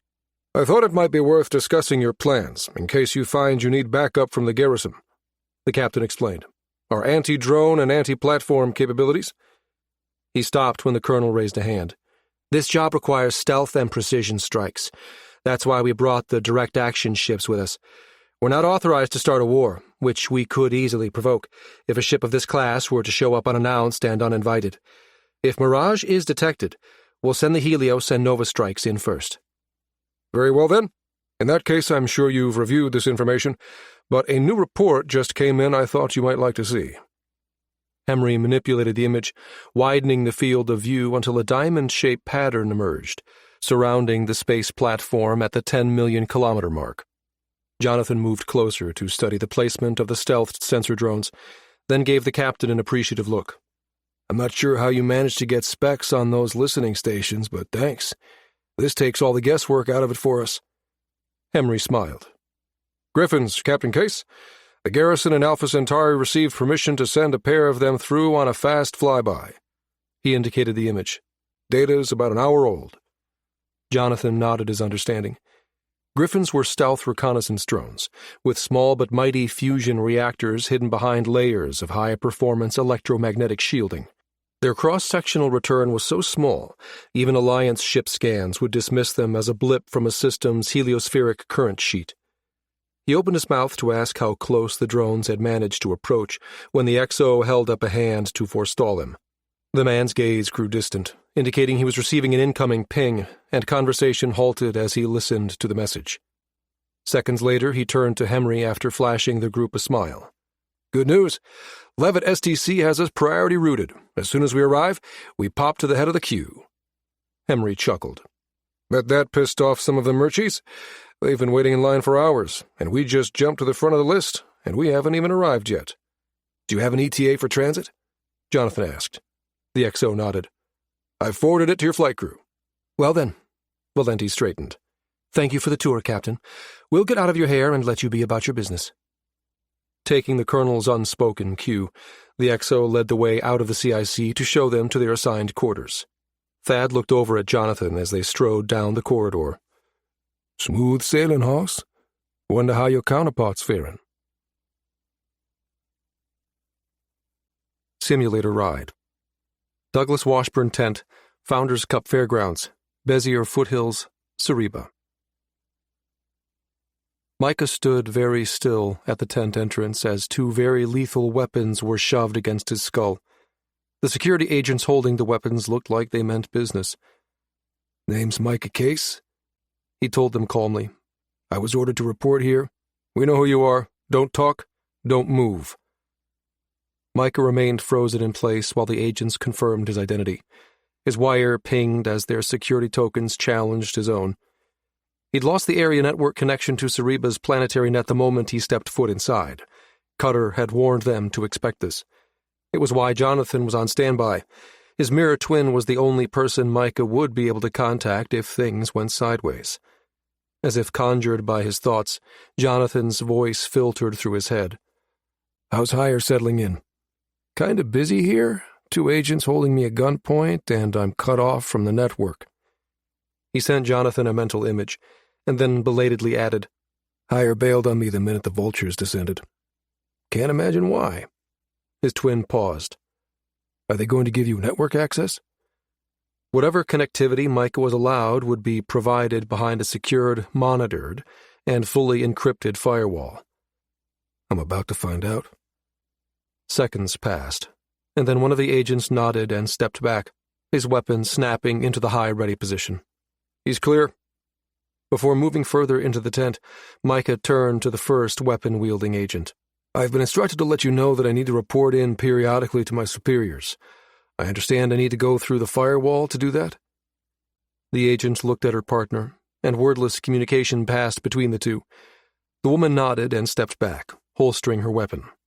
"We'll submit your ID to the list," she told him. In the next instant, a secured network token appeared over his wire. "Everything you say, send, or share will be recorded and scrutinized," she warned. Micah nodded. "Understood." He had his wire handshake with the encrypted channel and saw the message, "Limited connectivity," flash on his overhead. He lifted a brow at that. One side of the agent's mouth curled up into a non-smile. "The minute your security token has been cleared, you'll have full connectivity." He nodded and moved past them, stepping more fully into the tent. "Tell Gabe I'm in." "Will do," Jonathan responded, then paused for a beat. "Done. They expect to hear from you as soon as you're free to contact them. You see the chief?" Micah's steps brought him more fully inside the tent and closer to the ship at its center. His eyes traced the ship's lines as he walked toward it. He nodded silently to the two mechanics standing beside a workbench, his eyes shifting to take in Katie Heyer's presence as well. She was kneeling beside what looked to be replacement spars. He didn't let his gaze linger, continuing his inspection of the tent that was their temporary hangar for the regatta. "Yeah, she seems to have integrated with the pit crew no problem." He stopped in front of the star glider, hands on hips as he looked up at its fuselage. "I have eyes on the ship Garza will be flying. It's a newer model than the one we flew, but the airframe's the same." "So you think you can teach a jarhead how to fly?" "Jack was one," Micah reminded Jonathan. "Marines do have pilots in their ranks, you know." "Yeah, but Garza wasn't one of them." Micah's sentimental shrug. "The operating system on a star glider will have an autopilot. I'll also be tied into the system and can take over at any time. Unless they manage to hack the system and boot you out. Dude, stop it with the cheerful thoughts." Micah began a slow, cursory walk-around, at a distance calculated to ensure none of the agents got antsy. He'd requested and received permission to fly a test run of the exhibition match's course ahead of any real hands-on training he might give the Prime Minister, but not with this ship. Douglas Washburn agreed to provide an identical unit for him to use. The fairgrounds were set between Montpelier and St. Clair Township, on a flat plain just at the base of the Bezier mountain range. All of the ships would take off from a dirt strip marked off through the center of the fairgrounds. The Founders' Cup was a 3-heat race that blended triathlon with regatta and was set to run for 3 consecutive days. The star gliders that competed were unique vessels. The air-breathing magnetoplasma propulsion system gave them both atmospheric and non-atmospheric capabilities, while a secondary, ducted multiple impeller drive allowed them to dip below the surface of Cerebus oceans. In addition, the ships each had a variable geometry surface that could be reprogrammed to work optimally with the fluid dynamics of each of the 3 legs of the race. "Which course will they fly for the exhibition?" asked his mirror twin. "I'm guessing it's the first leg?" The first leg was atmospheric and was held on day 1. Its course wound through some of the most beautiful terrain the planet had to offer. Stretching 10 kilometers along the Bezier foothills, the terrain funneled into a long, chute-like gulch. The gorge walls that rose on either side were a mere kilometer apart. Micah shook his head. "Nah, too many twists and turns. With another ship alongside, jockeying for position within that same 1 kilometer wide narrow chute, too risky." Surprise coursed through their connection. "Well, it can't be day 2. The ships taking off from the fairgrounds for the second heat would arrow straight for the coastline, dipping into the Marianas Ocean, the course running straight through the Carcassonne Trench. Micah sent Jonathan a second mental headshake. "Nah, they're not going to send novices through a protected sea life preserve. One miscalculation and they'd be scraping their hulls against coral walls, and before you ask, it's not the third leg either. Well, not exactly." The final day of the race, the ships would shoot skyward, guided between holographic flags projected by microdrones hovering in the air, creating a corridor that led past the planet's stratosphere. From there, a series of pylons had been set in near space, a course each star glider must maneuver through before returning to the planet's surface. So... Micah laughed quietly at his other self's impatience. It's a variant of Day 3, only atmospheric. Simple oval racetrack, pylon drones. Very straightforward. Jonathan made a disappointed noise. Boring. You sound like Pascal when you say that. Still, Micah understood his twin's sentiment. He envied those flying the regatta. It was much more fun than the racetrack he'd be setting up for Garza. He hadn't flown something as small and maneuverable as the Star Glider in ages. It was criminal to use such a fine flying machine for such an easy course, but given the pilots involved, simple meant safe. He stopped at the nose of the craft and looked over once again at the two mechanics. Hooking a thumb in the direction of the Star Glider's cockpit, he asked, "Mind if I take a look inside?" The engineer standing beside Katie reluctantly set aside the part he was working on, grabbed a rag, and began to wipe his hands as he ambled over. Micah saw the moment recognition flared in the other man's eyes. His footsteps increased, and he closed the distance more rapidly, all reluctance shed. "Hey, aren't you that—" "Yeah." Micah nodded. "I'm that guy." A chuckle rumbled in the man's chest as he tipped his chin toward the vessel. "They wrangle you into this party too, then?" Micah barked a short laugh. "Yep. Falls under other duties as assigned.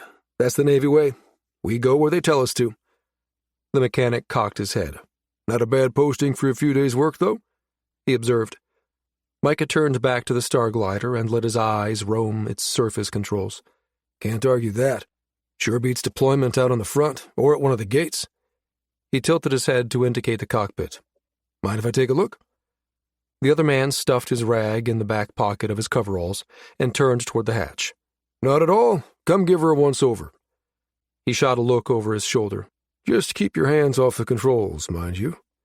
His eyes flicked over to where the Prime Minister's protection detail stood.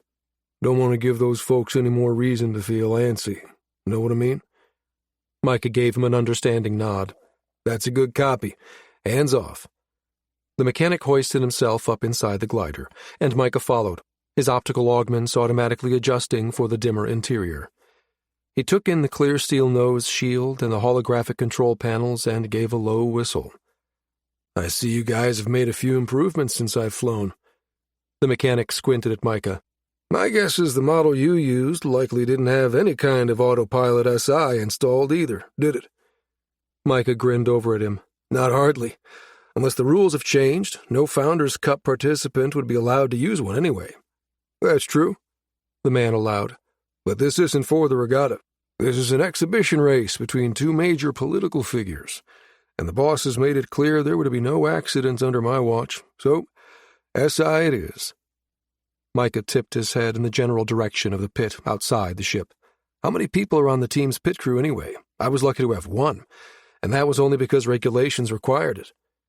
The mechanic shot him a sardonic look. 3 from Douglas, on site at all times, and then your Navy has sent some young upstart to check over our work, make sure we don't do anything stupid." Micah grinned at the man's peeved tone and jerked his chin in the direction of the pit. "That girl out there? Looks awfully young." "She'd kick your ass if she heard you calling her a girl." Micah sent Jonathan an annoyed mental grunt. "Shut up, I'm playing to the audience here." Unaware of the mental exchange going on around him, the mechanic scrubbed at his stubble, considering Micah's words. "Those were my first thoughts, but she's already elbow-deep in grease. Girl knows what's what, too. I have to admit, she's the first Navy mechanic I've ever seen who's that capable at that age." Micah hid a smile. "Don't tell the Chief Warrant that," Jonathan warned. "It'll go to her head." "Nah, Alvarez will keep her ego knocked down to proper size." Jonathan laughed. "He brought her into the program. She's his responsibility. Isn't that what Thad said? Like a foundling under Gabe's care? Dare you to tell her that to her face?" Jonathan sent him a look of mock terror. "Not sure about you, brother, but I value my life."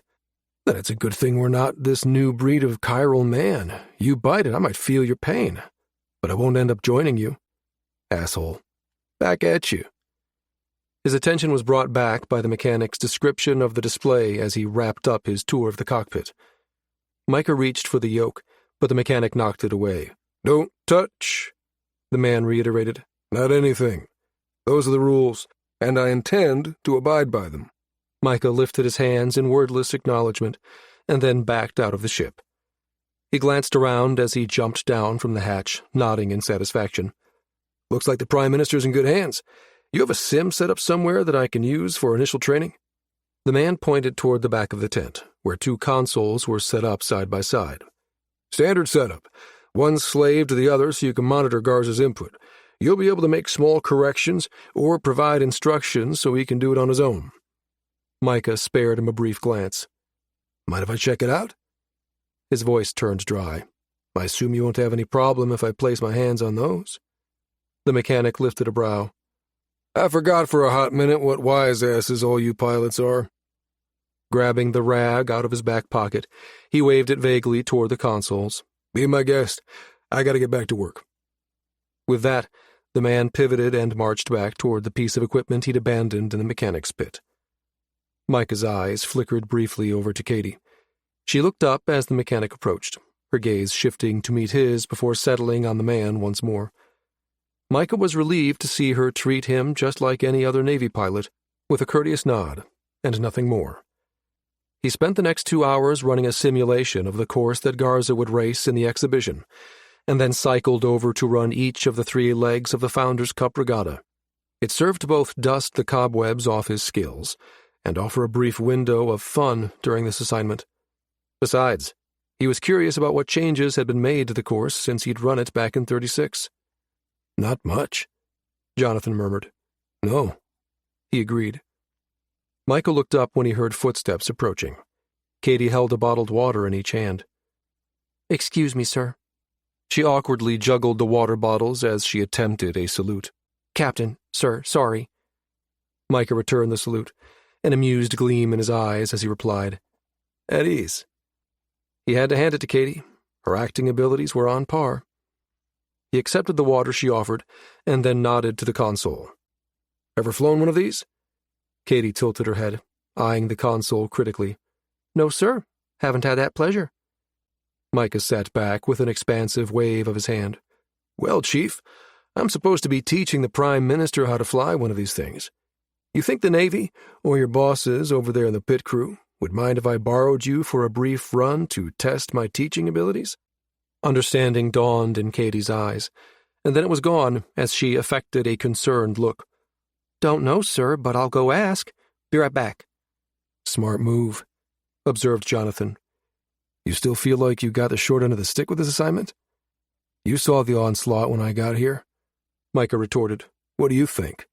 I'll face the same thing when I leave, and then a repeat performance every day until the end of the regatta. Not to mention the fact that Cutter basically painted a big old target on my back that says, 'Hey, Acadians, come get me.'"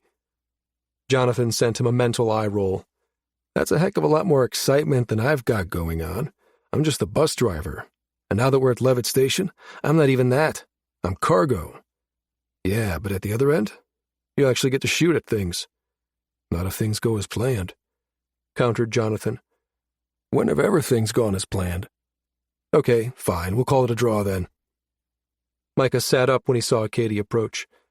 "Looks like those Douglas mechanics have approved her as my guinea pig. Ought to be fun. Katie's going to take to that like a duck to water." "She will," agreed Micah. He signed off with Jonathan as Katie came to a stop in front of him. "Well?" he asked. "All yours, sir, at least until shift's end." "Great." He patted the seat beside him. "Web in, and let's get going." He held the webbing out so that Katie would be forced to take it from his hand. When she did, a direct peer-to-peer connection snapped into place between them. It allowed them to bypass the firewalled network, hiding their conversation from the protection detail. Micah kept up a stream of general information, which Katie interspersed with nods and ahas as they went along. The chatter was simplistic enough to allow them both to focus on the real exchange happening over their wires. "Got anything to report?" she asked. "Not much." Katie made a mental face, turning her head to look at the starglider. "We're going to have to sneak in after the mechanics have left if I'm to plant a tracker on that ship. They won't let me near the thing." Micah grimaced slightly as he reached into the console and activated it. "Yeah, I didn't dare try anything while your boss gave me the tour." "Did you see them sweep the ship after you exited?" she asked. "No, But that just proves my point. You can't fault them for doing their jobs. Katie blew out an annoyed breath. Except that some of them are playing for the other team. Wish we knew who. Once she was webbed in, Micah reached for the helmet and a pair of gauntlets that sat in the space between the two consoles. Katie eyed them with some suspicion. Wraparound visor? Why not just use our HUDs? He shook his head.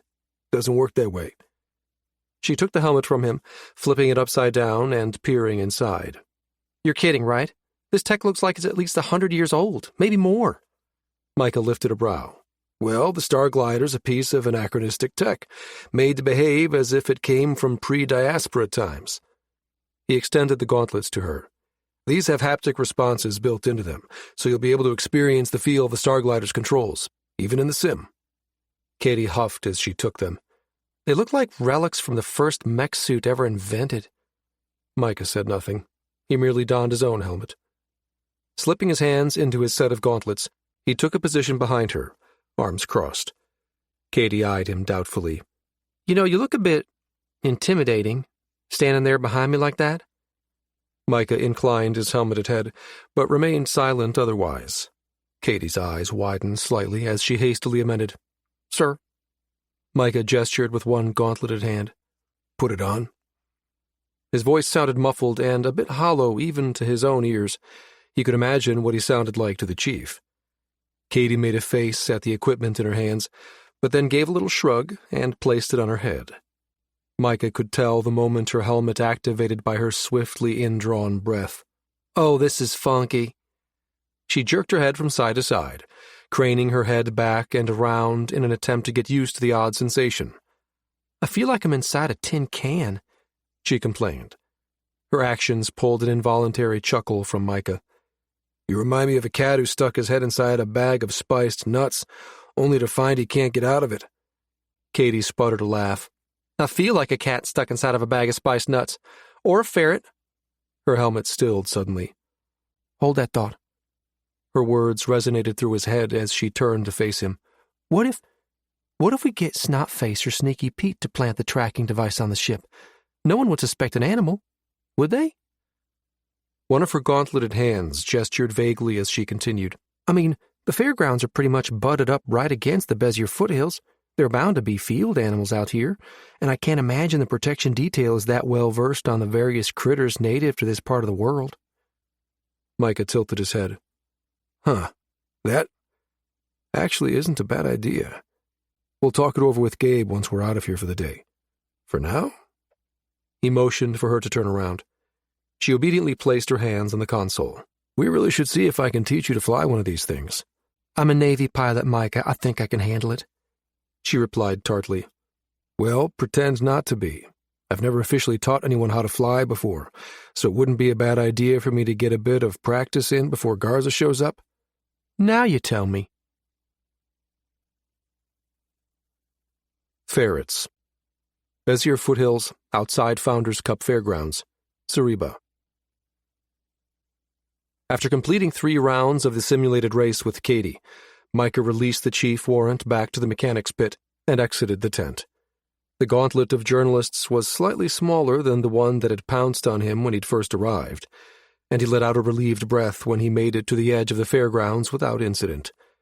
Gabriel Alvarez was leaning against a low fence, a basket of waffle fries in one hand. He popped one into his mouth and straightened when he caught sight of Micah. Snagging a napkin from the pile underneath the boat-shaped paper container, he handed the snack over to Micah, who accepted with a smile of thanks. You done for the day? Gabe asked. Looks like, Micah said. He glanced over his shoulder at the sea of tents he'd just left. You get a chance to wander through and see the sights, or were you stationed outside the perimeter? Alvarez chuckled and nodded at the fries in Micah's hand. Where do you think those came from? Point. Micah saluted him with one of the aforementioned pieces of fried potato before popping it into his mouth. He fell into step beside Gabe as the other man began an easy stroll along the fence line that marked the event's outer perimeter. See anything worth mentioning today? Gabe shook his head. Nope, not a thing. He shaded one hand against the stadium lighting that had turned on now that the sun had set, and pointed at a graceful, curved spindle nestled against a stand of trees. Boone's on overwatch up there. Micah followed his line of sight. The fairground's tallest permanent structure rose 20 meters into the air. It would serve as the regatta's traffic control tower. Gabe then swung his head back toward the tents. Asha's been strolling around as well. He reached over and helped himself to another fry, and then rested his forearms on the railing as one of the star gliders flew past, ending its evening test run. His eyes didn't leave the ship as it taxied to a stop and then turned toward its team's tent. Sam has the DNA sampling software ready to go, he continued, brushing salt from his hands. You or Hire able to get the tracker planted? Micah settled against the railing beside the other man. Not a chance. That ship's locked down so tight, they're eating coal and crapping diamonds. Gabe slid him a sidelong glance. I see you've been spending too much time with a certain Chief Warrant. Micah barked a laugh. You might be right. Diamonds or not, we still need to plant a tracking device on that ship. Micah nodded, popping another fry into his mouth.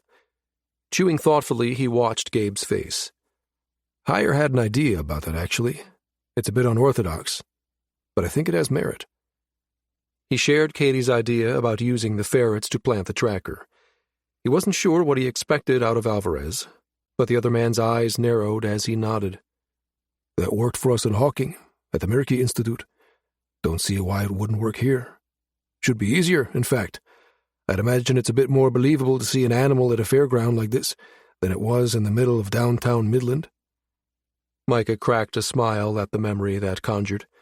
The security detail at the Institute had begun as skeptics, but turned into believers the moment Snotface found the first viral bomb tucked into the ceiling of one of the Institute's lifts. Yeah, getting one of them to the tent won't be a problem. It's inside that we might hit a snag, he admitted. I wouldn't be surprised if security didn't have a stealthed surveillance swarm surrounding the ship. They had all sorts of active shit inside that tent. He licked the salt off of his fingers, folded the paper basket, and shoved it and the remaining napkins into a nearby recycling bin. I can tell you that there was some active jamming going on the minute I entered, he continued as he returned to the fence. Even my wire's optics ended up being slaved to Protective Services firewall. I'm certain it's because they didn't want anyone to see what was really going on in there. Gabe turned to face the parking area. Okay, why don't we set one of the ferrets loose at the edge of the fairgrounds and direct them to the Douglas Washburn tent? Micah nodded and straightened, shoving his hands into his pockets. That'll work. Once he's inside, it's best if he wanders randomly through the tent a bit, too. Sniff around, climb all over shit, plant the tracker while doing it. That way, his actions will look natural. We'll have to run it by cutter, but I think we have ourselves a plan. I had an idea about the DNA, too. I might be able to get it while training Garza, and then we won't have to risk Sam at the dinner. Micah felt Gabe's eyes land on him. How so? You just said they have surveillance everywhere. Micah's mouth kicked up in a smile. The way the training simulators are set up, both teacher and student are required to wear a helmet and a pair of gauntleted gloves. Get me that DNA sampler inside a Faraday sheath, and I'll coat the gloves with it. When we're done with our first session, I'll extract it from the gloves after he's worn them. If you're caught smuggling that DNA tech, you're going to have some explaining to do, warned the other man. Gabe pushed away from the fence and clapped him on the shoulder. Come on, let's head back. We'll set up Operation Ferret as soon as we get to the base. Let's plan to head down, with ferrets, at 0300. The Bezier foothills were shrouded in the nocturnal silence of the wilderness. It made arrival by shuttlecraft problematic. Sound carried far in the crisp night air over the plains.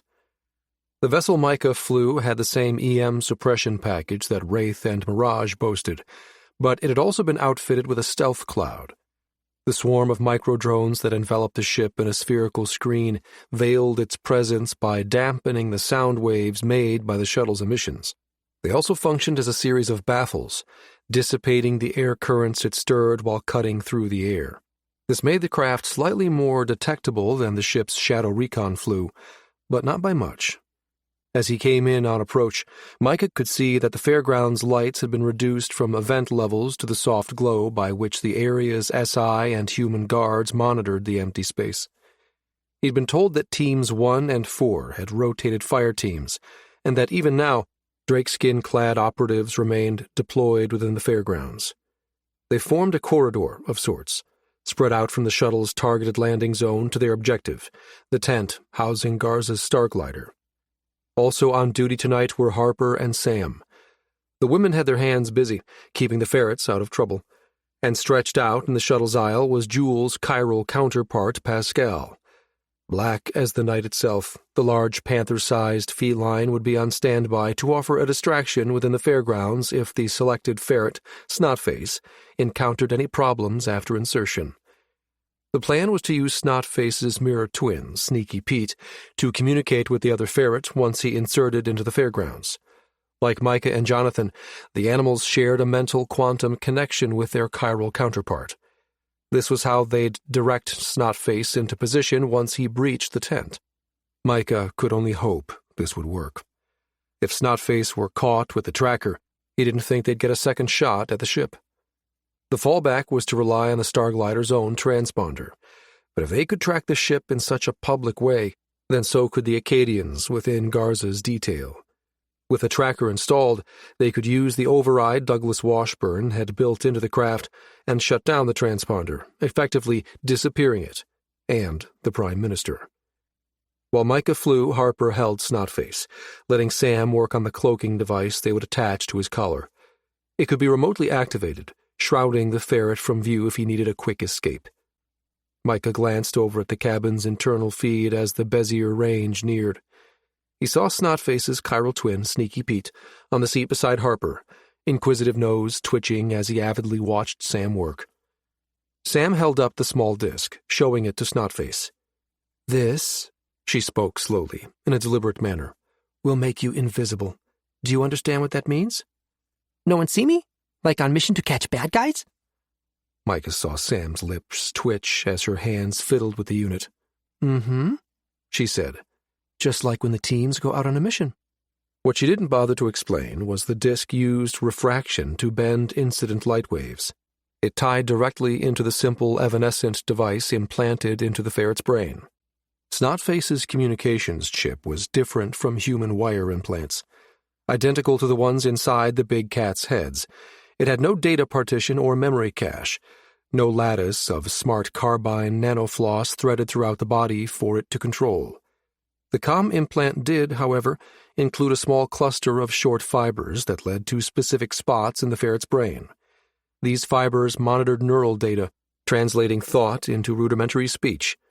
That data also happened to register certain other neural activity, neurons that controlled the ferret's motor functions. When these neurons fired, sending messages to Snotface's limbs, the implant's feed allowed the device in Sam's hand to predict which way the small mammal was going to move and where he would place his limbs. It would then direct a magnetically controlled cloud of light-bending chaff to cloak the animal's movements. It wasn't perfect. In strong light, a wave-like ripple would outline Snotface's form whenever he moved, giving away his location. But in the fairground's shadows and the minimal lighting of the tents, Snotface would blend in with ease. Sam sat back. "There, that should do it." Micah returned his attention to the shuttle's flight controls, their destination looming large in the forward holo. Disengaging the vessel's SI, he took full manual control, setting the shuttle down at the mission's landing zone. Sheltered as it was in the lee of a hill, and with its own passive stealth activated, the ship should remain undetected. "We're here," he sent over the ship's net to Major Reed and the team, seated aft of Sam and Harper. His words were met by a chorus of mental voices as he placed the vessel in standby mode. Unwebbing from his pilot's cradle, he rotated to face the cabin. He nodded to Major Reed as she made her way to the front, and then met Sam's eyes. "You ready?" She nodded. "Is he?" She nodded again. He looked down at the small animal. "Snotface?" The ferret jerked around at the sound of his name, the motion accompanied by an inquisitive noise. He squirmed in Sam's arms, and when she released him, pattered over to where Micah sat, swarming up into his lap. Despite the fact that they'd been enhanced by the same crazed scientist who had brought him to life, Micah knew the ferrets still didn't have a comprehension level, or attention span, greater than that of a young child. He also knew this bothered Major Reed. It concerned him too, truth be told, but he'd seen Snotface's performance in the hawking habitat, up close and personal. He knew the ferret could do it, if they could just impart the seriousness of the situation to the animal. Micah lifted Snotface up and stared into his eyes as Reed stopped beside the first row of seats. "You got this, little guy? You understand what you need to do?" Snotface's whiskers twitched, and he reached one paw up to swipe at his muzzle in a washing motion. After a moment's contemplation, he replied, Put little shiny piece on big shiny ship. Micah resisted the urge to sigh as he settled the ferret in his lap. He looked over at Harper and made a motion with his hand. She dropped the tracker into his open palm. "That's right. Put little shiny piece onto big shiny ship." He held the small tracker between thumb and forefinger. "This thing is your small shiny. All you have to do is place it on the ship, just like we practiced. Remember?" He mimed placing the tracker against the shuttle's bulkhead. "You get it up there, and we'll do the rest. Place little shiny on big shiny." Then I get to keep? No. He exhaled a short, frustrated breath, his fist closing on the tracker. "Little shiny has to stay where you put it." Snotface's nose crinkled, and he reached a small paw toward the device. Reed's voice cut in. This isn't going to work. "Yes, it will," Harper protested, pushing to her feet. "Wait." Micah shot his hand out in front of him as an idea struck him. He reached into the pocket of his flight suit and pulled out the challenge coin he'd been given when he'd first achieved his captaincy within Shadow Recon. Focusing once more on the ferret, he held up the coin in one hand and the tracker in the other. "You put the tracker on the ship like we discussed, and when you get back, I'll give you this shiny instead. Deal?" The ferret reached for the challenge coin with both tiny paws. Gimme, want to see." "Nope." Micah palmed the coin, wagging his finger at the inquisitive ferret. "You don't get the new shiny until you put the little shiny on the big shiny." Reed groaned. "Is this giving anyone else a headache?" one of the operatives on Team 2 said over the net. Micah ignored the voice, his attention fully on the creature in his lap. The ferret's eyes turned calculating, and Micah could practically see the thoughts whirling inside his little brain. Okay. Deal. Micah's eyes slid shut, and he released another soundless breath as he set the small animal down onto the deck. "He's all yours," he told Harper, feeling as if he'd just won a hard-fought battle. He ignored the laughing look the analyst shot his way as she pulled Snotface into her arms. She reached up to activate the cloak that would hide the ferret from the view of the guards monitoring the fairgrounds, and in a blink, Snotface disappeared. Harper stood, nodding to Reed. "We're ready, Major." Reed's lips compressed, but she refrained from further comment. Pivoting on her heel, she led the way aft to the open hatch, then flicked her finger at the hunting cat. Pascal chuffed quietly and rose from his haunches, padding behind her. As he passed one of the operatives from Team 1, the man bent down to activate the cloaking disc attached to the cat's working vest. The material was made from the same camouflage material used to create the team's drakeskin suits, which would afford the animal protection against stray gunshots. Like Snotface, Pascal's disc was tied to the team's combat net, so when the cat disappeared from view right before Micah's eyes, the feline's location popped up on his HUD, the blip generated by IFF code embedded inside identifying him as a friendly. A slight ripple gave away his movement under the shuttle's harsh interior lighting as Pascal slipped into the darkness. Harper handed Snotface over to one of the team members, who was suited up and ready to depart. "You'll take him all the way to the outside of the tent?" The man nodded briefly in response. Harper stepped back with her own nod, and then melted into the background while Major Reed gave the team their final instructions. Micah saw each member of the fire team doing last-minute weapons checks, then heard them sound off over the combat net before activating their own drakeskin suits and disappearing from view. "ETA 10 minutes, one reported. Micah exchanged a glance with Sam, turning back to the shuttle's cockpit. He pulled up the various feeds coming from the drakeskin suits of the team advancing toward the tent and tossed them up onto the ship's forward screen. As he cycled through them, he paused on the feed of the operative carrying the ferret as the man stopped at the edge of the tent. He saw the figure crouch, setting Snotface on the ground. Then the man pulled out a knife and went to work digging at the hard-packed dirt beside the tent, careful not to touch its canvas sides. Sensors woven into the material would alert those guarding the tent if it was disturbed. By gaining entrance this way, it would look like the ferret had burrowed his way in, which would explain to anyone who might catch sight of the creature how he could have evaded detection. "In you go, little one," they heard the operative say as he stepped back.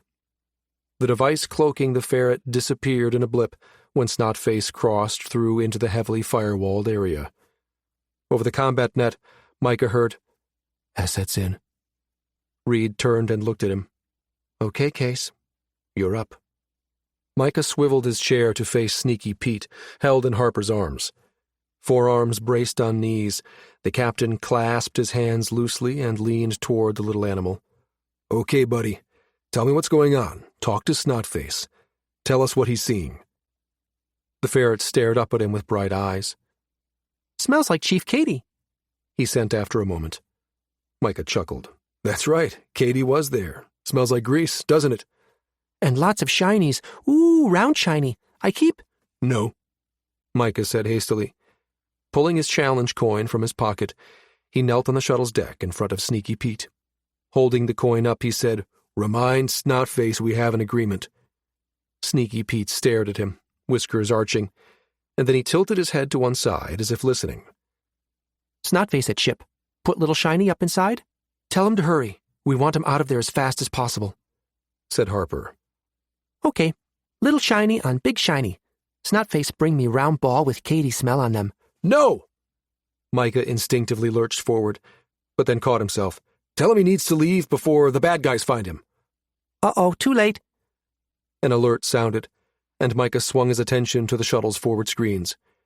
There he saw several figures converging on the tent. Reed stiffened. Something must have tipped them off. Micah's lips thinned as he looked up at the Major with a brief nod. "We knew that was a possibility, the way they have that tent locked down. If they find him, the worst that can happen is—" "The worst that could happen is they'll kill him," Harper interrupted. Her hands tightened around Sneaky Pete. "Tell him to run, Pete." At her sharp words, the ferret in her arms began to shiver, eyes wide and ears flattening. "They hurt Snotface?" Micah grasped Harper's arm and gave her a warning headshake. Leaning forward, he brushed a hand over Sneaky Pete's head. "We won't let that happen," he reassured him. "But to protect him, we need to get him out of that tent. Do you understand?" The tension from the humans was bleeding over to the creature, who was now vibrating with fear. "Come on, buddy," Micah urged. "You can do this. Tell Snotface to get back to the tunnel they dug." Pete chittered nervously. "Bad men chase! Bad men in tent! Snotface scared! Hurt!" Harper gasped. "They're firing at him?" "Pascal!" Micah interrupted. "I need that diversion." The ripping snarl of a Cereban hunting cat in full tracking mode ripped through the open plains. A jumble of voices sounded over the combat net, the sound eliciting startled exclamations from the team's operatives, despite being forewarned. A quick glance up at the shuttle's forward screen told Micah it had done the same to the opposition. Icons moved erratically. Agents jolted into action by the hunting cat's savage cry. "Pascal!" Micah barked. "Again!" Another feral roar sliced through the night, the sound chilling in the dark. Micah could almost taste the confusion and terror the panther-like animal evoked as the icons on the feed began to scatter. He turned back to the ferret. "Sneaky Pete?" The ferret reached up and patted Micah on the chin. "Snotface back outside now." Micah exhaled and glanced back up at the Major. Her eyes were defocused. He could tell she was speaking privately on Team 1's combat channel. After a moment, she looked down at him, jerking her chin in a brief nod. "Asset has been contained, cloaking device reinitialized. The team is en route to the LZ." Reed shifted and crossed her arms, a look of grudging admiration playing across her face. The expression was subtle, easily missed. "I have to admit, I didn't think that would work." It almost didn't. Micah rocked back on his heels and pushed to his feet. It's not a success if they find it. We have to hope that they don't do another sweep before the race. If they do... He sighed and gestured vaguely about. I'm out of ideas. Gate Transit. GNS Mirage, inside Invictus's hold, en route, Calabi-Yau Gate. Jonathan's morning began with Micah's recount of the night's escapades. Dude, that's 2 ferret ops you've completed. You're now the designated ferret handler, he declared. Micah mentally flipped him off, and then groaned, exhaustion clear in his mental tone. I gotta grab a few hours sleep before I meet Garza.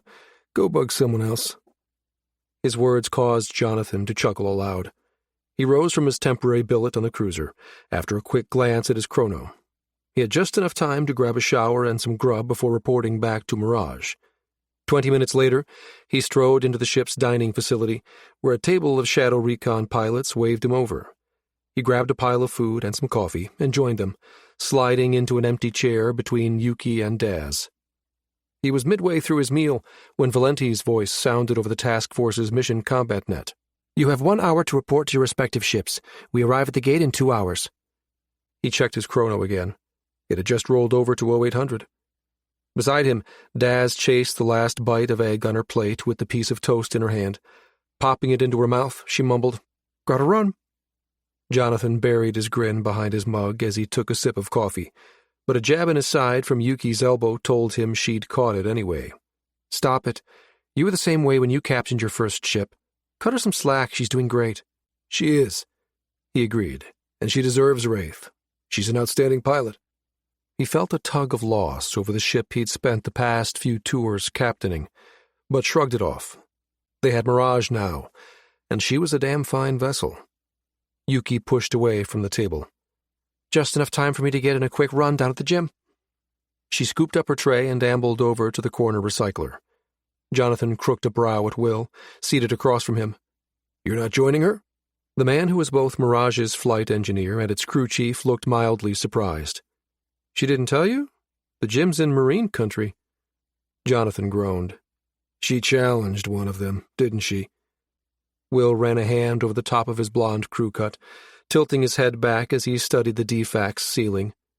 Maybe? Jonathan resisted the urge to grind his teeth. Do I need to go bail her out?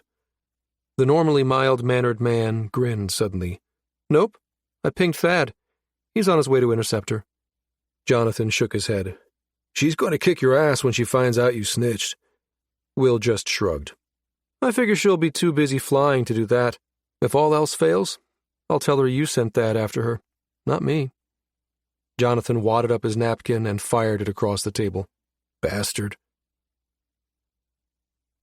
Within half an hour, everyone was back on board their assigned Shadow Recon vessel. Jewel was in her crate, and the flight crews were at their stations and webbed into their seats. Will patched the feed from Invictus's sensors onto Mirage's forward screens. From his seat beside Elle in Mirage's cabin, Thad had a front-row view. He found himself unable to look away from the Calabi-Yau Gate's otherworldly glow as the cruiser approached the front of the queue. A flash heralded a fresh cycle as another ship readied itself to transit. Thad sat mesmerized as the vessel crept forward until it was seized by the wildly coruscating extra-dimensional light given off by the compactified brains in the center of its maw. It disappeared in a blink, collapsing into blackness, as the next ship advanced slowly into position. Third in the queue, announced Will. Yuki, seated to his left, seemed deeply immersed in her connection with the ship and did not respond.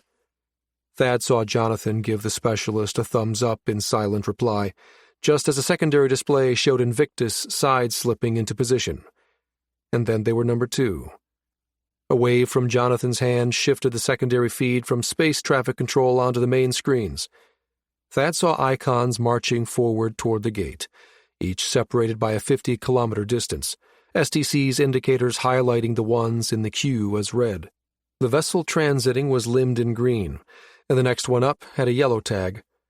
A grouping of 6 tiny triangles on the screen represented their small task group. 3 ships floated in the black ahead of Mirage. 2 were on their 6. Awfully tight there, Hoss. Thad could hear the smile in Jonathan's voice as he replied, Once we get to the other side, they'll spread out a bit. As the countdown clock neared 0, the formation moved into position. When it was time, the destroyers in front of Mirage eased forward and disappeared. Between one instant and the next, Mirage left the Procyon star system and entered Alpha Centauri. After the extra-dimensional lights faded from the ship's main holoscreens, Thad could see the vessels ahead of them engaging thrusters to move away from the gate, clearing the way for the ships behind them to transit. They maintained their loose formation, and once they cleared the area, lit up their fusion drives. Jonathan tossed a glance over his shoulder. That's it, folks. We'll jump the minute we hit the 15 million click mark, about another 2 hours or so. And then? Asked Valenti. Jonathan made a humming sound as he made some sort of mental calculation Thad likely couldn't follow. The customs clearance station's a good 33 AU from here. That puts us at about an hour 20 in Scharnhorst space before we arrive. Thank you, Captain. The colonel turned to Will. All call to the task force. Tell them to stand down. Take a nap, grab some grub, and be ready to go again at... She paused to check her chrono. 1300 ship time. The flight engineer nodded and turned to his console. Jonathan swung around once more, his gaze bouncing between Thad and the colonel. If it's all the same to you, I'd like to take one more look at any fresh data Invictus might have managed to capture before they dump us out into the black. Valenti shot him an inquiring look. Any particular reason why? Thad saw a look of unease cross the pilot's face, but then he shrugged it away. I'd like to take a look at the task force's disbursement once Mirage departs. I know we'll have Micah as a communications conduit to them, but just in case something goes wrong and I can't reach him, I want to know for myself exactly where they're going to be hiding within the straits, in case we need to call for an evac. Thad hoped like hell nothing happened to Micah, but he could see the other man's point. Valenti nodded her understanding. I'll ping the captain and set something up. Regatta. Douglas Washburn Tent, Founders Cup Fairgrounds, Bezier Foothills, Cereba. Michael lurched awake to a piercing sound that hammered through his mind like a bad hangover. He gripped his head in his hands, croaking out, "Alarm off!" With a groan, he rolled tiredly to his feet. Operation Ferret had put a significant dent in his sleep schedule. By the time the unit team had returned with Snotface, it had been well past rack time, and he was feeling it today. Cracking one eye open, he looked blearily around his quarters, his optics automatically cycling to night vision.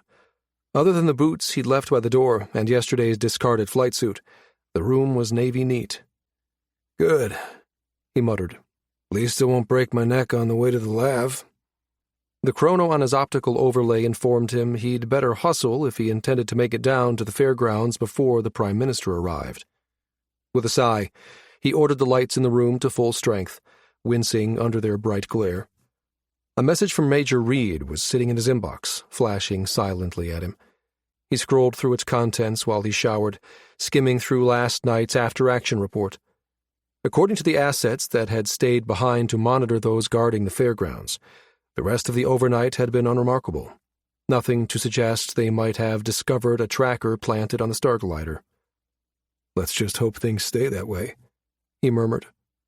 Half an hour later, Micah found himself in the queue for the space elevator, waiting for the next car to arrive that would whisk him down to the surface. He checked in with Jonathan while he waited, but quickly discovered his counterpart was in the middle of a planning session. Deciding to leave his twin to his work, Micah boarded the elevator car when it pulled into the terminal, and then sat back to wait while they dropped to the planet's surface. The shuttle ride to the fairgrounds was equally uneventful, and Micah soon found himself flashing his ID token at the security SI staffing the event's entrance. Only a smattering of reporters greeted him, calling out quick questions as he passed.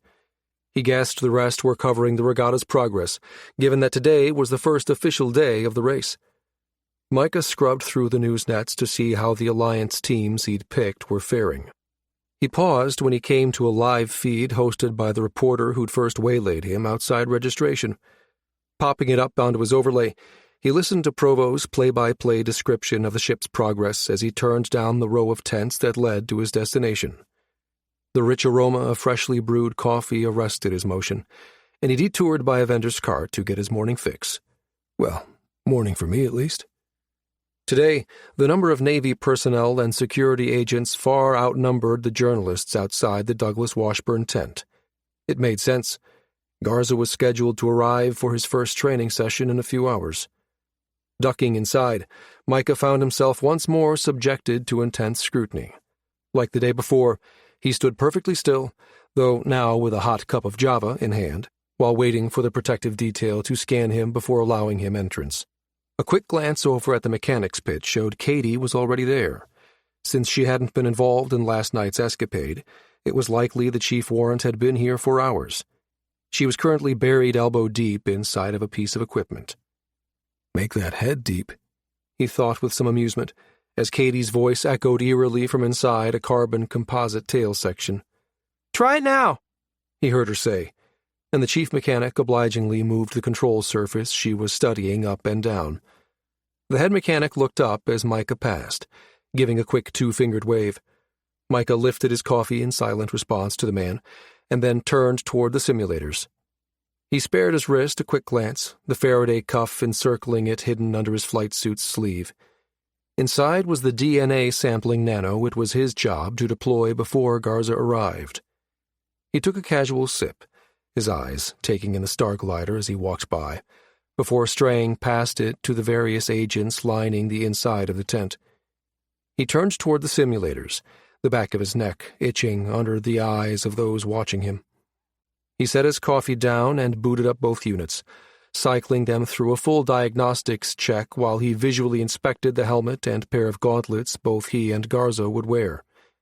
He deliberately ignored his surroundings, giving the impression he was fully absorbed in his task. He slipped a hand inside Garza's gauntlet, ostensibly to test its haptic feedback. After running it through its paces, he reached over to pull it off, right hand casually triggering the Faraday cuff and setting the DNA sampling nano free. The small machines were programmed to handshake with his own wire's data partition once activated. He saw a green indicator light flash briefly on his overlay as they settled, coding the inside of the glove. Satisfied they were in position, he removed his hand, and the light winked out. He maintained his pretense, testing the other gloves in the same way, settling first one and then the other helmet on his head to confirm their interface. He just removed the second helmet when a sound at the tent's entrance caught his attention. A pair of agents entered, taking up positions on either side of the opening, their watchful eyes scanning the interior. Moments later, Garza stepped inside. The Prime Minister nodded pleasantly to the agents stationed inside the tent, before his eyes roamed toward the mechanics pit, and then on to where Micah stood. Taking that as his cue, Micah set down the helmet in his hands and walked over to greet the man, extending a hand. "Mr. Prime Minister, it's nice to meet you. Micah stopped abruptly, dropping his outstretched limb, when the two agents flanking Garza shifted subtly in front of him, barring his way. "Message received. Don't touch the merchandise." Garza pushed the two men gently apart. "You must be Captain Case," he said with a slight smile. Micah clasped his hands behind his back and nodded respectfully. "Yes, sir." The Prime Minister lifted a slightly amused brow and jerked his chin in the direction of the Starglider. "Think you can train an old jarhead how to fly that thing? And in time to beat the President of Anyang?" Micah grinned. "No contest, sir. It'll be a walk in the park." He gestured Garza toward the back of the tent, explaining his helmet and gloves on the way. The Prime Minister accepted the information with a silent nod of thanks, then asked, "So, what's on the agenda for today?" Micah looked thoughtfully at the man, his gaze cutting toward the Starglider in the center of the tent.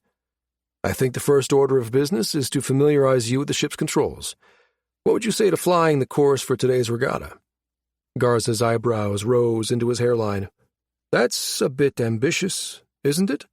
"You'll just be shadowing me," he assured the man. Micah gestured to the simulation units sitting passively against the tent's back wall. "Your hands will be on the stick, don't get me wrong, but there's no danger. It'll give you a good feel for how the ship maneuvers. Plus," He shot a conspiratorial grin Garza's way. "It'll be fun." Garza regarded him for a beat, and then nodded. "You're the boss. What do I do with this?" He gestured to the helmet in his hands. "Put it on." Micah pointed to the display. "It's already booted up and ready to go." He donned his own helmet, its hardware depositing him into the system's wraparound holographic environment. Garza made a fascinated noise, his voice sounding over the communications system built into the Sim's helmet. "For old tech, this is pretty impressive," the man murmured. "Wait until the simulation begins," Micah said, glancing around at the frozen tableau. "It gets better." "This is the first leg of the race, you say?" Garza asked, as he took a seat and Micah flipped through snapshots of the course the racing teams were currently running. "It is. Something tells me there are a few significant differences between what I'll be doing and what they're facing on today's course," said the Prime Minister.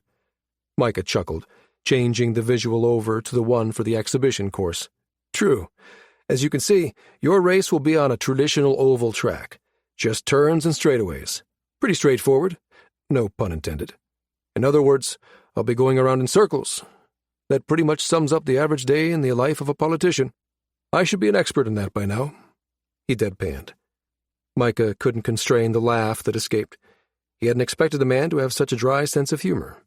"That's pretty much it, yes." He cleared his throat, changing the Sim's landscape once more, and calling Garza's attention back to it. "Here, I'll take you through the first leg of the race. Keep your hands on the controls so you can feel what I'm doing." He began the simulation, taking it nice and easy. After a few minutes, Garza made a pensive noise. "It's been a while since I've been through this part of the country. I forgot how beautiful it is. One of the most scenic places on the planet," Micah agreed. As instructed, Garza's hands stayed on the yoke, riding the controls along with him. When they entered into the gorge, Micah centered the simulated star glider in the middle of the 1-kilometer-wide stretch, and then handed the controls over to Garza completely. "You have the ship." The Prime Minister didn't respond verbally, as an experienced pilot would. He just grabbed the yoke, wiggling it experimentally back and forth a bit. The simulated craft obliged, dipping its nose and then yawing left and right. "It's very responsive," he heard the man say. The surprise in his voice caused Micah to grin inside his helmet. "That's one of the best things about a star glider." Micah took the controls back after a few kilometers and headed back to the fairgrounds. From there, he took Garza through basic takeoffs and landings before showing the man what he could expect in certain situations, such as a power outage, or if he accidentally put the small craft into a stall or a spin. Not that the man would be required to recover from such unusual attitudes. That's what the synthetic intelligence aboard the craft was there to prevent.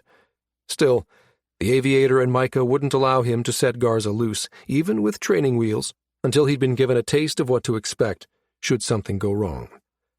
In the short time he'd spent with Garza, he'd sensed the Prime Minister was a man whose first instinct was to gather what information he could about a situation, and let that guide his response. As such, knowing what was happening would go a long way toward putting his mind at ease, should his star glider end up in an odd configuration. In such a situation, the SI would take over, wrenching the craft back into normal flight mode. But at least Garza would know what was going on. The simulation came to an end when the virtual star glider touched down once more at the fairgrounds landing strip. Micah took off his helmet and saw Garza sit back with a sigh. "That was exhilarating." Micah bit back a grin. "I'd agree with that, but it's what I do for a living, so I might be a bit prejudiced. You ready to have a go at that racetrack?" Garza straightened once more. "Let's do it."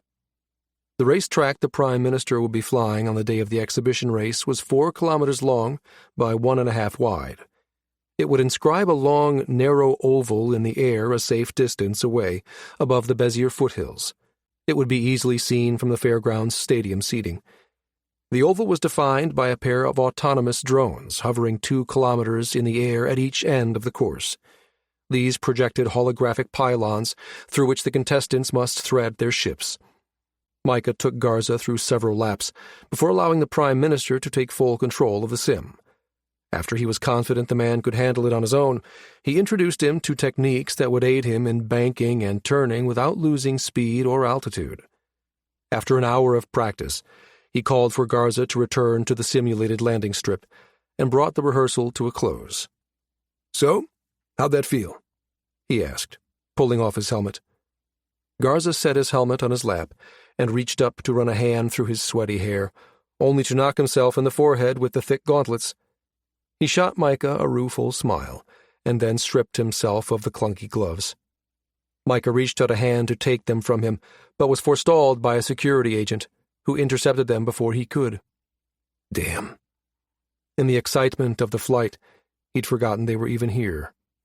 One of them stepped forward and relieved the Prime Minister of his helmet, and Micah ground his teeth quietly while plastering a smile on his face and forcing himself to pay attention to Garza's response. "I think maybe, just maybe, I won't embarrass the Alliance after all," he was saying as he stood. The man gave Micah a grudging half-smile. "Doesn't hurt that I have a former Founders' Cup winner and one of our top Navy assets to train me, either."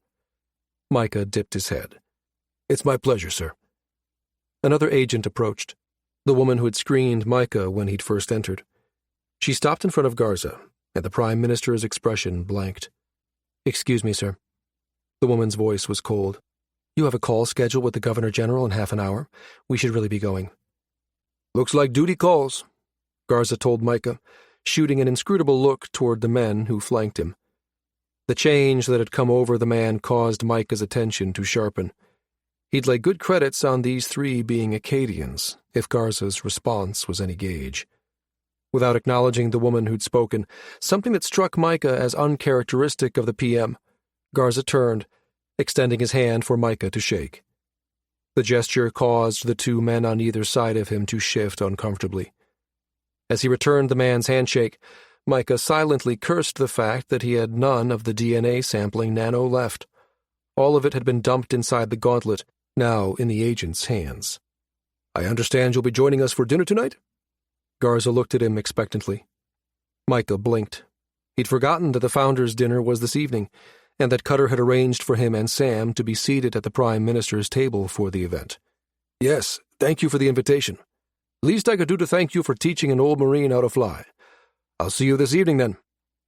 Garza straightened his jacket with a short tug, gave Micah a brief nod, and then turned to follow the female agent to the tent's entrance. Micah saw that the agent had set Garza's equipment beside the simulator. He decided it was worth one more attempt, and after racking his own helmet and gloves, reached for the ones the agent had set aside. The man stepped forward to intercept him. Pretending ignorance didn't work, when Micah shifted to move around him, the agent countered the move, making it clear that Micah would not be allowed near Garza's equipment.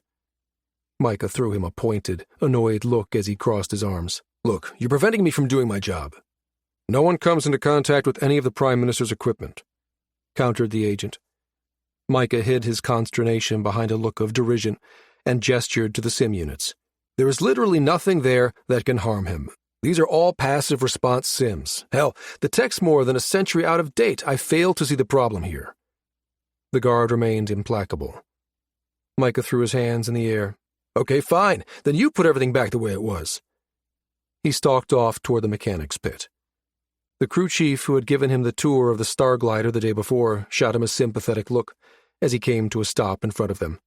"Don't take it too hard," he said in a low tone with a look back toward the agent. "Rumor has it they found something in the tent overnight. They've been a bit jumpy ever since." Does he mean Snotface? Or something more? Micah adopted a sardonic tone to hide his trepidation. "Not my fault they didn't do their jobs. Don't see why he had to take it out on me." The mechanic grabbed a flathead screwdriver and began picking grease from beneath his fingernails. Tilting his head thoughtfully, he mused, "I might not be Alliance Navy, but I've been around plenty of bosses in my time." He chuckled darkly. "Someone screws up by the numbers. After they get done being chewed out, they always find someone else to take it out on. Know what I mean?" The truth of the man's statement startled a rueful laugh from Micah. "Yeah," he admitted. "Been there." The mechanic motioned toward the back of the tent. "Leastwise, sounds like your protest about getting things cleaned up got through to them. They're checking the systems out like good little soldiers." That last prompted Micah to glance at the sim units. He forced a chuckle at the mechanic's words while inwardly cursing. He suspected that they were doing a bit more than just putting the equipment back where it belonged. He had a feeling he'd better get out of here before they found something he'd really rather they not, like DNA sampling Nano. Well, he gave the mechanic a casual wave. Guess my work here is done for the day. Be seeing you. He angled for the entrance to the tent, breathing a little easier after exiting into the bright sunlight. The minute the combat net snapped back into place, he contacted Gabe to update him on the situation. Damn it. Not only did he fail to retrieve the DNA, but he was certain he'd been made.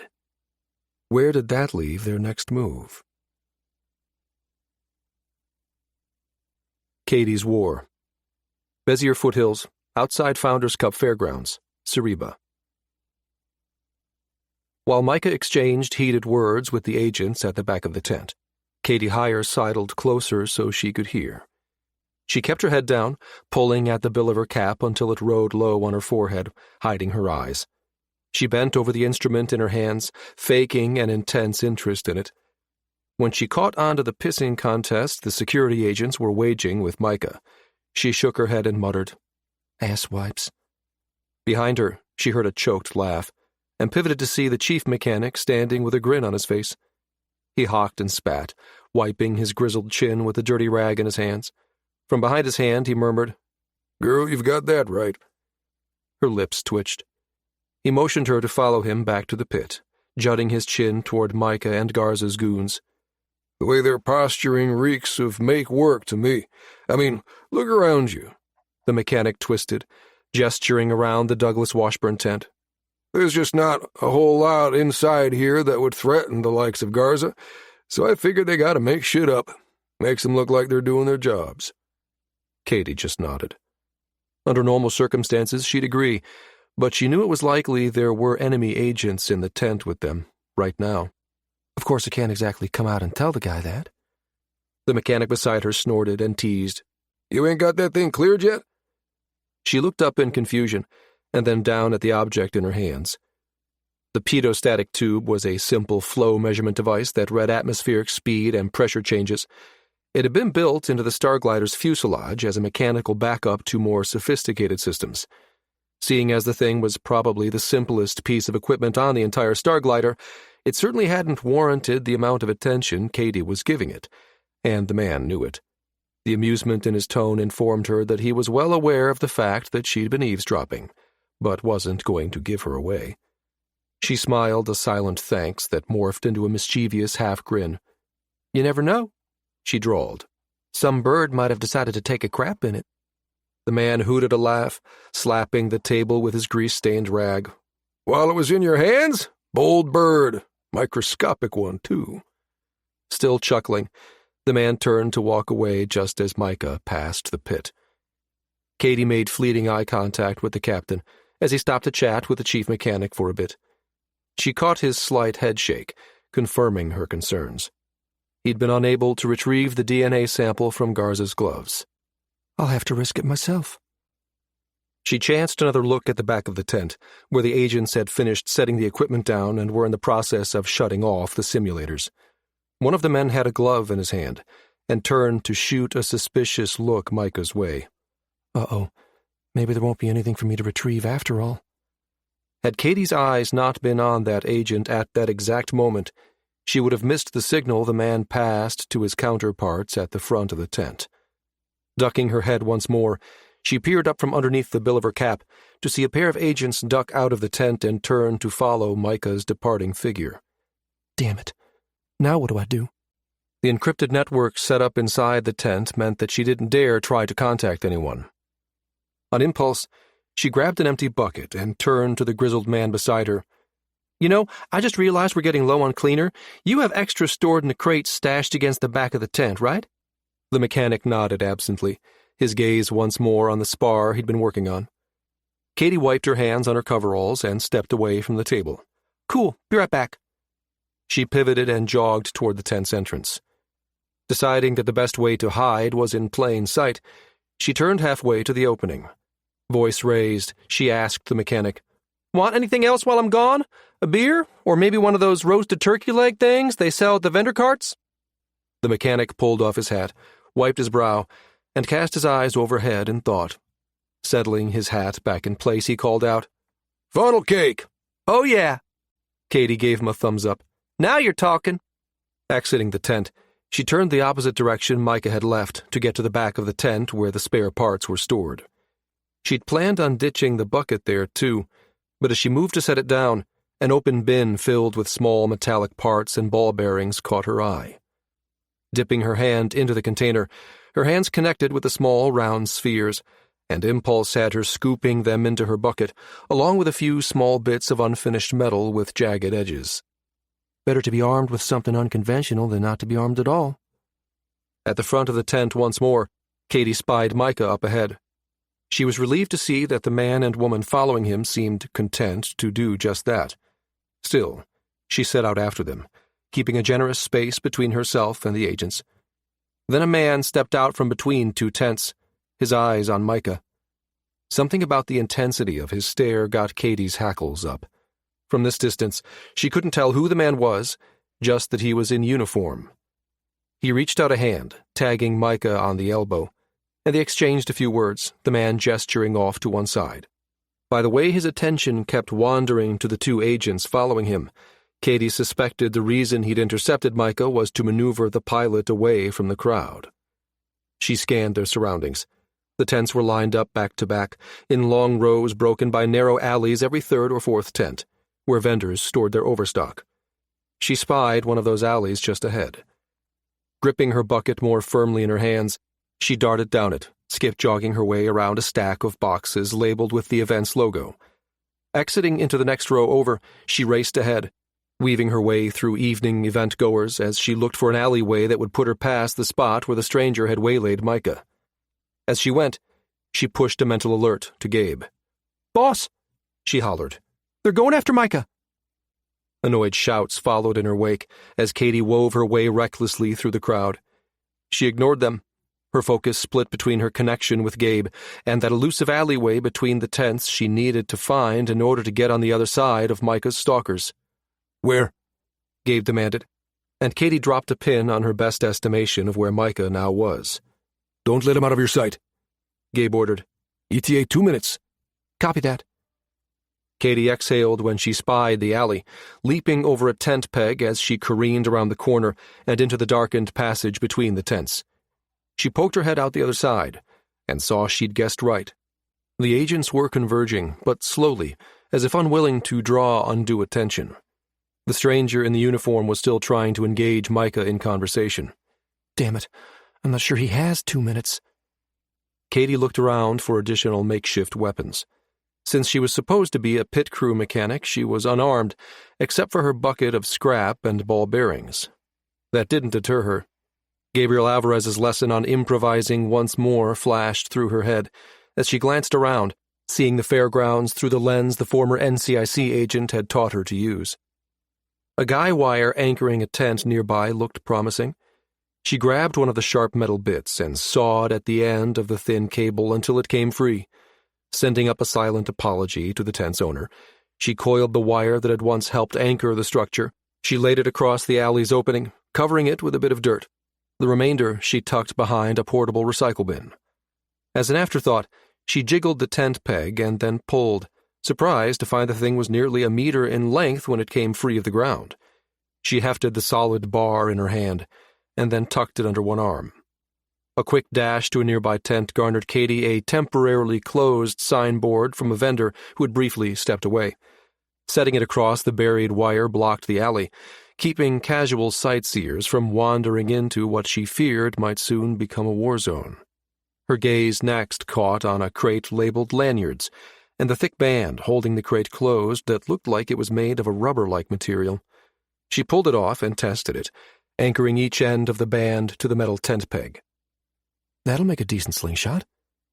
Battlefield laid, Katie tucked the bit of metal she'd used to slice the cable inside her coverall's pocket.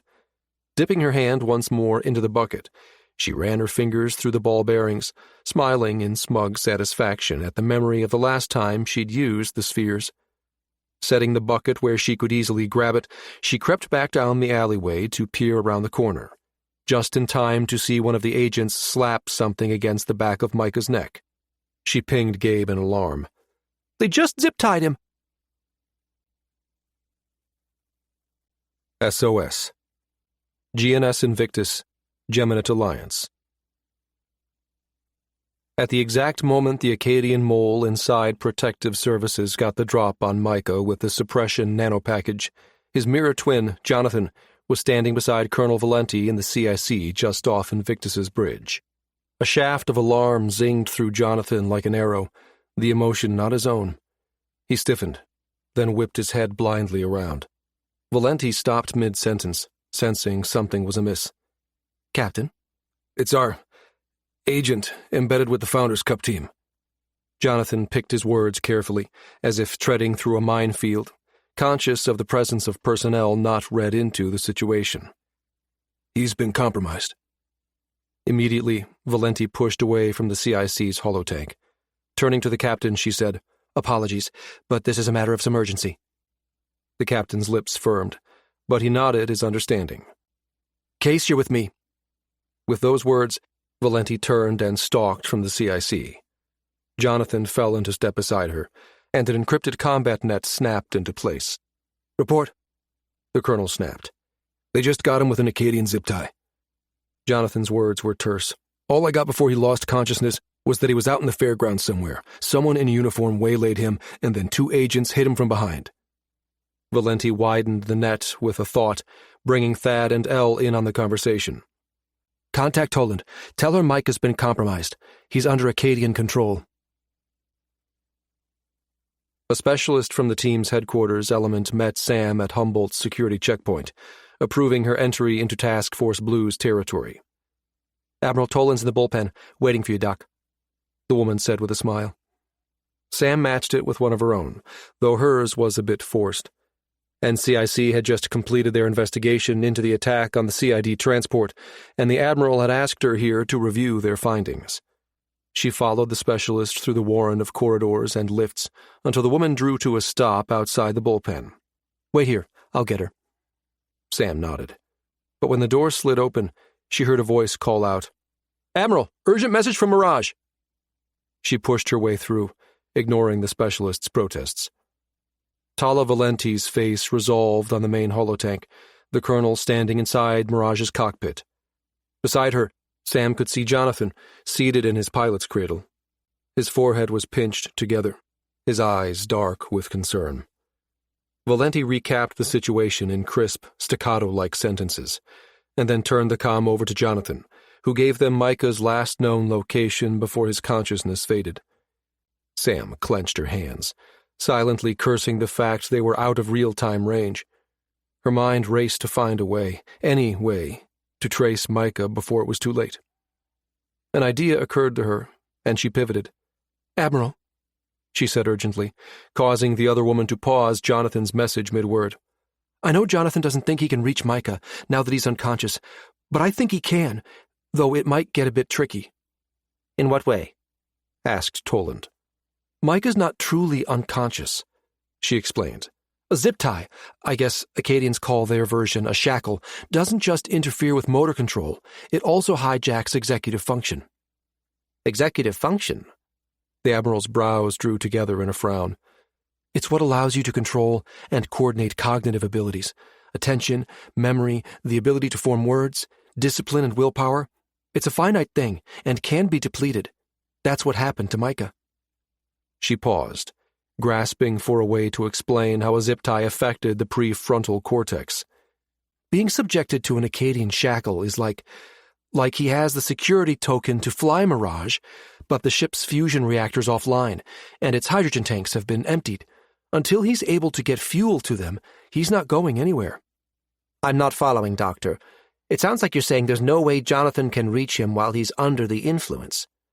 Sam held up a finger. Under normal circumstances, you'd be right. They can't connect if one of them is unconscious, but they can still sense one another. Her hand dropped, and her voice sped up, excitement coloring it.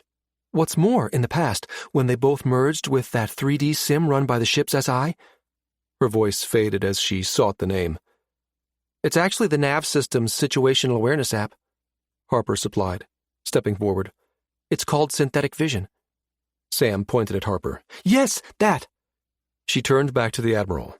When they merged with Wraith's synthetic vision system, this strange synergy happened. She began to pace as she ticked off the traits she'd seen the two men exhibit. Their synapses fired faster. Their response times were off the charts, higher than any augmented human, both physical reaction time and mental processing speed. It's possible that if he tries to connect with Micah while merged with the ship, he could trigger that gestalt. You're suggesting he try this now? The Admiral sounded skeptical. They're inside Invictus's boat bay. They can't fire up the Nadir's drives right now. They won't have to, Harper assured her, her voice confident. Just engaging the SI should do it. Don't you think, Doc? Sam nodded her agreement, turning back to Toland. With the SI added to the merge, Jonathan just might be able to punch through the rate-limiting aspect of the shackles. Lend Micah some of his own resources, if you will, or at least get him to share his location. Toland nodded. It's worth a try. We can't allow Micah to fall into the hands of the Acadians. She turned to the communications agent, who'd been standing off to one side, waiting for instructions. Recap that for Jonathan. The man nodded. On it, ma'am. Jonathan kept pace with Colonel Valenti as they raced down Invictus's long corridor. Can you feel him? The colonel slid him a quick glance. Yes, but it... His words faded as he struggled to find the right ones. It's foggy. I can tell he's there. I can feel his presence, but that's about it. They just made it to the lift when Will pinged them. Got a response from the Admiral, ma'am. The flight engineer followed his words with the recorded file. Valenti shared it with Jonathan as they stepped inside the lift, and it whisked them down to the boat bay's level. Admiral Toland's voice came over the wire first. All assets have been contacted and are converging on his last known location, but we'd like Captain Case to help us pinpoint it. Her voice was replaced by Sam's. Jonathan, I understand you can't communicate with Micah while he's unconscious, but I think you can still locate him. Jonathan shook his head. That's the one thing we've found that weakens with distance, ma'am. The closer we are, the more precise. Sam's recorded voice overrode his protests. Hear me out on this. Try to initiate a gestalt. I know it's a long shot, but you have to try. Spool up Mirage's synthetic vision system, and then reach out to Micah while you're merged with the ship. Even though he's not conscious, the thread's still there. Lean into the connection a bit. See if you can magnify it. Valenti looked over at Jonathan, raising her brows in question. He nodded. That could work. They hit the boat bay at a run, arrowing toward the Nadir's extended ramp. Bring up Mirage's SI, Jonathan called out as he hit the top of the ramp. Yuki pivoted in the co-pilot's cradle, dipping her hand into the cockpit's holographic console. Better warn Invictus, Nina counseled. Last thing we need is for someone on the bridge to think we're trying to spin up our drives while this cruiser's in flight and the boat bay's doors are closed. On it, Will said, turning to his own console, his hands dancing across its controls. Jonathan slid into his cradle, plunging into his connection with Mirage faster than he'd ever done before. The connection was meant to allow a pilot's consciousness to enter into a form of merge with the ship's synthetic intelligence. It was an odd feeling, doing such a thing from inside a larger ship. He'd certainly never tried it when a ship like Invictus was in motion. The merge faithfully recreated Mirage's immediate surroundings, so instead of the inky blackness of space that he was used to seeing, he got a good view of the cruiser's hangar. He pushed outward, sensors piercing through Invictus's hull, until he was once more surrounded by the comforting familiarity of the void beyond. He reached for Micah, using the synthetic vision system to enhance his connection to his twin. He was still unable to rouse him, but his other self's presence did seem to crystallize inside his head. He turned, seeking Micah's whereabouts in a way not too dissimilar from how a ship's sensors would tune to a beacon. He felt a familiar tug in the direction of his chiral self, and followed the invisible line forward. The thread that connected him to Mirage grew thinner the farther along the line he traveled, but he didn't have time to worry about that. He needed Micah's coordinates, and he needed them now. A sort of a map appeared inside his head, not so much a set of coordinates as it was a ghostly representation of what Micah had seen and experienced that day: the fairgrounds, the tent, Katie's mechanics pit. Until finally, Jonathan saw the vendor tent his twin had been passing just as the shackling app was slapped against his neck. He placed the spark that was Micah's consciousness as a mental overlay on top of the ghostly projection, and his heart rate sped up when he saw it moving. He'd found him. He tried to push the information to Valenti, but his connection to his physical surroundings seemed tinny and distant. He heard the colonel shout at him, but had a difficult time making out her words. He felt her do something on her end, and suddenly the connection between himself and Mirage boosted, doubling, and then tripling in thickness. He again tried pushing the projection to her, willing her to see the blip that represented Micah just as he did. He felt confusion from her end. He had the impression that she was jumbling the images around, not quite certain what to do with them. He dropped a pin on top of the spark that was Micah, ordering his mind to force a correlation, and willing his wire to attach coordinates to that spark. His implant initially refused, unable to resolve their unique chiral connection with a solid data point that its system was familiar with, but Jonathan kept at it until he found something that would stick. He felt more than heard comprehension from Valenti, and then her presence receded. Jonathan once more turned his attention to his twin, his focus extending even more fully until Mirage was once more the thinnest of threads. His action provoked an angry response from the colonel. Again, he couldn't hear her words, but her intent was clear. She was ordering him to retreat. Everything in him rebelled, but then he felt a shock, an electric discharge, and heard clearly her angry words. "That is an order, Captain!" With great reluctance, Jonathan pulled away from Micah until the gestalt between Mirage, himself, and his twin faded. Sam closed her eyes in relief as the telemetry came through. She understood better than most the risks Jonathan was taking on behalf of his twin, yet she couldn't bring herself to regret the man's actions. She stood by, hands clenching and unclenching in a sort of tense anticipation, as Toland relayed the information to Major Reed and the unit teams sprang into action. Toland flipped through several feeds streamed from the Drake suit-clad operators, projecting them into the bullpen's holotank. Sam inhaled sharply when she saw Micah's form walking with an unnatural stiffness that suggested the unconscious man's carbine lattice was engaged and he was being led by his captors through the fairgrounds to an undisclosed location. Teams 1 and 4 closed on the agents, but were still too far away to engage. Then, from out of nowhere, Katie Heyer appeared. Gestalt. Bezier Foothills, outside Founders Cup Fairgrounds, Cereba. Katie watched Micah's eyes roll up in his head the moment the agent slapped the suppression nanopackage on the back of his neck. As his knees gave out, the two agents came up alongside him in a practiced move that told Katie this wasn't the first time they'd done this maneuver. 30 seconds out. Gabe's voice came across. Too long. I'm engaging. Higher, no. Stand down. Chief, that's it. Katie blocked out Gabe's words as she stepped out of the alley and pulled out her makeshift slingshot. Notching the jagged bit of metal at the center of the band, she drew it taut against her cheekbone. Zeroing in on the officer's forehead, she let the small piece of metal fly. It went rocketing through the air, hitting the man in the center of his left eye socket with a satisfying thwack.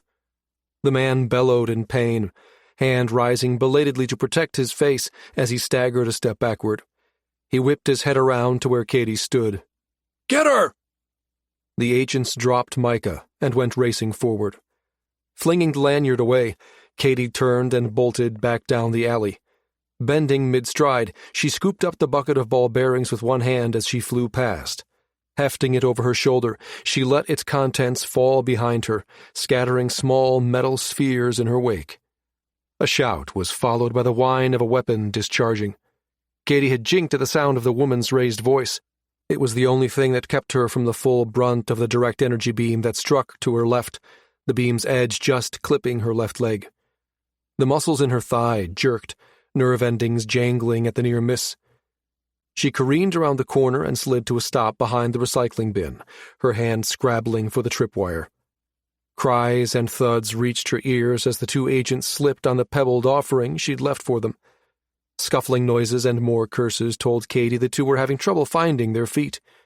She used the precious few extra seconds to change her appearance, flinging off the cap and then ripping the Founder's Cup shirt over her head. Thundering footsteps told her they had cleared the ball-bearing minefield and were seconds away from reaching the end of the alley. Taking up the tripwire cable, she timed their approach carefully, and with a savage pull, jerked the wire taut just as they came flush with the opening. From the narrow slit between tent and recycle bin, she watched as the signboard went flying, cracking the man under the chin. In the next instant, he went sprawling face first into pedestrian traffic, the woman tripping over him as she, too, fell. Katie's HUD alerted her to the presence of two shadowed figures racing around the corner. Wheeling around, she intended to beat it to the back of the tent, but a ping stopped her in her tracks. "It's okay, Chief. Cavalry's here. Good job taking these two down." Micah felt Jonathan's presence prodding at him, and he fought to throw off the effects of the nanosuppression packet that had dragged him into the twilight of unconsciousness. He was dimly aware of a fight happening around him, and yet was utterly helpless to assist. Suddenly, he felt a figure kneel beside him, and an invisible hand smacked a rectification code onto the back of his neck. The code neutralized the subjugation nanopackage, and his consciousness came roaring back. With it came a connection unlike anything Micah or Jonathan had ever before experienced. It thundered into existence, a thing of incredible power. The Micah side of the merge immediately recognized the danger lurking in its depths, and instinctively tried to pull back, but the Jonathan part of the merge latched on with fierce intensity. The Micah half shuddered under the tsunami of thought and emotion that overlaid his own. He staggered under the sensation, oblivious to the fact that his physical body was being bolstered by invisible, drakeskin-clad suits, team operators who had been sent to guard him. He pushed against the gestalt, fighting to tear free. "Pull back!" he yelled into the mental maelstrom. "Retreat!" Slowly, the howling diminished to the point where the Micah part could sense that they were two individual identities once more, inexorably intertwined, yet separate. It suddenly came to him that the gestalt had a distinctly mechanical edge to it. Horror struck as he realized the Jonathan part had nearly subsumed himself within the synthetic vision system in his effort to reach his unconscious twin.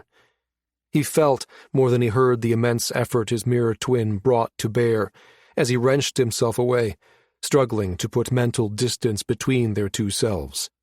The merge surged once more as movement distracted Jonathan/Micah from their efforts.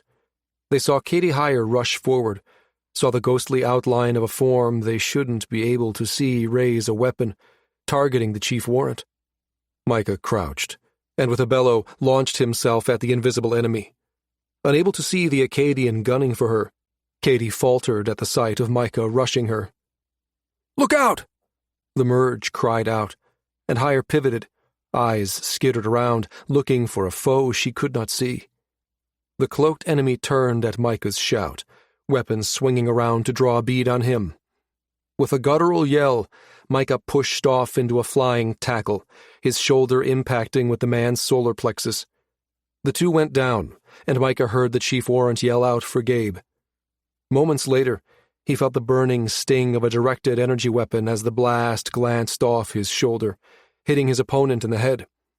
The figure beneath him went slack, and Micah rolled up to a sitting position, slapping at his shoulder with his free hand to try to work the sting out of it. In the back of the merged mind, the Jonathan part recognized that this enhanced vision, the seeming ability to see a stealthed opponent, was something entirely new. Katie stooped, hooking a hand beneath Micah's arm, and hauled him to his feet. "You okay?" Her voice came across the team's combat net. "Yes." But the merge's attention wasn't on Katie. It was on the battle raging around them. Micah's head snapped up, and he called out, "Boone, to your right, 3 o'clock. Alvarez, 2 coming up on your 6. He knew the merge made it difficult for those on the combat net to distinguish between his and Jonathan's voices. Katie shook her head convulsively and muttered, "Damn, but that shit's weird." Training had her placing her back to Micah's as they faced off against what, to the chief, were invisible opponents. Micah glanced at the weapon in her hand. She was brandishing what looked like some sort of short metal pole she'd found somewhere. A tent stake? The Jonathan Micah merge thought. Possibly, they agreed. The only weapon he had at the moment was the weird, enhanced vision that the Gestalt provided. Still, the merge wielded it to their advantage, calling out enemy locations as he assumed an overwatch position over the combat net. The battle itself, though violent, was over in a matter of minutes. When all was settled, Micah bent, ripping the hood from the unconscious man who had gone after Katie. He looked up when Gabe knelt beside him. Never seen them before. He shook his head slightly at the mental echo. This is getting weird, brother. Think it might be time for you to pull out. The Jonathan part of the merge sent mental acquiescence, and Micah felt his twin's mind fade from its altered state, back to the normal presence inside his head. Micah sagged slightly, fighting a sudden onslaught of fatigue. Gabe and Boone caught him, guiding him to the ground as Asha came running toward them, donning a field bracer. That was some talent you showed just now, murmured Gabe, as Asha knelt beside him and began a quick exam. Are you really able to see them, despite the stealth they're wearing? Micah sent his eyes roaming around the immediate area, scanning the figures where they lay. Some were partially uncloaked, their hoods removed. Others... He blinked, and suddenly they disappeared. Gone now. He shook his head and cleared his throat before adding aloud, That's a new one for the books. His voice sounded rusty, like it always did after a Gestalt. I'd say. Gabe eyed him thoughtfully. The Colonel's going to want to hear about this. The Director, too, for that matter. Micah nodded. Not sure it's worth the danger Jonathan put himself in to try it again, though. He's stretched himself pretty thin. He paused, Jonathan sending the impression of Valenti chewing him out. Jonathan tried to hide Micah's awareness of her words, but the verbal punch they bestowed upon his twin echoed in his thoughts. Colonel's pretty chapped about it, too. Gabe's brow lifted in silent query. He went catatonic on them, Micah explained. They couldn't rouse him. Thought they were about to lose him. He blinked, his gaze refocusing on his surroundings. Not an advantage I'd want to press. Not with that price tag, no, agreed Gabe, helping Micah to his feet. Sounds like the Colonel's already aware then, and doesn't approve. Glad to hear it. Gabe took a few steps toward the nearest prisoner. With a booted foot, he gently nudged the woman's unconscious form. As she rolled onto her back, Micah recognized her as one of the agents that had been guarding the entrance of the Douglas Washburn tent. Well, it looks like we've identified at least one of our moles, he murmured. That was one of the two people I saw Garza's agent motion to, Katie said, as she stepped up beside them. She lifted her chin, pointing to another downed figure a few meters away. That's the other one. What about the officer you said you saw, the one who stopped Micah in the first place? Gabe asked. He was dressed in a general's uniform, Micah supplied. Guy seemed familiar, too. Gabe looked at him sharply. You get an idea on the man? Micah chuckled. No, but it won't be very hard to find him. He glanced over at Katie. Just look for the guy trying to hold his left eyeball in. Somebody popped him in the head. Katie grinned, tossing a small chunk of steel in the air with her right hand. Got him right good, too. Last I saw, the asshole was bleeding like a stuck pig and whining like a baby. Gabe nodded, and Micah could tell the man was working hard not to smile at Katie's attitude. Head wounds will do that. He looked around. Anyone see the man the chief warrant nailed? There were headshakes and murmured no's. Then a call came from over the combat net. Just checked with the fairgrounds, sir. Interestingly enough, the security feed from the sector you're in encountered a glitch and is currently non-functional. Great. So we have no record of the incident. Bit suspicious, isn't it? Asked Micah. More than a little. Gabe shook his head. This is really starting to piss me off. Micah lifted a brow, but said nothing, as the other man turned to address the operatives doing the bagging and tagging. Haul them back to base as soon as you're done securing them, Gabe ordered. He motioned Boone and Asha over, and then turned to face Micah once more. They'll escort you and Katie back to the base. Try to stay out of trouble between now and dinner time. I hear you have an event tonight. You feel up for it? Micah frowned. Yeah, I almost forgot. Founders Cup dinner. That gives us one last chance at the Prime Minister before the race. That is, if they'll let me within 2 meters of him after today. He gave Gabe a wry look. Too bad we can't get the event planners to tweak tonight's menu. If they served something with an orange glaze, we wouldn't need a DNA test to confirm Garza's a clone. His reaction would tell us all we need to know. Remembered distaste had him grimacing. Damn stuff tastes like turpentine mixed with pine. At least a chiral taste buds. Gabe's brows lifted at the description. You're right. I'm sure that'd be a hard pass for him. He glanced around, body telegraphing a restless energy at odds with his usual buttoned-down demeanor. Nodding to himself as if coming to an inner decision, his gaze swung back to Micah. Go. I have a man in a general's uniform to hunt, and hopefully at least a few eyewitnesses to find and interview. The Dagger. Sharkhali Correctional Facility and Re-Education Center, Aksu Desert. It had taken the Dagger a full week of careful probing before she traced Clint Janis to a secret research laboratory that Asher Dent had privately funded for the man. The lab had been buried underground, hidden inside the Sharkhali Correctional Facility. It struck her that there was a certain irony to its location. In her opinion, this was precisely where Janis belonged, only as a prisoner. Instead, he freely roamed the halls, treating the place as if it were his own personal playground. She'd contacted a soldier who'd been in her graduating class at the Jungshun Academy. Through the grapevine, she'd learned the man had served a tour as the head of the facility's prison guard. For a price, he'd shown her how to circumvent its security. Out of fear and respect for a member of the Assassin's Guild, he would tell no one of their transaction. Earlier that day, Dasina had dressed as one of the cleaning crew and melded silently into the background, unnoticed by prison personnel. She'd openly walked the facility's halls, memorizing points of ingress, the structure's strengths and weaknesses. That completed, she'd slipped away to change into the stealth Yinshin armor that was her traditional garb. When she returned, she tracked Janis down once more, following silently behind as he stalked irritably down the prison's halls. Something had annoyed him while she'd been gone.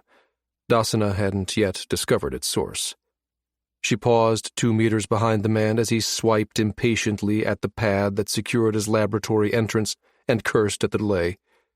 She smiled inwardly, knowing the app she'd applied to the doors earlier was likely the cause of it. The packet was opportunistic. It piggybacked off Janis's ID token, insinuating her own into the lab's security protocol, thus allowing Dasina entrance whenever she desired. She had a feeling it would come in handy in the near future. Dasina slid quietly behind the biochemist as he entered the room, seeking the shadows as she always did. Oblivious to the lethal killer who stood a mere hand's breadth away, Janis tossed the package he'd gone to retrieve onto a countertop filled with equipment the Dagger knew nothing about. All the fucking way up to the fucking shipping department, he grumbled. They couldn't have spared one of their trained monkeys to deliver it to me? The doctor's complaint washed over Dasina like so much white noise, his whine all too familiar from the months she'd spent as his keeper on DeGrasse. She crept silently along the lab's wall, her movements too gradual to even stir the air. The scientist ignored the package, turning instead to a console, above which floated a hollow projection of a timetable with a list of names. While his back was turned, the Dagger positioned herself so she could gain a better look at the package's contents whenever Janis deigned to open it. He wouldn't wait too long. Dasina knew from her own carefully curated network of informants that the package carried the seal of the State Assembly House and had been sent directly from the Premier himself. Whatever was inside would get her one step closer to learning what had passed between Janis and Dent in the Premier's closed-door meeting the previous week.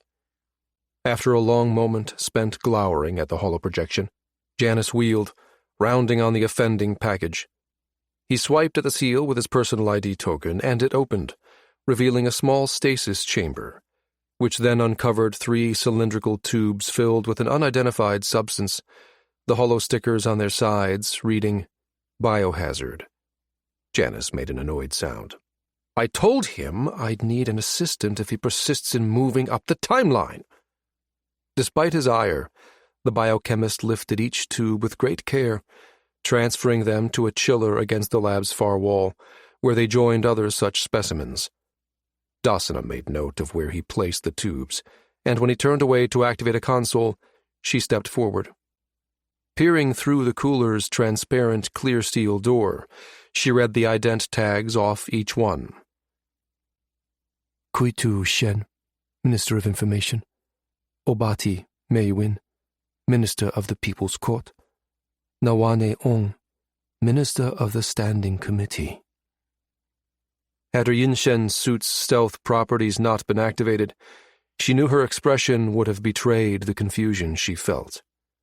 Why is the Premier sending Clint Janus biological samples of these 3 ministers? A shrill alert sounded, and she pivoted in time to see a reminder pop up in the holoscreen of the console where Janus worked.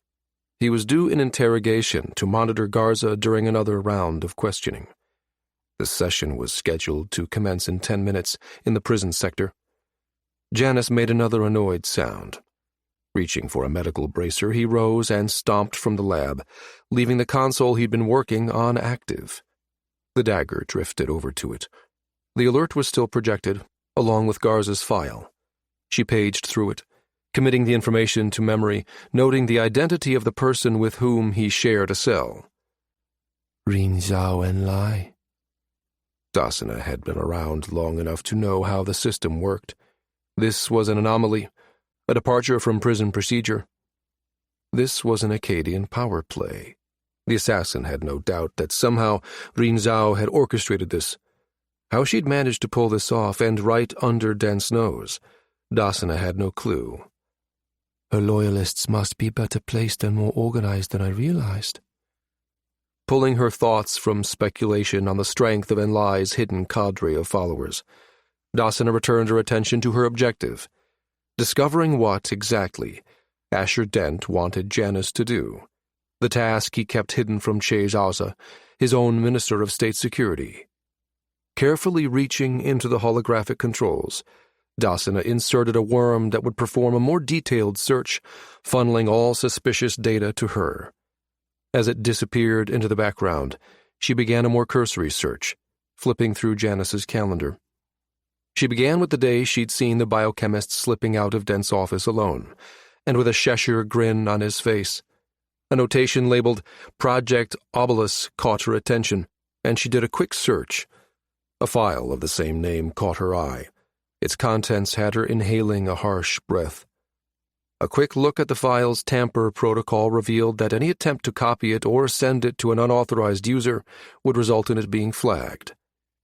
She stifled her annoyance. It wouldn't stop her from recording what she saw on the lab's holo, nor would it keep her from drawing upon her Assassin's Guild training to commit its contents to memory. It did, however, keep it from being used as concrete evidence. Recordings could be fabricated. A secured file's metadata could not. Leaving the worm to its search, she backed out of the system with cool efficiency, looking around the lab one final time. Task complete. She slipped from the room and prepared to exit the prison. She was halfway back to Central Prefecture when a ping over her wire announced the arrival of a secured transmission. It had been delivered to the evanescent version of a dead drop she'd set up for an informant she'd cultivated inside the Geminid Alliance. Opening it, she felt the first stirrings of a plan begin to form. The message warned of Alliance Special Forces operatives landing soon on Eridu. Their mission, to confirm the rumor that the Empire held Rafael Garza prisoner. Attached to the dispatch were the dossiers of the 3 agents. One face in particular stood out. Dasana allowed a small smile to tease at her lips. If Asher Dent was about to embark upon what she thought, then the dagger would embrace an ages-old war philosophy. The enemy of my enemy is my friend. Elodie Sear didn't know it yet, but she was about to acquire a secret partner.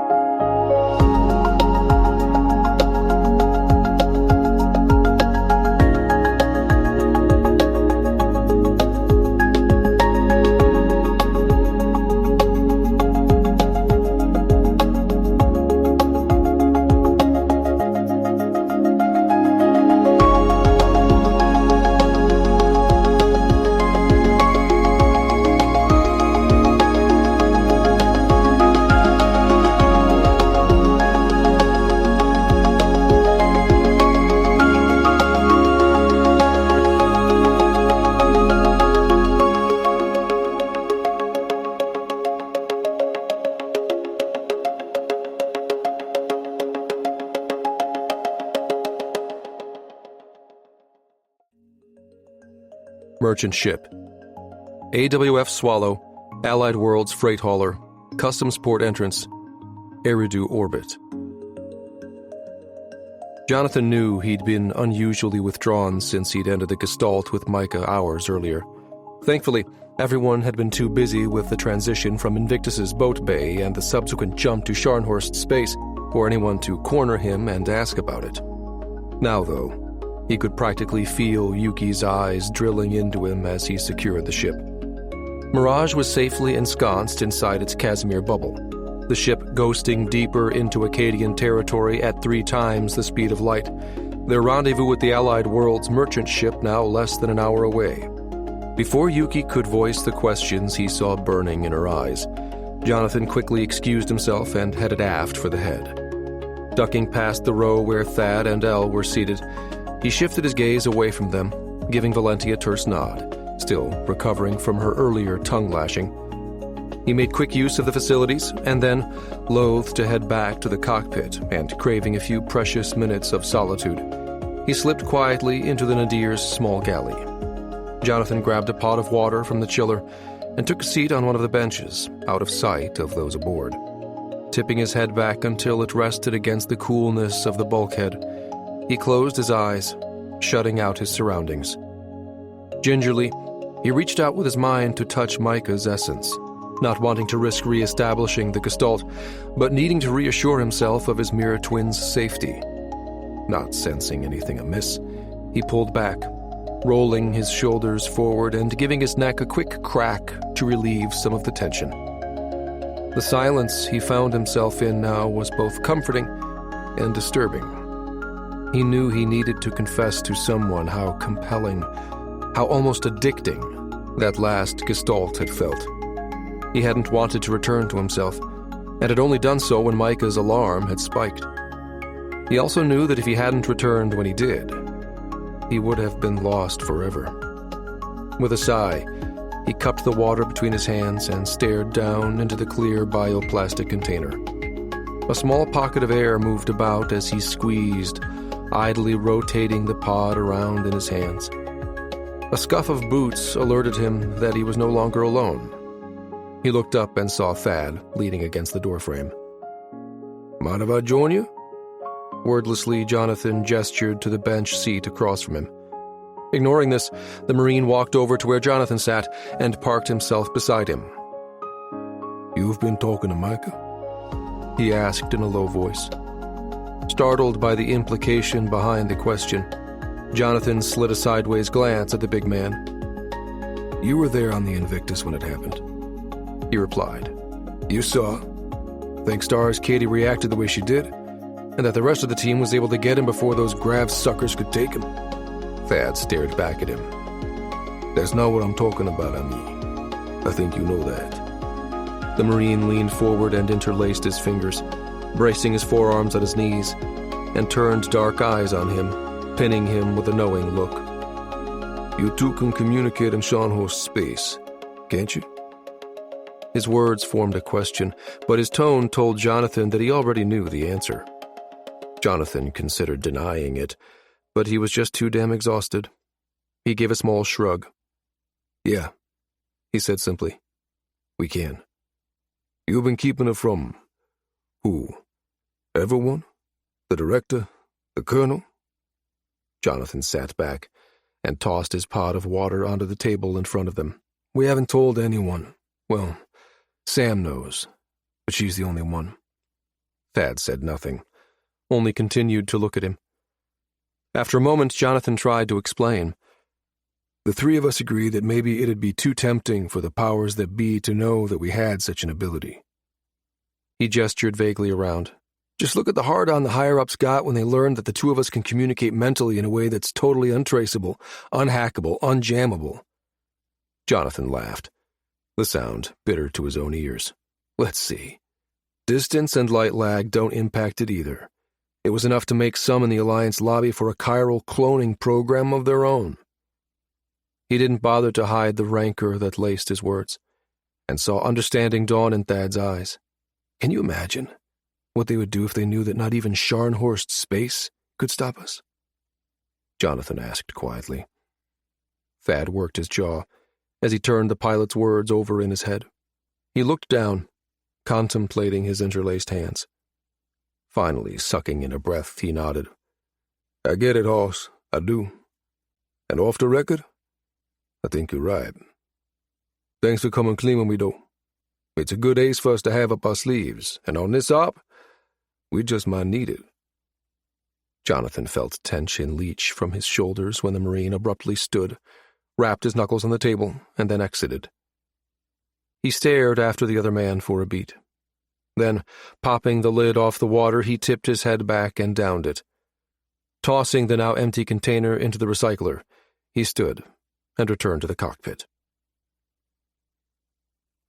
An hour later, silently and with virtually no detectable emissions signature, the Nadir spacecraft slipped from Scharnhorst space back into real space. Thad noted that the location Jonathan had chosen for the transition was just outside the lane assigned to ships that came and went from the Alpha Centauri gate.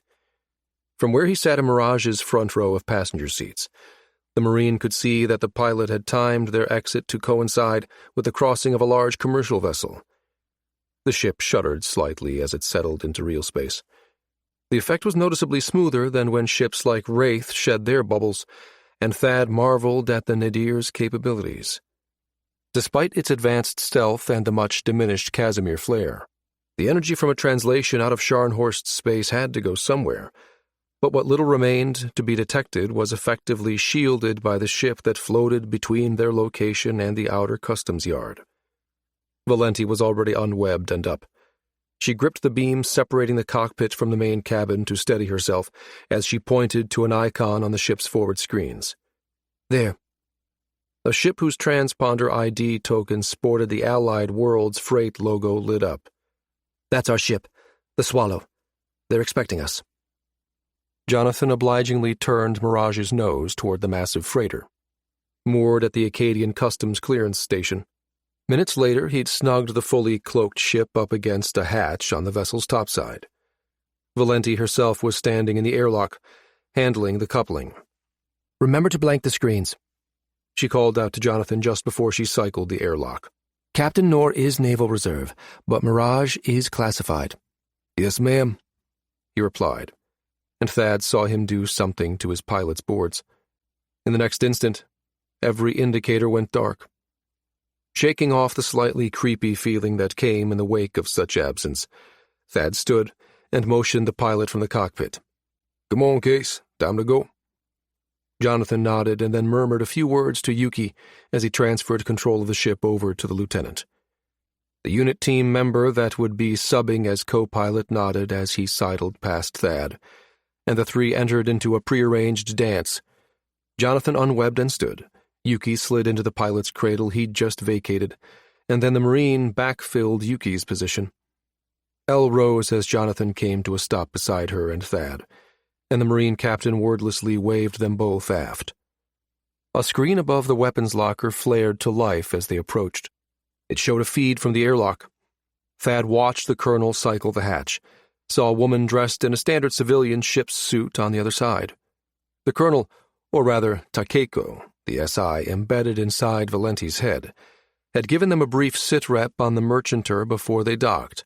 The woman was a retired naval ship's commander who had captained the flagship for the Alliance's Strike Force Ready Group 1, SFRG-1. That flagship was the one the Special Recon units had staged from during the border skirmishes that had plagued the Atliakis 2 decades ago. She knew Spec Ops. She and Valenti had a history. She'd also been Valenti's personal pick for this leg of the mission. The woman saluted, and then the two shook hands. Valenti motioned her into the airlock, cycling it shut behind her. Thad returned his attention to the kit bag he'd packed before they departed Invictus. Elle was already performing a gear check, and Jonathan had gone to fetch Jules' crate from Mirage's cargo bay. Thad had just resealed his duffel and slung it over his shoulder when Valenti called his name. She launched into introductions with her usual peremptory manner. Pointing to each in turn, she identified them. This is Naval Reserve Captain Bev Noor, SRU Captain Thad Severance, NCIC Agent Elodie Sear, Shadow Recon Captain Jonathan Case, and... She gestured to the crate. Their working cat, Jewel. The reserve captain nodded. I understand you're my cargo for this next Eridu run. Thad nodded. Yes, ma'am, there we are. Valenti motioned to the airlock, and Thad led the way, pausing beside Jules' crate to switch it on. The unit rose on one side, causing the big cat to scramble for footing. Sorry, the Marine muttered, swinging the back of the crate around until it lined up better with one of the maglev coil stripes indicated on Mirage's deck. Still getting used to the new ship. Don't see why I can't just walk. Got 4 perfectly good paws. Jonathan coughed quietly into his hand, earning him a stern look from the colonel. Gotta keep you hidden on the other end until we reach the savannah. That's why. The only response to Thad's explanation was a loud feline chuff. Why do I get the feeling I owe her a steak for that? At the airlock, Valenti held up a hand. Giving Jonathan a look rife with meaning, she said, Your special contact will be waiting to hear from you. He'll let us know you've arrived safely. Thad and Jonathan exchanged a glance at her oblique reference to Micah. The pilot gave the colonel a brief nod. Understood, ma'am. Valenti stepped back. We'll be on standby. If you need us, send word and we'll jump in. This time it was Thad who nodded. Copy. Valenti cycled the hatch, and they filed onto the merchant ship, the team following Captain Noor as she led the way aft through an almost eerily silent ship, stopping only when they arrived at its cargo bay. Elle voiced Thad's thoughts. Quiet around here? The Navy captain nodded. That's by design. We're in third watch, and the bridge crew has been informed that I have Navy business to attend to. Beyond that, the only other person involved is my supply officer. Thad ground to a halt at her words, but Noor shook her head, smiling, apparently having anticipated his reaction. Also Naval Reserve, also vetted by Valenti. Thad resumed walking. After another few minutes had passed, Noor slid him a glance. I see the colonel hasn't changed in the years since I served under her. Still as no-nonsense as ever. Thad felt his lips twitch. Too bad I can't tell you about Takeko. She and that damn SI really are a perfect match. Aloud, he merely nodded. You called it, ma'am. A soft laugh rippled from Noor at that, and she motioned them down a side passage. They drew to a stop in front of a large boxcar-like shipping container. She coded in a command, and the container's doors swung open. Placing her hand on the open frame, Noor stared inside the dark recess. Stasis shipping container. Once switched on, all molecular activity inside this box stops. She made a slashing motion with her hand to emphasize her point. The entire unit is essentially one enormous Tau Nu chamber, only without the niceties of a stasis pod. You sure you want to do this? She shot them a doubtful look. Thad leaned closer to peer inside. The container was filled with pallets of boxes, stacked from floor to ceiling. Crates were everywhere, some bearing tamper-lock seals, other with holographic stickers marked, "Fragile, handle with care." One sported the logo of a cobalt distillery. The place had very few spots where a trio of humans might maglock themselves to the container's walls and settle in for a long stasis trip between the stars. Thad hooked a hand around the back of his neck and squeezed. Not particularly, no, he admitted. But I know the agent on the other end, and I trust him. The woman eyed him knowingly. Yes, but it's the between here and there part that's a little goosey for you, isn't it? Thad kicked his head over in a quick tick, silently acknowledging the truth of the woman's words. Didn't sign up for easy, though. Brows lifted. The former Navy fleet officer refrained from commenting. Instead, she motioned her ship's supply officer forward. The man had been waiting quietly beside the unit, a weapons-filled maglev cart beside him. Everything the colonel asked for, plus a few other things we thought might be of service along the way. The man informed them by way of greeting. Elle stepped forward, peering down curiously at the assortment. She cocked an eyebrow. You do know that we'll be in stasis the entire way. From our point of view, between one blink and the next, we'll be there. Noor pursed her lips. I know, but we'll be transferring you over to an Acadian merchant ship, a civvy ship in foreign territory. What if someone gets curious and decides to see for himself what's inside this tin can? She rapped the side of the container. You folks are used to this spy shit. I was only the bus driver, ferrying unit teams in and out, and that was long before your time. So humor me, please." Understanding creased Elle's face, and she sent the woman and her supply officer a small smile. "Please extend our thanks to your company, if it's appropriate, for their cooperation." Nor stepped back with a small grin. "Comes with the territory. They hired me knowing I was in the reserves and could be called back at any time. That explained the detour. The rest, well." She patted the container and turned to her companion. "I never saw anything else. Did you?" The supply officer met her gaze, a bland expression on his face. "No idea what you're talking about, Skipper." Thad suppressed a smile, opting to reach out a hand instead. "Thanks." The woman clasped his in her own and gave it a perfunctory shake. Slapping her palms against her ship coveralls, she stepped back. "Well, I guess this is it. The orders we have are to go ahead and initiate stasis. You want to get settled, and then we'll close the door and seal you in?" Thad saw that Jonathan had already wedged himself into a corner in the back, between a stack of crates and pallet that declared it was full of something perishable called raspberry oranges. Behind him was Jules' crate. The pilot had wisely chosen the rear of the container, leaving the more combat-experienced to cover the door. Thad gave him a silent nod, and then moved to find his own hidden position. He chose a cubby closer to the front and settled onto the floor, his back pressed against the metal wall. Ordering his suit to maglock him to the container's surface, he curled one hand around the cusp-directed energy pistol holstered at his ankle. Elle took the space across from him. When they were settled, Thad called out to the captain. "Ready?" "Good hunting," the woman replied. The door swung shut, enveloping them in blackness. He heard a low hum, and then there was nothing.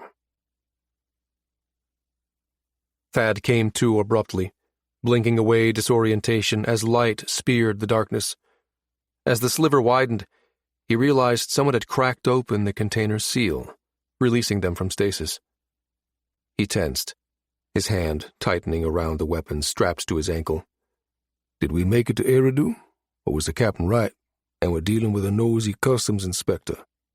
Or worse?" Thad gripped the direct energy pistol in his hand as he heard cautious footsteps approach. The dinner. Driscoll Opera House, St. Clair Township, Sariba. The Founders' Cup dinner was set up in the Driscoll Opera House's ballroom, an ancient and opulent structure that dated back to early colonization days. Many a state function had been staged here, but this was the first opportunity Micah had ever had to see it from the inside. He was dressed in his navy black, the blue of the Special Forces a thin stripe edging the side of the suit and running down each leg. Rather than hollow pips, this suit had kept with ancient tradition, with physical, magnetized pins that displayed his ribbons and service medals. They were clipped to the flap of his suit pocket and affixed to his suit's black pauldron. His rank insignia stripes were displayed on the shoulder opposite the pauldron, as well as at the cuffs of each sleeve. He shifted uncomfortably, the awards he was allowed to show still comprising a healthy-sized salad of glitter that many outside the military seemed often over-impressed by. It brought to mind the times he and his fellow Shadow Recon flight teams had been on leave during the first 2 tours. The commander of his flight crew at the time, Rafe Zander, had introduced him to, and warned him about, the Navy bunnies that frequented the bars at Port Humboldt. "They see you in that ship suit, and you're going to be propositioned more than once tonight," his commander had predicted. Zander had been right, and though Micah might have initially enjoyed the ego boost, it had grown old quickly. He preferred someone who wasn't an easy conquest, someone like Sam. He looked over at the woman whose hand rested on his arm. Her gown swept the floor in a graceful cascade, and she'd done something with her hair so it sparkled under the chandeliers. Feeling his eyes on her, she turned, green eyes alight with interest in everything she saw. It was a stark contrast to the expression those eyes had held when he'd first met her. "Of course, back then, I was pissed as hell at the thought of having to play babysitter to some scientist on some sort of secret mission for her uncle." Sam pursed her lips. "Penny for your thoughts." Micah's mouth creased in a grin. I was just thinking about first impressions. One blonde brow arched elegantly. Are you referring to the one you made on me, or are you thinking about the one we're making here? He laughed. I didn't exactly win you over that first day, did I? Her tone was colored with wry amusement. You were a cocky naval aviator who saw me as some sort of punishment assignment. I believe your first words to me were, I don't babysit. His grin widened. Hate to say it, but you're wrong. Those words were directed toward your uncle, not you. Same difference, but okay, we'll go with it. She squinted as she studied him, head cocked slightly to one side. If that's the case, then it's hard to know exactly what your first words might have been. You froze me out for some time, Captain. He felt a fingernail dig gently into his side as she poked him in the ribs. You were a tough nut to crack. He caught her hand, rescuing his ribs from further abuse by interlacing his fingers with hers. How does that saying go? The tougher they are, the harder they fall? Sam laughed. Not exactly, but it'll do. She inclined her head toward the entrance that armed naval soldiers stood guarding, and several black suit-clad, expressionless security agents milled about. You think there are any ringers inside that detail? I can pretty much guarantee it.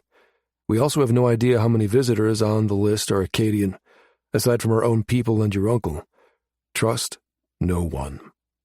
At his own words, concern flooded him, and he squeezed her hand, willing her to look him in the eye. I'm not kidding, Sam. They'd kill to get their hands on you again.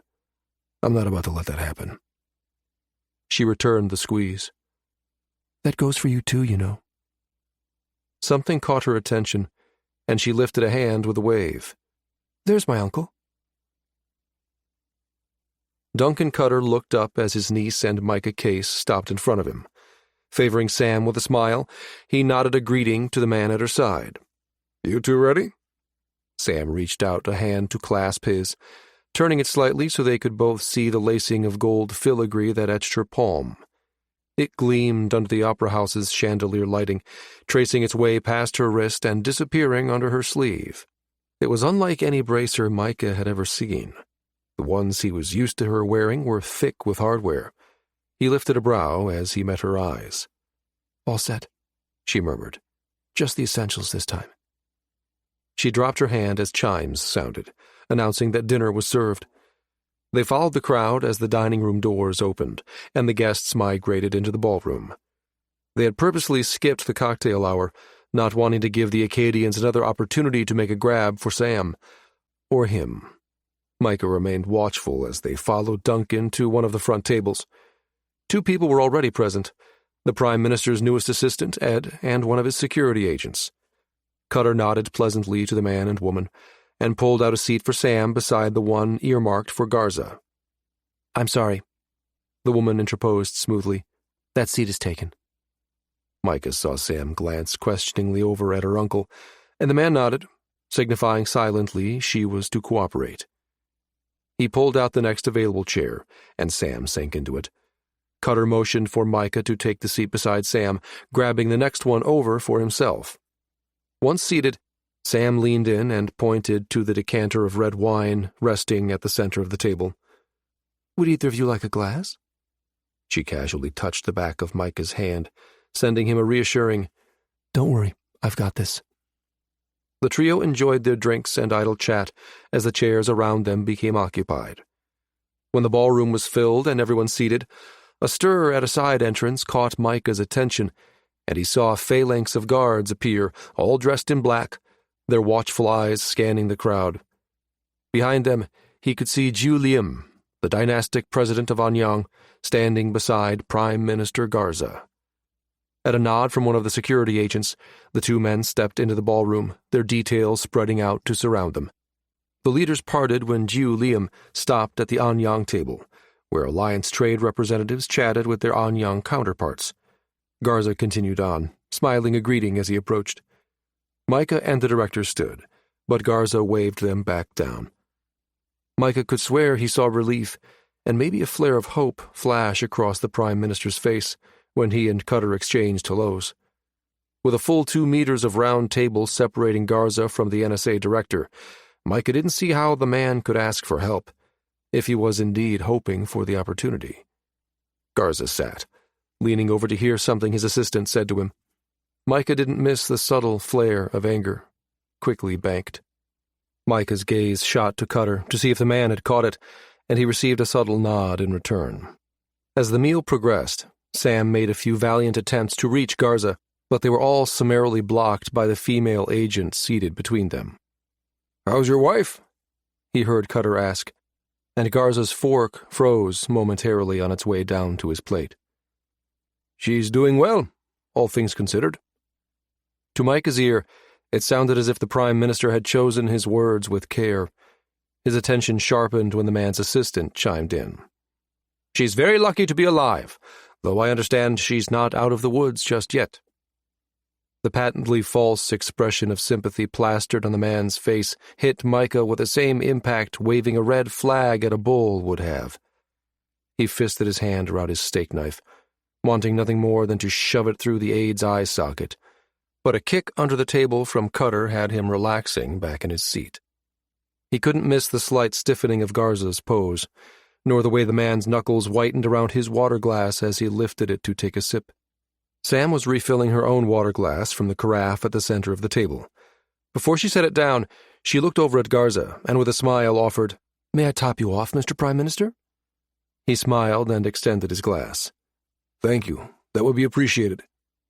The agent between him and Sam went to intercept the carafe, but Sam fumbled it, spilling its contents onto the table, the pool of water rushing straight towards Garza's lap. "I'm so sorry," Sam gasped, reaching her napkin across, and in the process, tipping over the agent's red wine. It crested over the cuff of Garza's right hand just before the man scooted away from the dripping tablecloth. Apologizing profusely, Sam reached across once more to try to dab at Garza's wet sleeve, but the agent's hand snapped out and grabbed Sam's arm in a bruising grip. Micah was immediately on the agent, his hand over hers. "Let her go," he said pleasantly, but the look he shot the woman was anything but. "She was just trying to help." The agent knocked his hand away as she let go of Sam. She looked like she was one breath away from going for a weapon when one of the nearby catering staff intervened. The woman removed the towel that had been slung over her shoulder and bent over Garza, murmuring an apology. The agent's head whipped around, her attention now firmly on the ballroom waitress. "Hand me that towel," she demanded. She scrutinized the fabric closely, an action Micah assumed meant she was probing it for foreign substances, then handed it back to the woman and, with a wordless gesture, ordered her to proceed.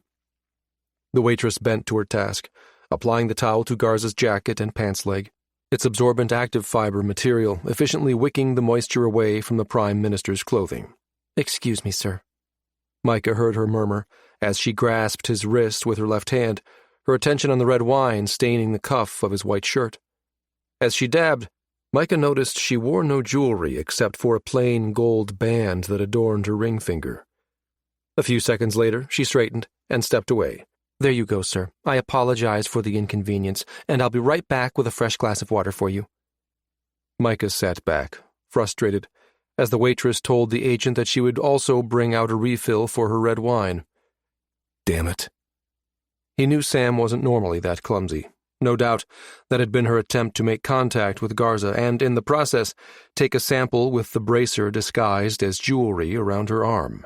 His mood grew more foul when he chanced to catch the contemptuous glance of Garza's assistant. The man wasn't exactly smiling. He wouldn't be that overt about it. But there was a knowing glint in his eye that told Micah that he, too, knew Sam wasn't the clumsy type. As dessert was served, the MC for the evening invited Garza to come to the stage, along with the president of Anyang, to talk about the foundation that would benefit from the exhibition race, thanks to the generous donation of the one who lost the race.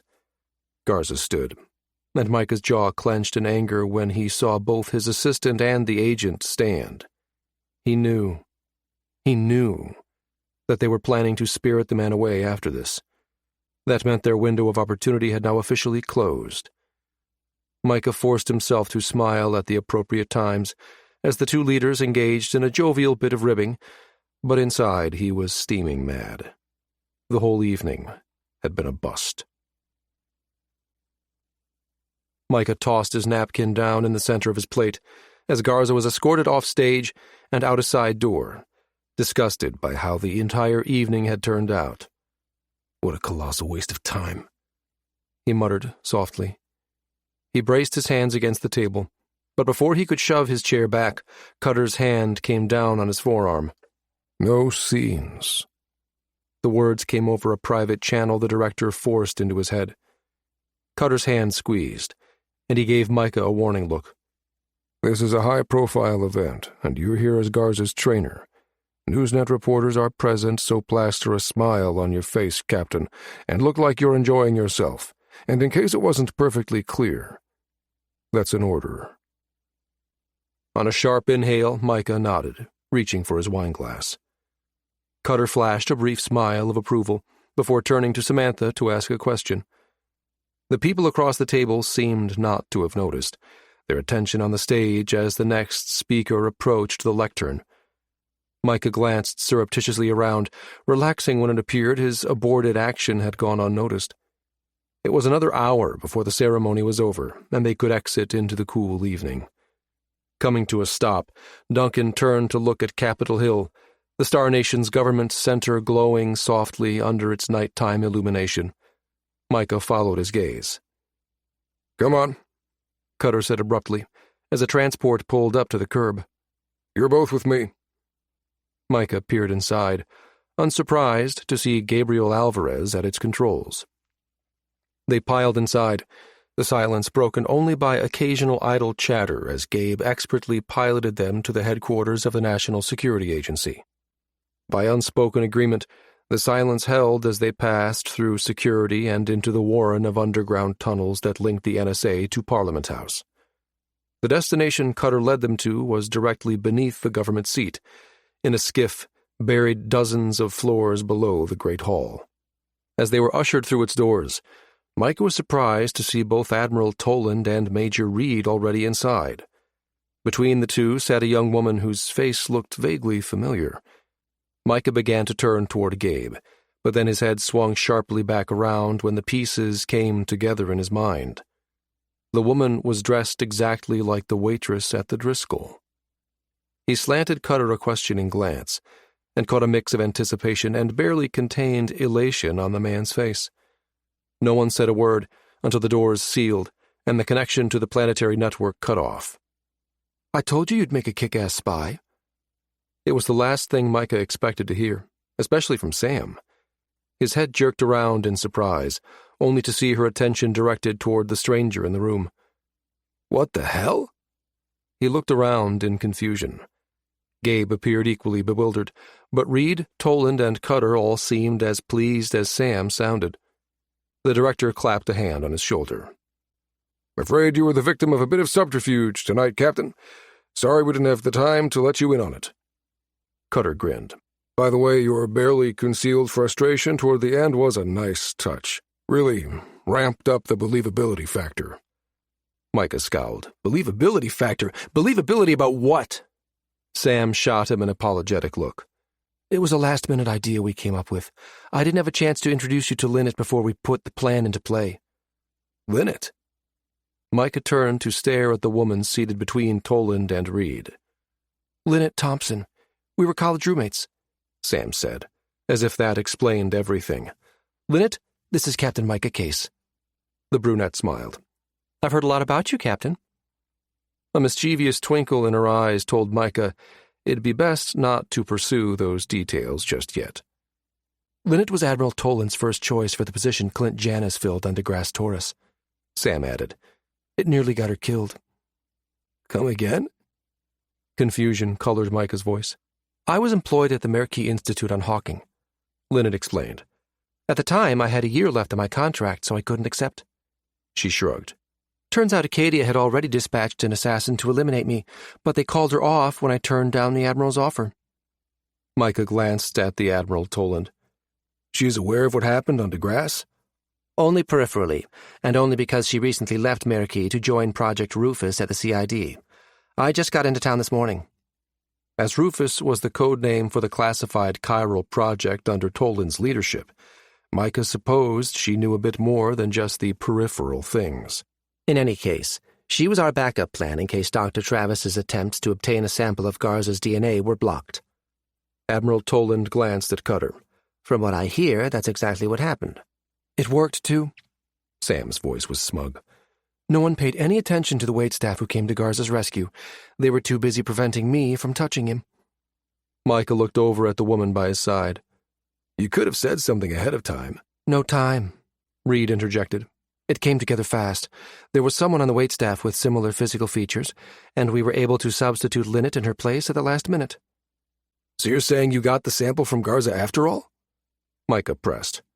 Linnet nodded. He turned to Cutter. So, I was just window dressing? You were the distraction we needed in order to get them to forget Linnet was there. Waitstaff often disappear into the woodwork, and we needed to ensure that was the case today. And Sam's attempt? Cutter smiled. Was a legitimate one, but it was also a bit more predictable. It also provided further cover to hide Linnet's attempt. Micah considered the man's words, nodding reluctantly. He turned to Linnet. How'd you do it? Linnet lifted her left hand. Micah saw the simple golden band he'd noticed around her ring finger earlier. When she rotated her palm outward, he recognized the same intricate web of circuitry that laced Sam's, descending down her wrist and wrapping around her forearm. You're wearing a bracer. She nodded. And you got the sample? I did. And? Linnet's gaze shifted to the director, her expression suddenly sad. I'm afraid you were right, Director Cutter. The man who was there tonight is chiral.